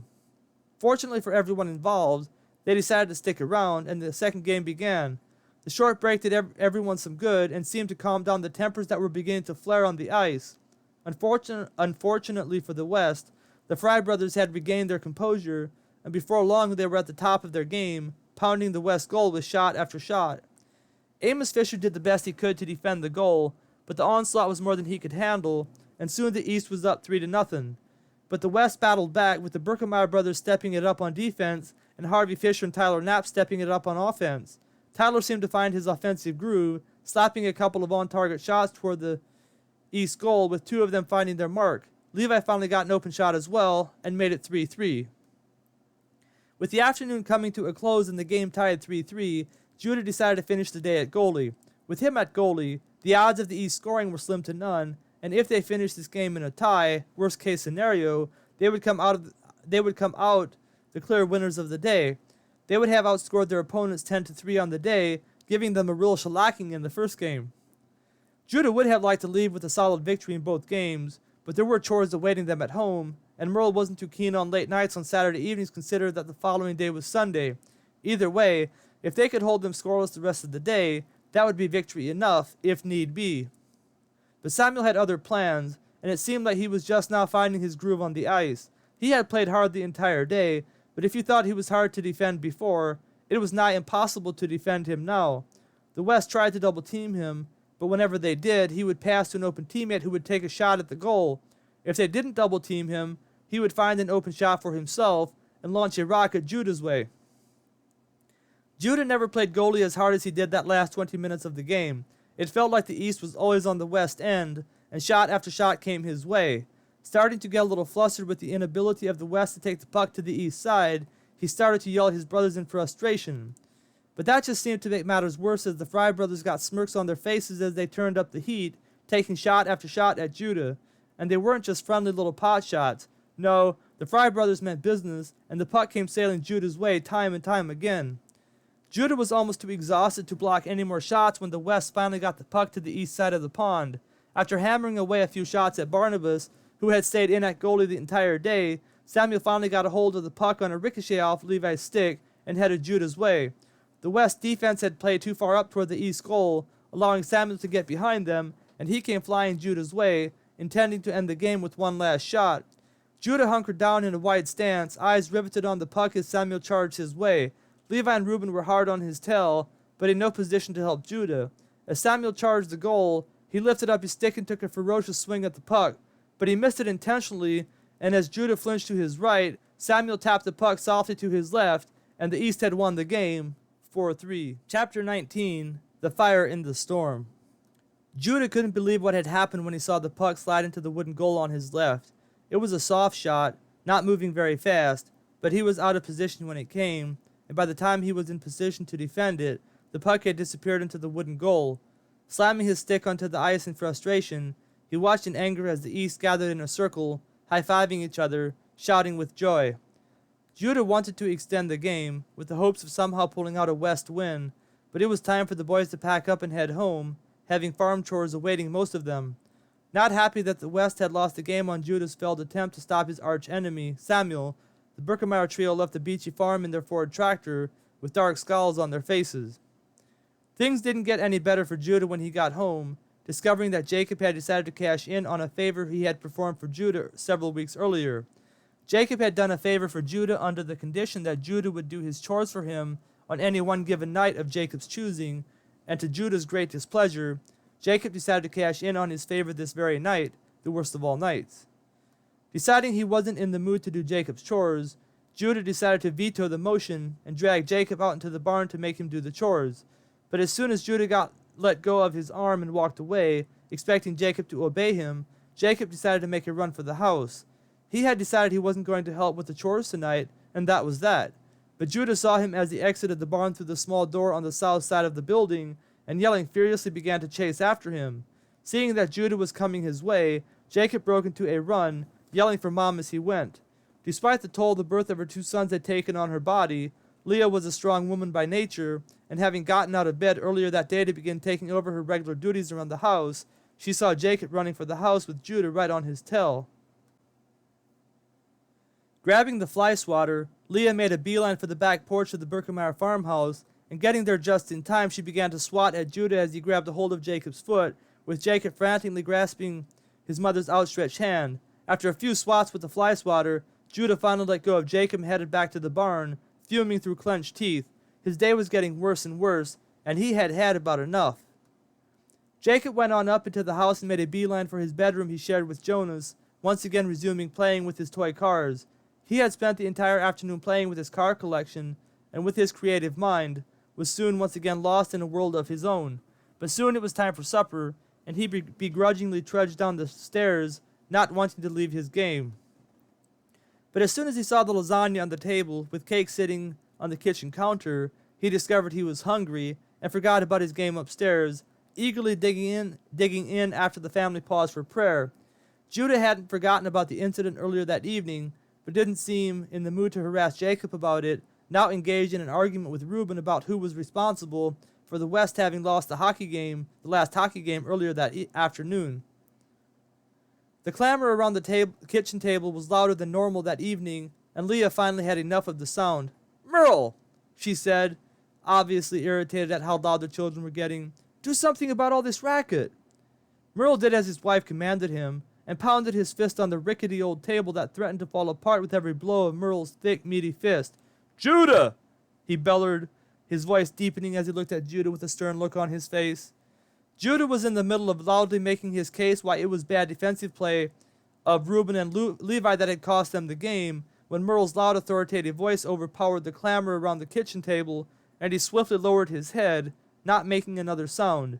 The loud reprimand also silenced the rest of the children, and Leah had her moment of peace. But it wasn't long before the children were once again arguing and laughing at the top of their lungs, and Leah decided to let them be. At least they were having a good time, even if she wasn't. Besides, it sounded like they all had an entertaining day, and it was going to be nigh impossible to keep them calm. If she kept pestering her husband about the racket, chances were he would lose his temper, and several of the children would be punished. The children were at the height of their racket making when suddenly a bolt of lightning lit up the kitchen, followed immediately by a scream from Beth, and then a mighty clap of thunder. The thunderclap frightened the family into silence as Merle hurriedly stood up and hastily made his way over to the window on the north side of the kitchen. He said quietly, stroking his beard as he looked out of the window, deep in thought about what he saw. The storm came out of nowhere. It didn't look at all like it was going to storm when I lit the fire. I hope it doesn't get too windy. Merle wasn't talking to anyone in particular, but the children could all see concern etched across his face as he stared out of the window. Leah stood up and walked over to him, looking out of the window as well. Soon the children were all crowded around their parents, straining to see what was happening. The wind was picking up, and the fire that was started earlier that day was now leaping into the air every which way, the wind stoking it as it burst to and fro through and around the fire. Merle had decided to start the fire earlier that evening, hoping to dispose of some of the trash that had accumulated over the past month. It was customary to do this once a month, and it usually didn't pose a problem, especially at this time of the year, but the warm weather had come upon them quickly that week, giving way to a freezing rainstorm, and the pile of trash tonight was bigger than usual, and as the fire blazed away, getting bigger and bigger, the flames began to get dangerously close to the barn. Not sure if the rain would come soon enough to dampen the fire, hopefully putting it out before the wind pushed it into the barn, Merle turned around and looked at his boys. "Boys," he said, "run out into the barn and find whatever buckets you can. Fill them with water and bring them out to the fire." Merle didn't wait around to make sure his boys followed his orders, but instead headed for the back porch, grabbing his jacket off the hook and heading out of the back of the house, breaking into a run as he made haste for the fire. Stopping by the barn, he disappeared into it for a minute, re-emerging with a shovel in his hand. The boys didn't waste any time doing as they were told, and soon they could be seen lugging large buckets of water from the barn to the fire. At least the older boys. Jacob was doing his best to help, using a 1-gallon bucket that consisted of an empty ice cream bucket the family saved for occasions like this when they might come in handy, although they didn't intend to need them for something specifically like this. But they did come in handy from time to time, and thus the family would save them. Pounding away at the fire with an intense ferocity, brandishing the shovel as a weapon, Merle ceased from his labors only long enough to grab the buckets his sons brought out to him, strategically pouring the water on the areas that seemed to be the most aggravated by the wind that was picking up velocity with every new gust. The leftover silage and hay that had gotten wet over the winter, molding as it dried, was just dry enough to make the fire burn with a dangerous intensity. Merle was making a little progress with the fire when he noticed the sky begin to darken in the southwest. Turning around, he stood in shock for a couple seconds at what he saw. The entire sky around the Birkemeyer farm was dark and cloudy, but it was toward the southwest that he saw a large black cloud forming into the shape of a funnel. It was a tornado. "Boys!" Merle shouted, turning tail to the fire and making a beeline for the barn. The boys couldn't hear him over the noise of the wind, which was now screeching as it relentlessly pounded the Birkemeyer farm, threatening to sweep it away into the unknown, family and all, and Merle nearly collided with them as he burst through the large set of doors on the west side of the barn. "Boys!" he shouted, panting as he bent over to catch his breath. "Boys, look! It's a tornado! We need to make a run for the basement! It looks like it could be bad!" The boys' eyes filled with terror as they looked up into the sky to see the tornado that had formed and was now headed toward them. "Run! Run!" Merle shouted, giving Jonas a push toward the house. Scooping up Jacob in his arms, Merle turned to run toward the house in pursuit of the older boys when he discovered Judah was missing. "Reuben!" Reuben had barely bolted for the house when Merle's voice stopped him in his tracks. "Reuben, where's Judah?" Reuben shrugged his shoulders, anxiously looking back at the tornado that was swiftly sweeping their way. "I don't know. He was with us a minute ago." Wanting to believe Judah had already headed for the house, Merle knew better deep down and decided to go look for him in the barn. "Here!" he shouted back at Reuben. "Take Jacob with you." Setting Jacob on the ground, Merle turned around and headed into the interior of the barn. Jacob feebly ran toward Reuben, the wind threatening to pick him up and fly him away. But before the wind could have any say in the matter, Reuben hustled back to his little brother and, grasping his hand firmly, bent his body into the terrific gusts of wind around him, and slowly made his way toward the house, Jacob in tow. In the meantime, Merle broke into a run as he headed toward the back of the barn. Not seeing Judah at the water spigot where the boys had been getting water, Merle decided to check the heifer barn before making a mad dash at the basement in the house.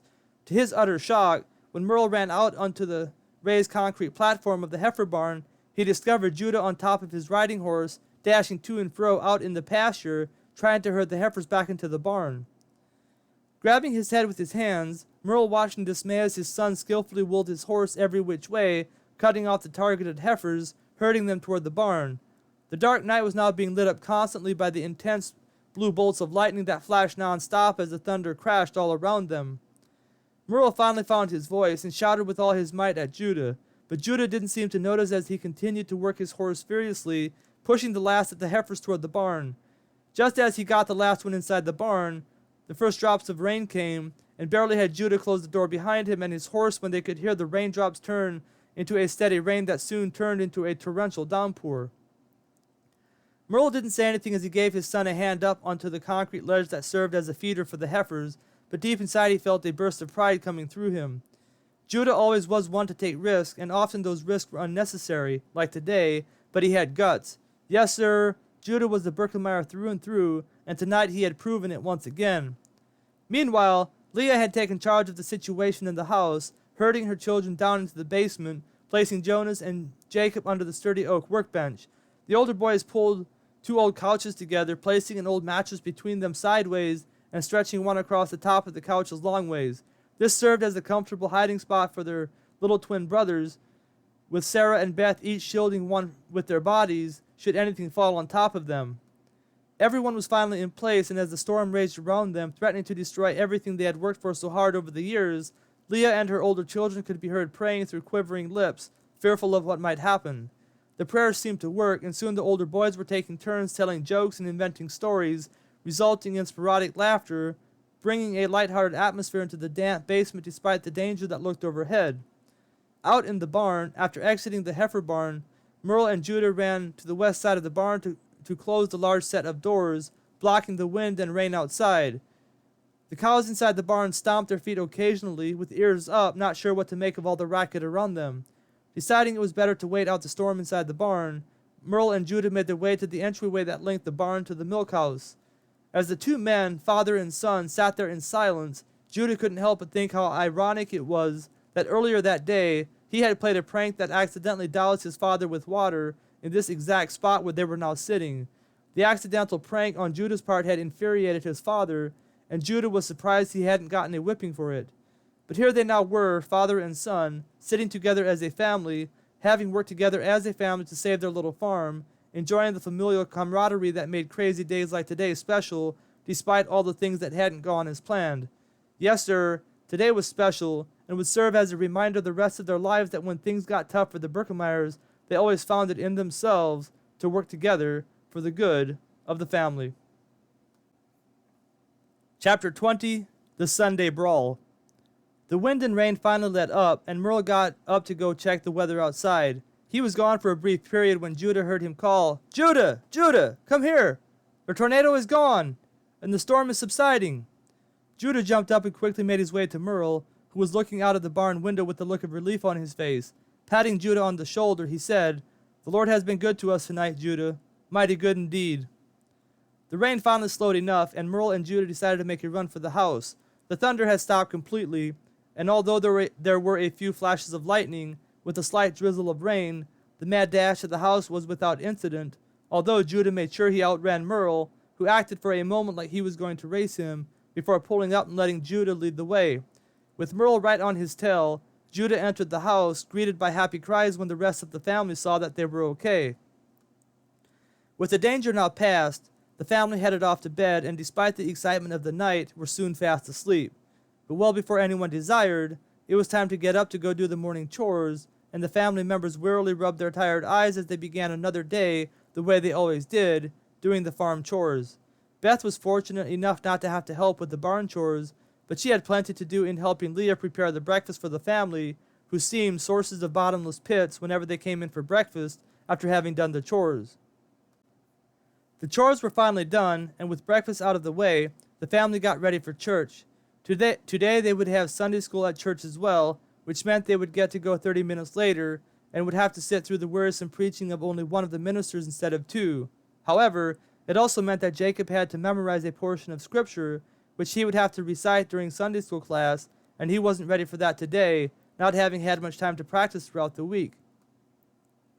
So as the family headed off to church, with Merle driving good old Eclipse along the familiar route, Jacob buried his head in his Bible and desperately tried to remember the verse he would have to recite from memory. He seemed to be having a more difficult time this morning, probably due to the lack of sleep he had gotten the night before. The lack of sleep seemed to do that to a person. But by the time they arrived at church, Jacob felt confident he was ready for Sunday school class, and as he listened to the preacher who stood up first to give a short 30-minute devotional before Sunday school class would go into session, Jacob continued to run the verse through his mind to ensure he could recite it properly when the time of reckoning arrived. The first speaker finally sat down, and soon Jacob was headed down to the basement with the rest of his class, finding his seat between his two best friends, one of them from the Hirschberger family and one of them from the Fisher family. Sandwiched between the two boys, he glared at the girls on the other side of the table, not yet understanding what good they were for. In his young mind, girls were strange, and moreover, they were a nuisance and he couldn't stand them. That is, except for his mother and his older sister. But as for the really young girls, like his sister Beth and the girls sitting across the table from him, they were pretty annoying, and he could have done just as well without them in his life. When the time came to recite his Bible verse from memory, Jacob felt his face flush with embarrassment as he tried to remember what it was. One of the girls across the table snickered as he stumbled through the verse, and Jacob felt his face turning red. Hanging his head in embarrassment as he finished, Sunday school class couldn't end soon enough for Jacob. But it was finally over, and after using the restroom, Jacob made his way to the stairs, longingly looking at the food the congregation had brought earlier that morning. Every month the church had a carry-in lunch, which was Jacob's favorite Sunday of the month. There was always more food than he could eat, not to mention the diversity of foods that were brought, each family contributing their unique dishes with different flavors and textures. Although, there were a few dishes Jacob didn't like, especially the one dish of corn he would accidentally put on his plate, not knowing who brought what corn. For some reason, the one dish of corn that one of the families brought had a burnt flavor residing in it, and it was awful to eat. He tried to avoid this dish, but occasionally got it, and had to force it down his throat, sometimes while holding his nose while he ate, in an attempt to camouflage the taste. But all in all, the food was excellent, and Jacob felt his stomach growl in hunger as he climbed the stairs on his way back to his seat beside his dad. The worst part of the morning came when the minister stood up to preach the only sermon of the day. He was a guest speaker, being one of the Amish bishops who had flown in from other states, coming in to try to help the Amish church work through their differences they were having in regard to the structure and activity of the church. There were numerous issues that needed to be dealt with, but the most notable issue was that of the two young boys who had left the Amish church and what the congregation should do about it. The guest speaker, an Amish bishop from Illinois, was a little more entertaining than the regular preachers, albeit it stemmed more from the fact that guest speakers are typically more entertaining because they usually present a fresh and unique type of preaching. It seems that people get tired of the same old thing after a while, and no matter how much they liked whatever it was that they liked in the beginning, people soon grow tired of it. The guest speaker, considering the reason he was present, predictably spoke about the need to remain distinct from the world and how the Amish way of life kept them in check so that they wouldn't be lured out into the world, soon acting like the world. Moreover, he pointed out that many of those who left the Amish church within just a generation or two would begin acting just like the world, some of them leaving the faith entirely. According to him, the Amish lifestyle served as a safeguard against such atrocities, and it was important for Amish people to distance themselves from those who had the audacity to leave the Amish church. The smell of the food beneath them in the basement began to waft up into the sanctuary of the church, and Jacob soon began to become impatient with the speaker, despite finding him a little entertaining to begin with. As the speaker droned on and on about the importance of the Amish lifestyle, Jacob began keeping an eye on the clock. Preachers would usually wrap up their message about 10 minutes before noon, and after a few songs they would be dismissed. Then Jacob would have to wait for a couple minutes while the married men chatted amongst themselves. All of this was brutal, and Merle couldn't head downstairs soon enough in Jacob's eyes. However, the speaker today must not have gotten the memo because he kept speaking after the clock reached 10 minutes before noon. Then it was noon. 30 more minutes passed as the bishop pounded his stubby fists on the wooden pulpit, driving home his point about the necessity of the Amish lifestyle. Jacob was about to give up all hope when the speaker finally wrapped up his message and sat down, the time now showing 1 o'clock. When the song ended, before the youth could file out, the regular bishop of the church stood up and asked the members to remain behind. Jacob's heart sank at the thought of having to wait even longer before he could eat, but obediently followed the youth out who weren't members of the church yet. After all the non-members filed out, including the adults who were visiting the church that day, the doors were closed and silence ensued, while the congregation waited for someone from the ministry to bring to attention whatever it was they needed to talk about. After huddling together and whispering amongst themselves for several minutes, a bishop from Ohio stood up and approached the pulpit. The bishop from Ohio was a large man, every bit of 6 feet 6 inches tall, weighing in at approximately 300 pounds. But despite his large frame, his voice was soft, not at all an indication of his physical stature. But he was a bishop nonetheless, and the congregation patiently waited for him to speak. "Brethren," he began, straining to make his soft voice loud enough to carry over the congregation, not having a microphone with which to use as an aid, "I come before you this morning in the name of Jesus Christ. I have been blessed by Brother Herman's message for us this morning, and wholeheartedly agree with everything he said. Brethren, we have black sheep out in the world today who have left the flock of the faithful. We shall continue to pray that they will see the errors of their ways, repent of their wickedness, and return to the faithful flock of Jesus Christ. But brethren, we must do more than pray. We must take action. And we must do so with urgency and unity, lest they serve as a bad example and cause others here to fall into the same pit they have fallen into." The big man paused, pulling out a handkerchief, blowing his nose into it heartily. After pausing for a moment, he continued, "Brethren, after discussing this with the ministry, we have decided that anyone who will not adhere to the motion that was passed on Wednesday evening will be excommunicated from the church. We are in perilous times, and must be ready to commit to this motion despite the reservations some of you might have." An audible gasp rippled through the congregation as the bishop finished speaking, and it seemed no one dared to make a sound. Just as Bishop Fry, the ordained bishop of the church and the father of Samuel and Obadiah, stood up to speak, so did one of the fathers of the rebellious boys, Joni Byler. He was a tall, thin, older man of average height, although he looked taller than he was thanks to his thin physical frame. The hair around his temples were beginning to turn white, with gray streaks running through the rest of his bushy dark brown hair. "Brethren," he said, as he looked around with a grave look on his face, "I am in full agreement that we live in perilous times, and I, more so than anyone else, wish to guard against the temptations of the world. Over the years I have seen what happens to families that depart from the Amish church and go out into the world. Yes, many of them join Mennonite churches like my son joined, but too often their children advance further than their parents, and I affirm that many of them even leave the faith, or appear to as they lose all distinction from the world." Joni paused as he looked around over the crowd. Tears began to form in his eyes as he continued. "But brethren, I can only blame myself for the direction my son has taken in life. As we have bickered over the years about the worldly things we can and can't have, I have seen my son change over the years, becoming disgusted with all the politics we have allowed into our church. You see, we are not that much different from the world, at least not in action. We might look different from the world, but in action, I have to say, and I will say, there are unbelievers that I personally know who live godlier lifestyles than some of the people in this very church." Joni's voice deepened as he spoke, and it was apparent he was a man of deep convictions. Moreover, he was a man of great moral character, and it didn't matter if he stood alone in this moment. He had made up his mind about the whole situation, and there wasn't a man in the world who could sway him from the position he was taking. "Brethren, look around. We have heard the exhortation for unity in the church, which I desire as much as anyone. But brethren, when is the last time we have actually had unity in the church?" Joni's voice grew quiet as he continued. "Even if we commit to the plea for unity in this one thing, we have not unity elsewhere in our church. We haven't had unity for years, and I fully believe this is why my son has left this church. Brethren, I have failed my son by failing to see that our bickering has driven him away, and I will not abandon him now, nor will I allow this church to drive away any more of my children. Rachel and I have spoken to the ministry of a conservative Mennonite church in Indiana, and we will be leaving this area as soon as we get our farm sold. I wish you all the best." Bishop Fry seemed paralyzed as he stood at the pulpit, unable to speak. It was so quiet in the room you could have heard a pin drop. Finally clearing his throat, preparing to speak, he paused as Thomas Weaver, the father of the other rebellious son, stood up to speak. Looking around for a moment, Thomas finally spoke.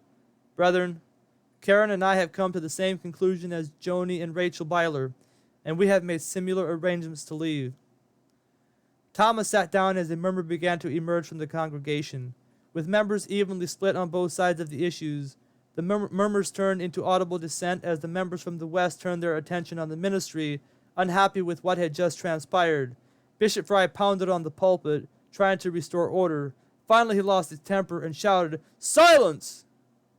Bishop Fry's outburst did the job, and everyone leaned back in their seats, refraining from talking, more out of shock at his outburst than from fear of his authority.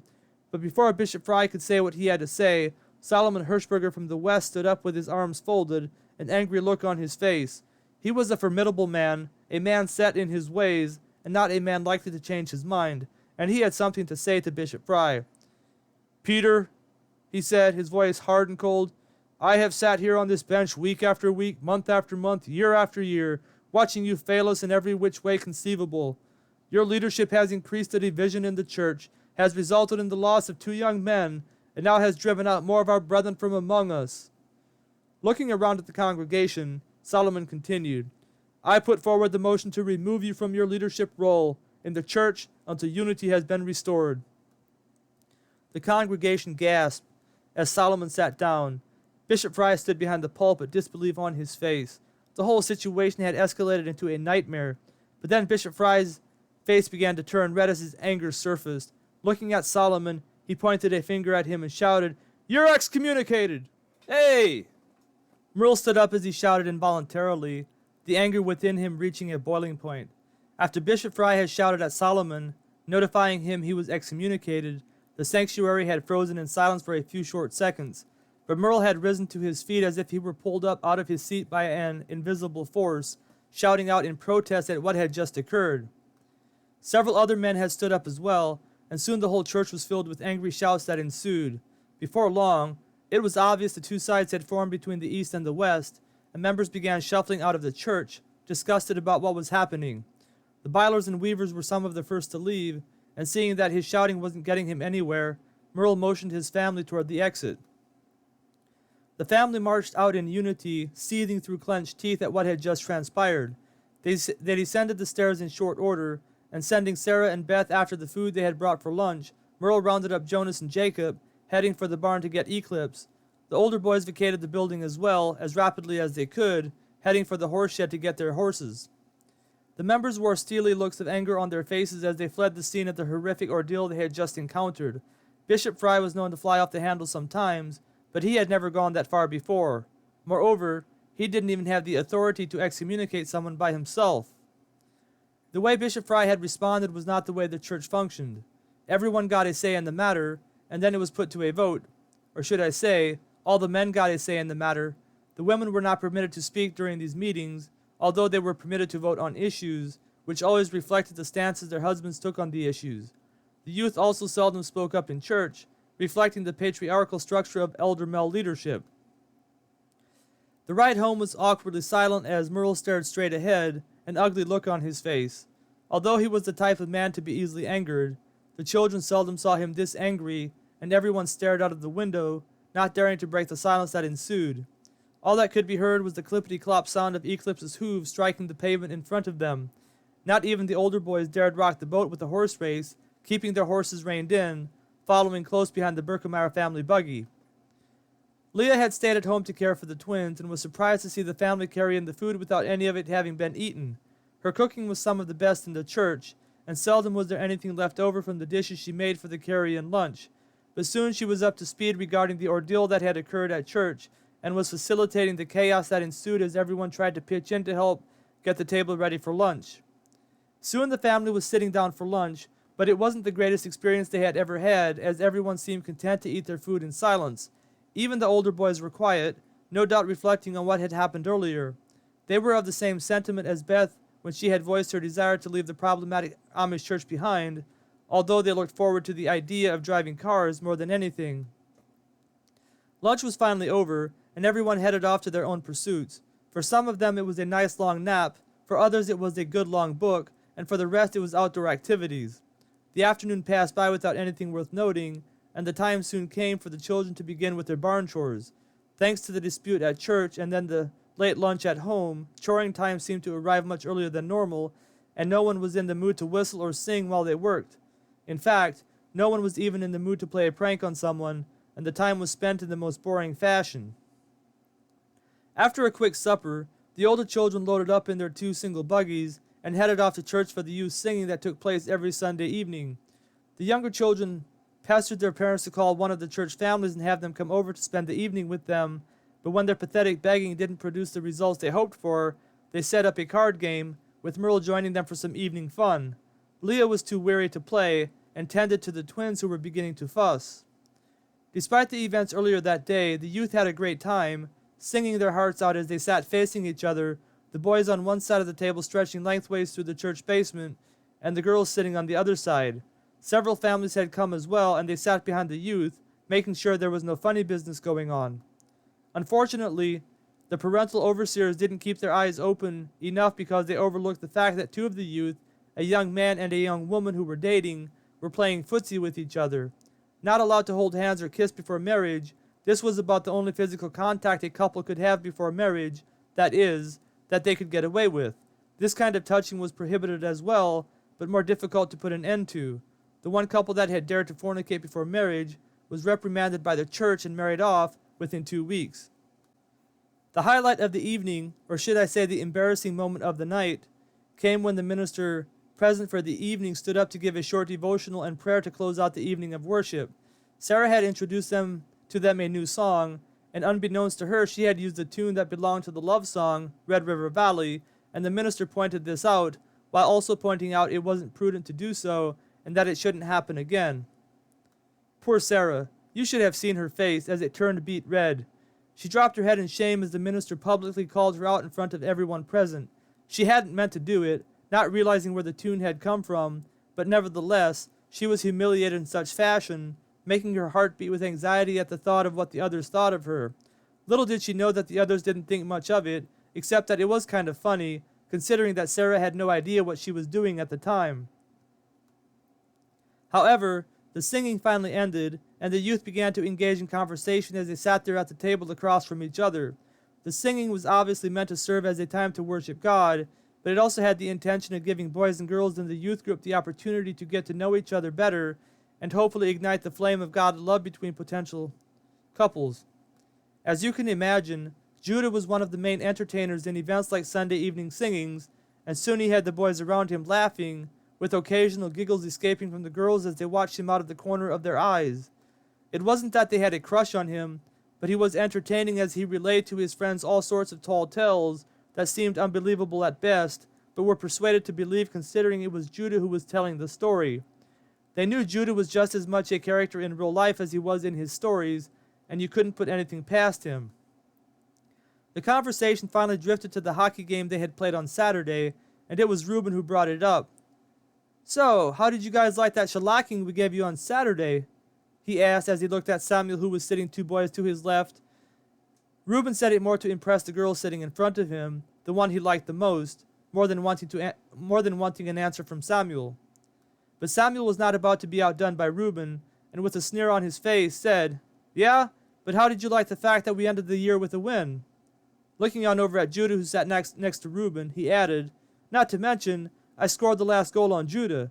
Try and live that down until next year."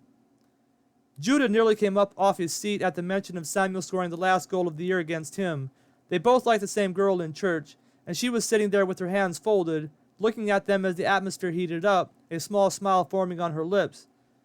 "Oh no, you don't," Judah said, nearly erupting up out of his seat as he leaned forward to look at Samuel sitting down a couple youths to his left. "We whipped you guys pretty handily on Saturday and walked away the clear winners for the year. Don't even try to make the case otherwise." But Samuel knew he had Judah by the scruff of his chin and pushed the issue. "Judah, you can say what you want and think you walked away the winner, and maybe your team did, but between you and I walked away the winner having scored the last shot on the formidable Judah Birkemeyer."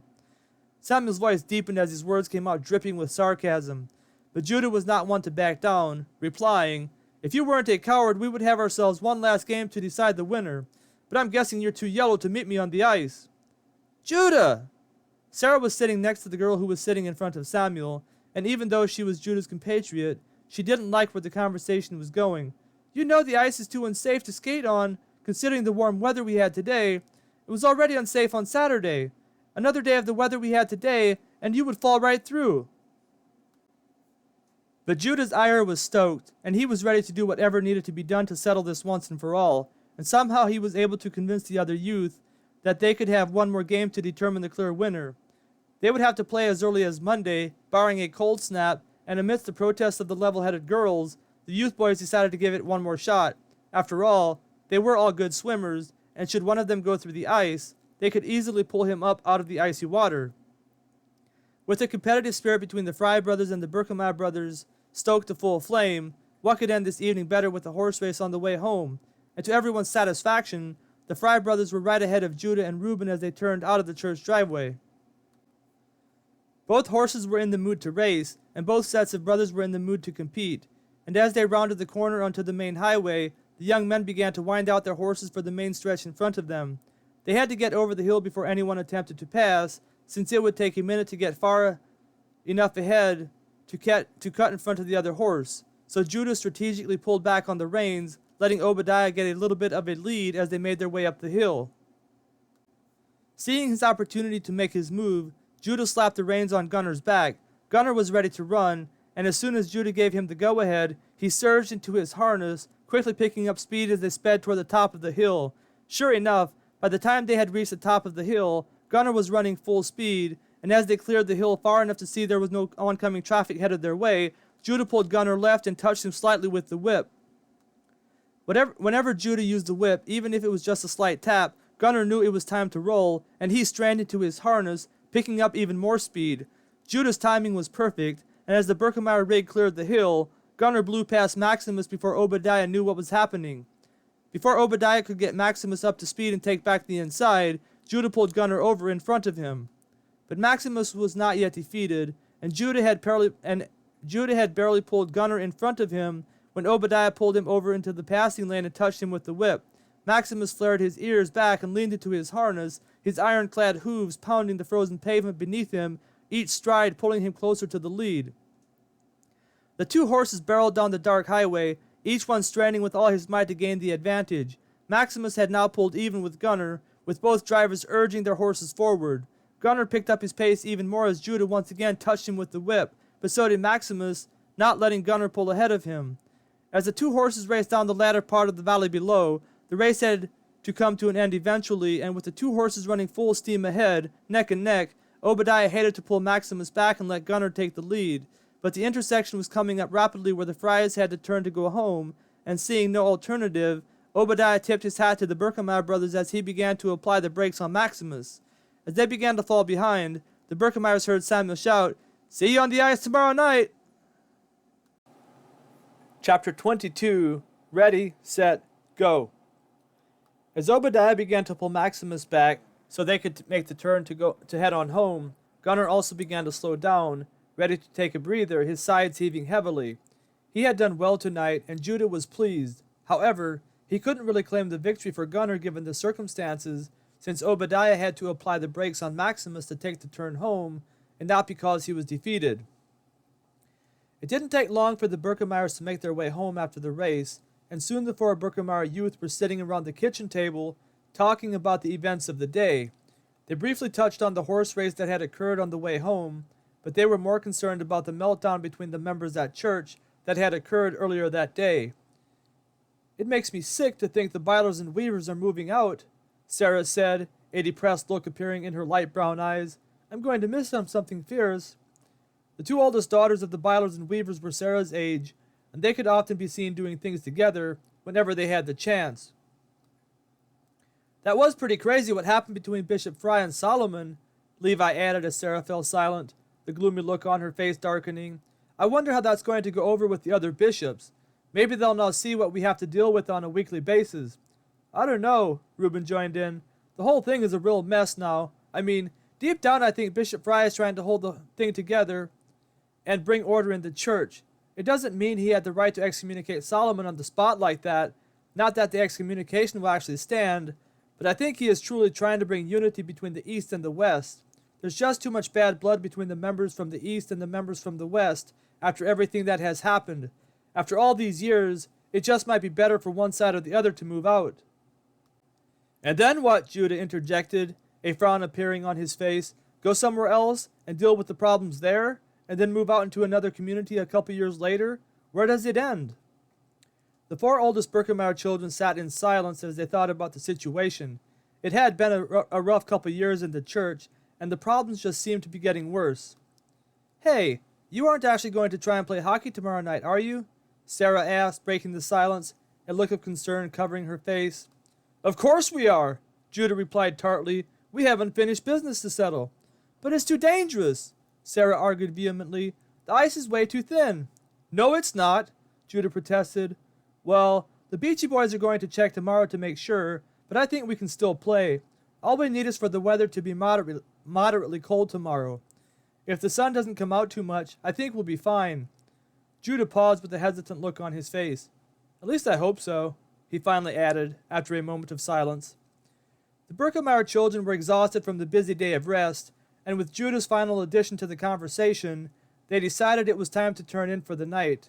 Before long, they were all fast asleep, except for Judah, that is. He stayed awake a bit longer, his thoughts churning as he lay in bed. He couldn't wait for the next day, more specifically for the evening of the next day, when he would square off against Samuel for one last game. In his mind, if there was any time in his life that necessitated a win, it was going to be a win in that hockey game. There was simply too much riding on the line. If he lost, Samuel would never let him live it down, and that would make for a horrible summer. But it was more than that. It was also about the rivalry between the East and the West, and not just among the youth. No, this game was about the rivalry that went all the way to the top, to the rivalry that existed between the most powerful men in the church. The East had been winning too long and seemed to have all the power, but this one game was a chance to put the East in their place. And with these thoughts in mind, Judah fell asleep, no doubt dreaming about the glorious victory that would be his in less than 24 hours. Morning came way too soon for the Birkemeyer children, at least for the older ones who had stayed awake past midnight earlier that night, although the younger ones also had to be called several times by Merle before jumping out of bed and rushing outside when he threatened to come up and get them. To the Birkemeyer children, no matter how early they went to bed, which usually wasn't very early, it seemed morning came way too early. But that was life on the farm, and there was nothing they could do about it. The chores went smoothly despite the tired appearances of the children, and by the time they were finished, everyone was wide awake and ready for the day that lay ahead of them. After breakfast and devotions, the younger children went off to school, while the older children did odd jobs around the farm. Sarah had to help around the house, while the boys headed out to the machine shed to begin getting the farm equipment ready for the busy days ahead. This was the more leisure time of the year for the older children, except for the chores that needed to be done every morning and evening, and they took advantage of it as much as they could, with the busy days of spring and summer right around the corner. The older boys puttered around the machine shed most of the day, not too enthused about much except for the hockey game that was coming up later that evening. Mark Beachy had called them around noontime to tell them the ice was thick enough to play hockey, having measured it earlier that morning. The only issue they would have would be along the edges, which were iffy at best. Merle didn't seem too enthused about the hockey game when Judah approached him with the idea, but deciding there wouldn't be any harm in one more game, he consented. His only concern was the condition of the ice, thinking it might be too thin with the warmer weather they were having, but with the day fairly cool on this Monday, and with Judah's discretion regarding the condition of the ice along the edges, Merle consented, and the game was on. The day seemed to drag by for the three oldest Birkemeyer brothers, and it did for Jonas and Jacob as well. They had found out that morning during chores that a hockey game was being planned for that night, and were hoping with all their hearts that they could somehow tag along. Jacob tried to keep his mind on his work, but found it rather difficult, and soon had the ire of his teacher Mary directed toward him. Fortunately, he didn't do enough to provoke a punishment from his teacher, as she settled with a few reprimands launched Jacob's direction. After a long day, the time finally came for the Birkemeyer brothers to head over to the Beachy farm. The chores had been completed in record time, and to Jonas's and Jacob's delight, Merle decided to let his two younger sons tag along, but under no circumstances were they to go on the ice, He was still a little concerned about the condition of the ice, despite Judah's confidence, but he figured that if someone fell through, there wouldn't be any problem in getting them out, with all the boys present to assist. Finally, on their way to the beachy farm, where the ice-laden pond was located, the Berkemeyer brothers found their spirits lifting as they bantered back and forth about the upcoming game, boasting amongst themselves about the marvelous feats they planned to accomplish on the ice.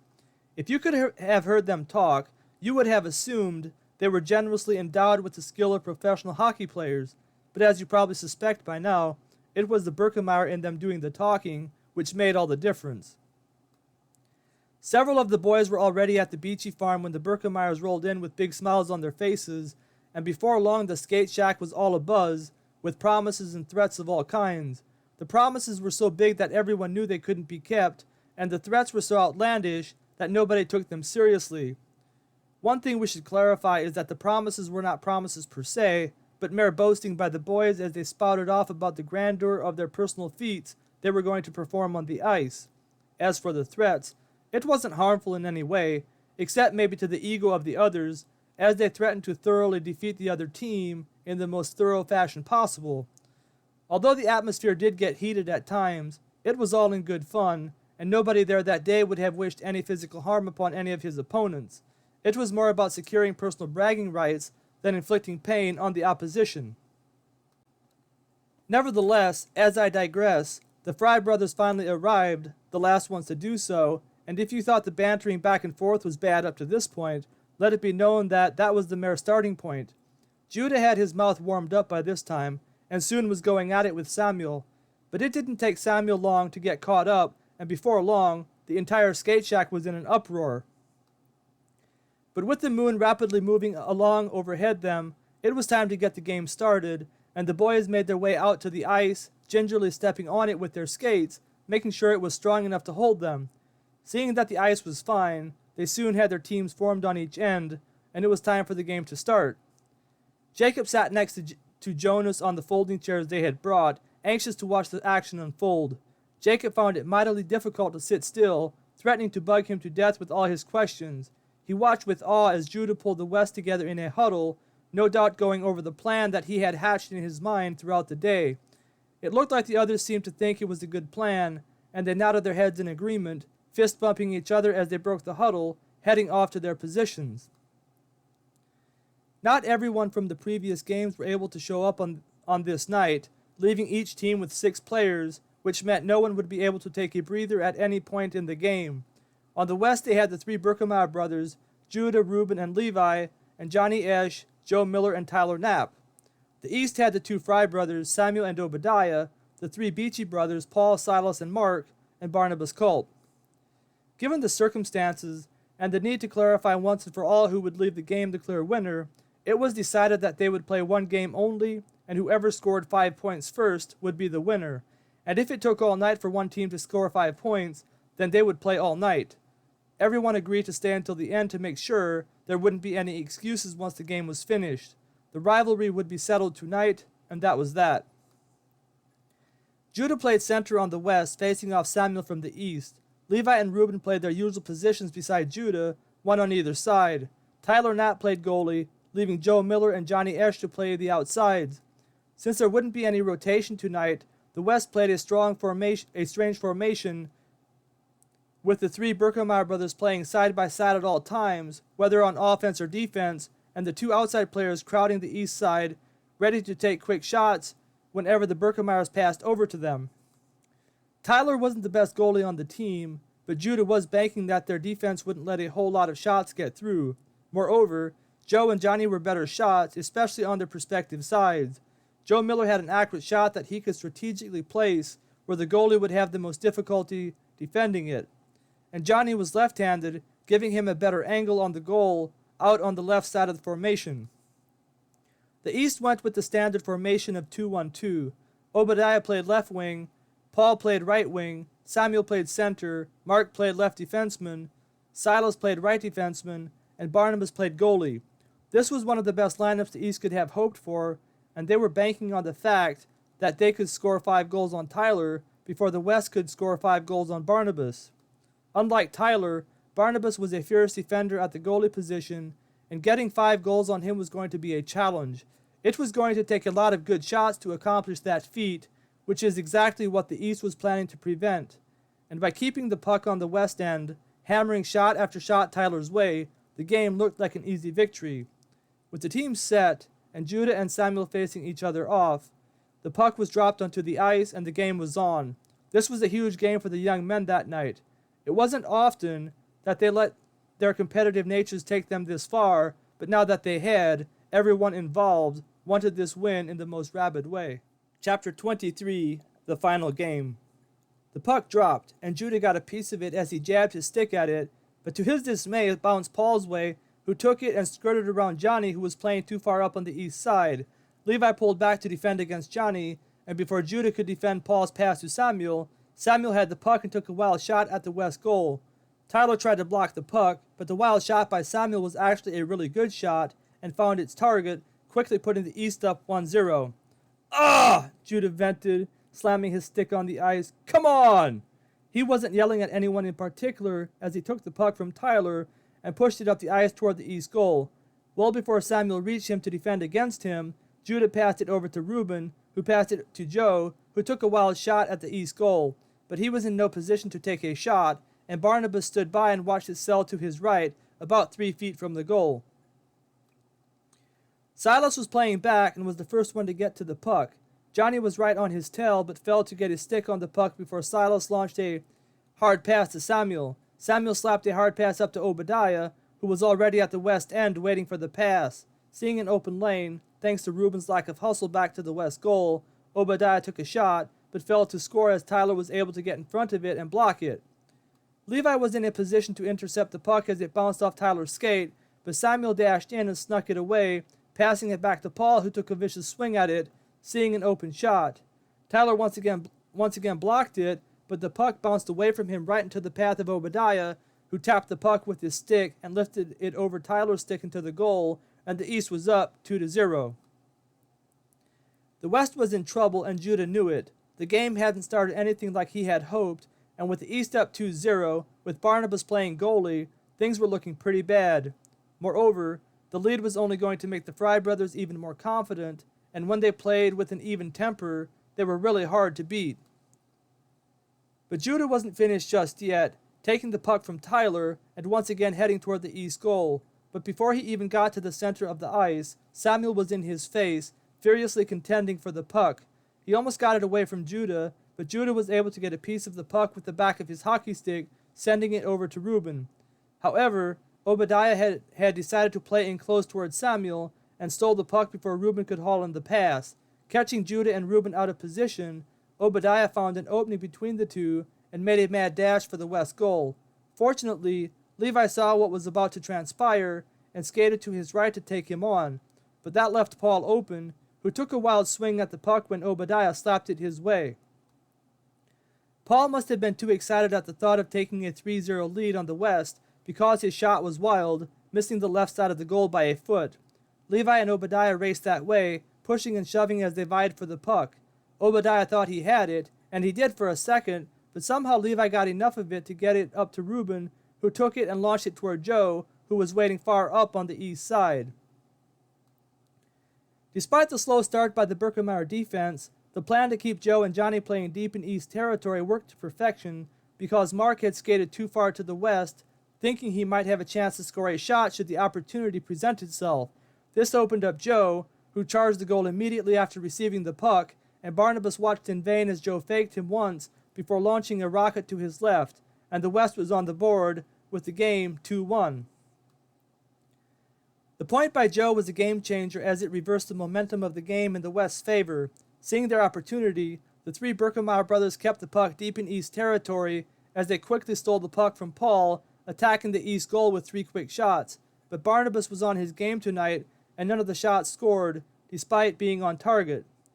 After defending against a couple more shots that failed to score, the East finally got a little momentum and pushed the puck toward the West side.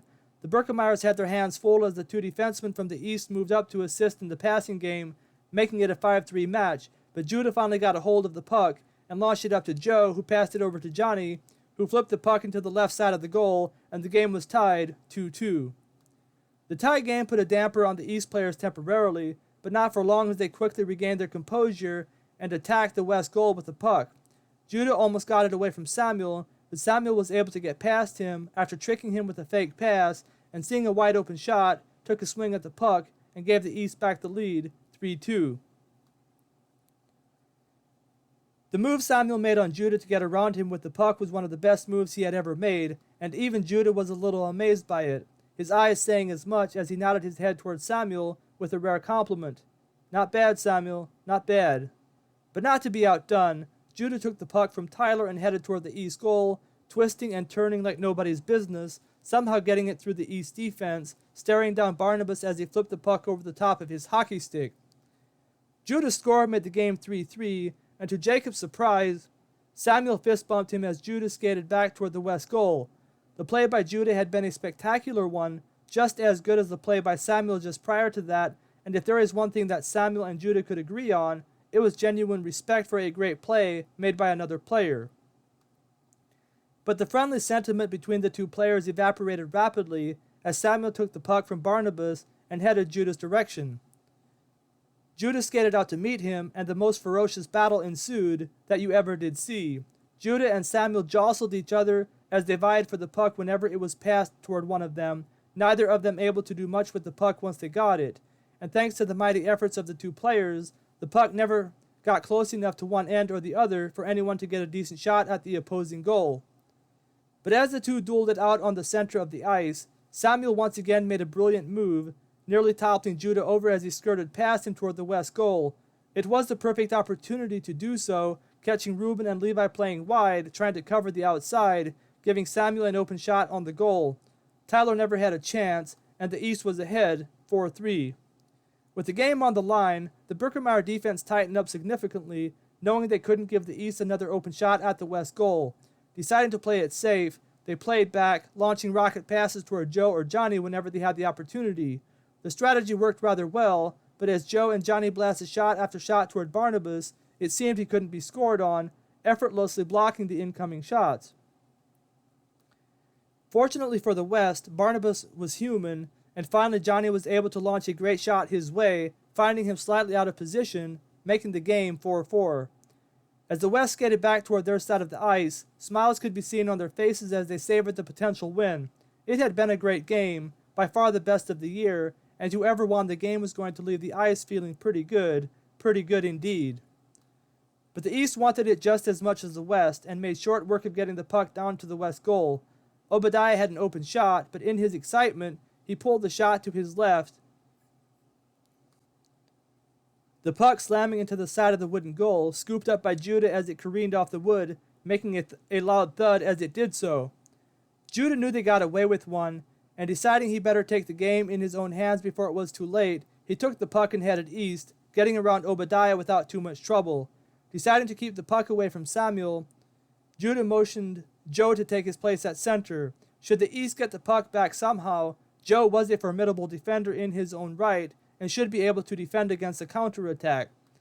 But what Judah really wanted was to clear that corner of the ice so he could take one last shot at the goal, hopefully ending the game before the East got another chance to score. His plan working to perfection, he effortlessly dodged Mark, setting himself up for an open shot, except that he didn't have an open shot after all. Samuel had seen what Judah was going to do, and knowing that if he got an open shot it was going to pose a serious problem for Barnabas, he decided to double-team Judah on the outside. Judah had to turn his back briefly toward the center of the ice as he twisted in mid-air around Mark, and as his body came back around to face the East goal, Samuel was right there to frustrate him.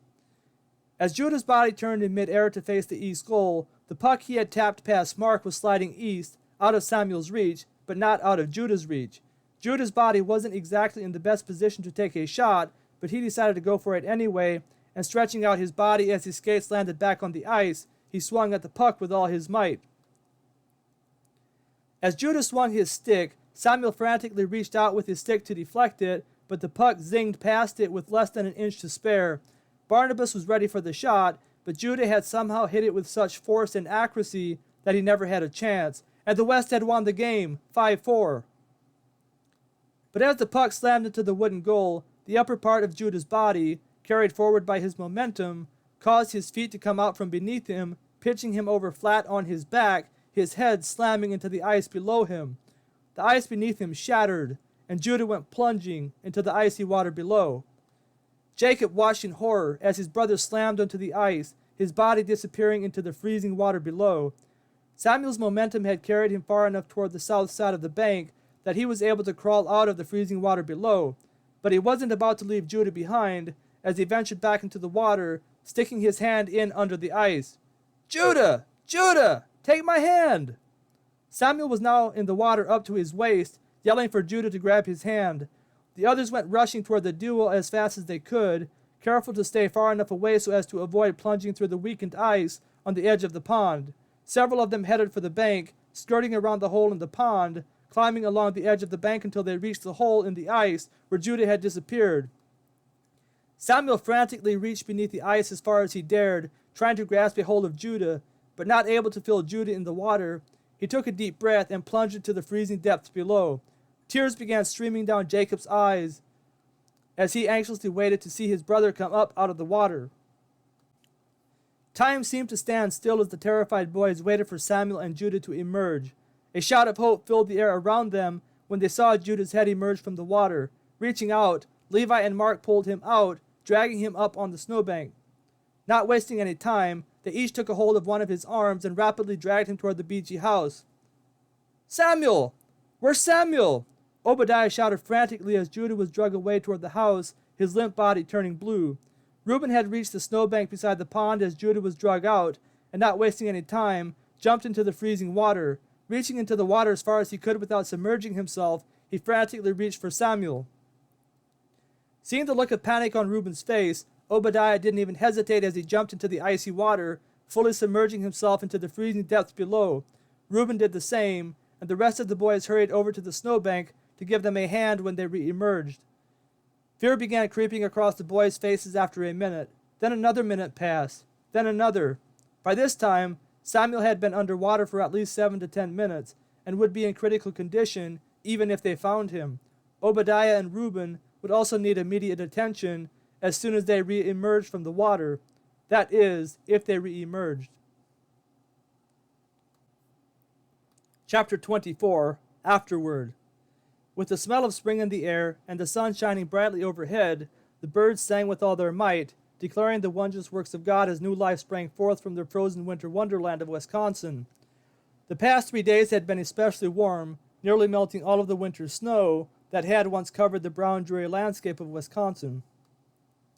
With the promise of warmer weather to come and the fresh smell of spring in the air, there was much reason to be joyful on this day, but there was also reason for much sorrow on this day.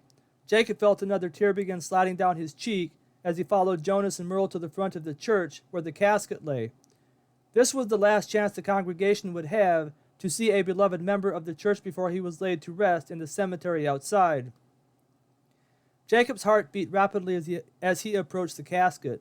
He hadn't been to many funerals. In fact, he couldn't really remember the one he had been to, being too young to understand what was happening, not to mention not knowing the captive of the casket too well before he had passed on. But this was different. Not only did he know the person who died, but he was also old enough to know what it meant, at least in the sense of realizing that this person's presence would never again be experienced in their lives on earth. His thoughts went back to Monday night and how the game had ended. Judah had scored the winning shot, and it would have been a great victory if the following tragedy had not ensued. When Judah's head hit the ice, it had rendered him unconscious, plummeting him toward the bottom of the pond. Samuel was able to rescue him, finding Judah and pushing him up toward the others, who were able to pull him out. Thanks to the brave effort on Samuel's part, Judah had survived the incident. However, as the autopsy report indicated, the strain on Samuel had caused him to pass out, and before the others could get to him, he had floated too far beneath the ice to retrieve. They weren't able to locate his body until the next afternoon. The tragedy had shaken the Amish church pretty hard, and like they always did whenever tragedy struck, the church pulled together and mourned with the Fry family for their loss.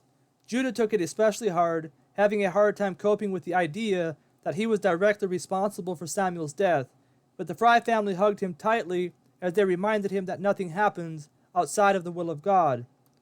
The Lord giveth, and the Lord taketh away. Bishop Fry told Judah, shaking his hand firmly, his eyes shining with love and compassion. Blessed be the name of the Lord. It did not take away the pain of their loss as they gathered together one last time to see the face of their beloved son and brother before his body was laid to rest. No, the Fry family wept with much sorrow as they grieved at the thought of not seeing Samuel again on this side of eternity. But there was something special in the way they mourned. Despite the tears flooding their eyes, there was a light shining through them that captivated those who mourned with them. To them, this was only a temporary parting, and as painful as it was to part now, the day would come when they would never part again. Jacob awoke with a start. It took him a minute to remember where he was. He must have fallen asleep. Standing up, he walked over to the window and peered outside. The lightning had stopped, and it looked like the weather was clearing up. Walking back over to his chair, he sat down, his mind returning to that time of long ago. A lot had happened since the days of his Amish upbringing. He had walked away from the Amish at a young age, and eventually walked away from Christianity entirely. But by the grace of God, he had been born again, for the first time having the hope and assurance of one day going to heaven to be with a good and holy King, his Lord and Savior, Jesus Christ. Jacob's mind wandered back to what he had seen on television earlier that night. He shook his head. Things had gotten really bad, really screwed up in America. How could people live the way they were now living in the cities? He couldn't imagine how. It was almost like people in the city were possessed, driven by a spirit that wasn't human. What else could explain what was happening? Thinking back to his youth, Jacob remembered the structure he had growing up. At the time, he thought it was harsh and overbearing, but now that he saw what happened without that kind of structure in place, he was glad to have been brought up the way he was. It wasn't that he would want to return to the Amish lifestyle, nor did he agree with their way of thinking, but it was obvious there was a lot of value in the structure they provided their children with. Amish children weren't saints, not by any stretch of the imagination, but the structure of the Amish lifestyle generally made them the kind of people who could be trusted. You didn't have to safeguard your valuables or lock your doors when Amish people were around. Whenever you needed a hand around the farm, you could expect to see them coming with their farm equipment, ready and willing to help. They were always doing things together, forming the kind of bond that is not easily broken. And whenever a tragedy struck one family, it struck the whole community. They worked together, they laughed together, and they mourned together. And if there was ever a need among them, that need was always met with love and joy. Sure, there were things that made Amish life difficult. For example, as you saw in this account, there is such a thing as Amish church politics, and some Amish church politics could create bitter division. But you who are quick to criticize, where have you gone that politics of some sort have not been present? You see, politics is a part of life. We all have beliefs that form within our minds as we go through life, and sometimes those beliefs divide us in destructive ways. We see this in every aspect of life. Everywhere we go, we are forming ideas and determining what it is that we believe. Why should it be different in the Amish church? After all, they are not any different than you and me, except that they have different beliefs that cause them to live a different way than we do. But there is an upside to being a people with a strong set of beliefs. Look around at people who go through life believing whatever is convenient at the time. Look at the cities. Is this a better alternative? I think not. In fact, the structure commonly found among Amish community could greatly benefit the unruly renegades in the city. As I look back at my own life, I find myself heartened at the positive effects such a childhood had on my future. Yes, there were many things that happened that I wish had not happened, and there was a time when I reacted poorly to the memory of my childhood, but when I see young people today who do not seem to possess an ounce of decency, cannot be trusted whatsoever, are hell-bent to destroy everything that is good because all they know is hate, and do not seem to have a conscience stopping them from doing things that causes you and I to shudder just thinking about it, I find myself feeling grateful for the life I have had so far.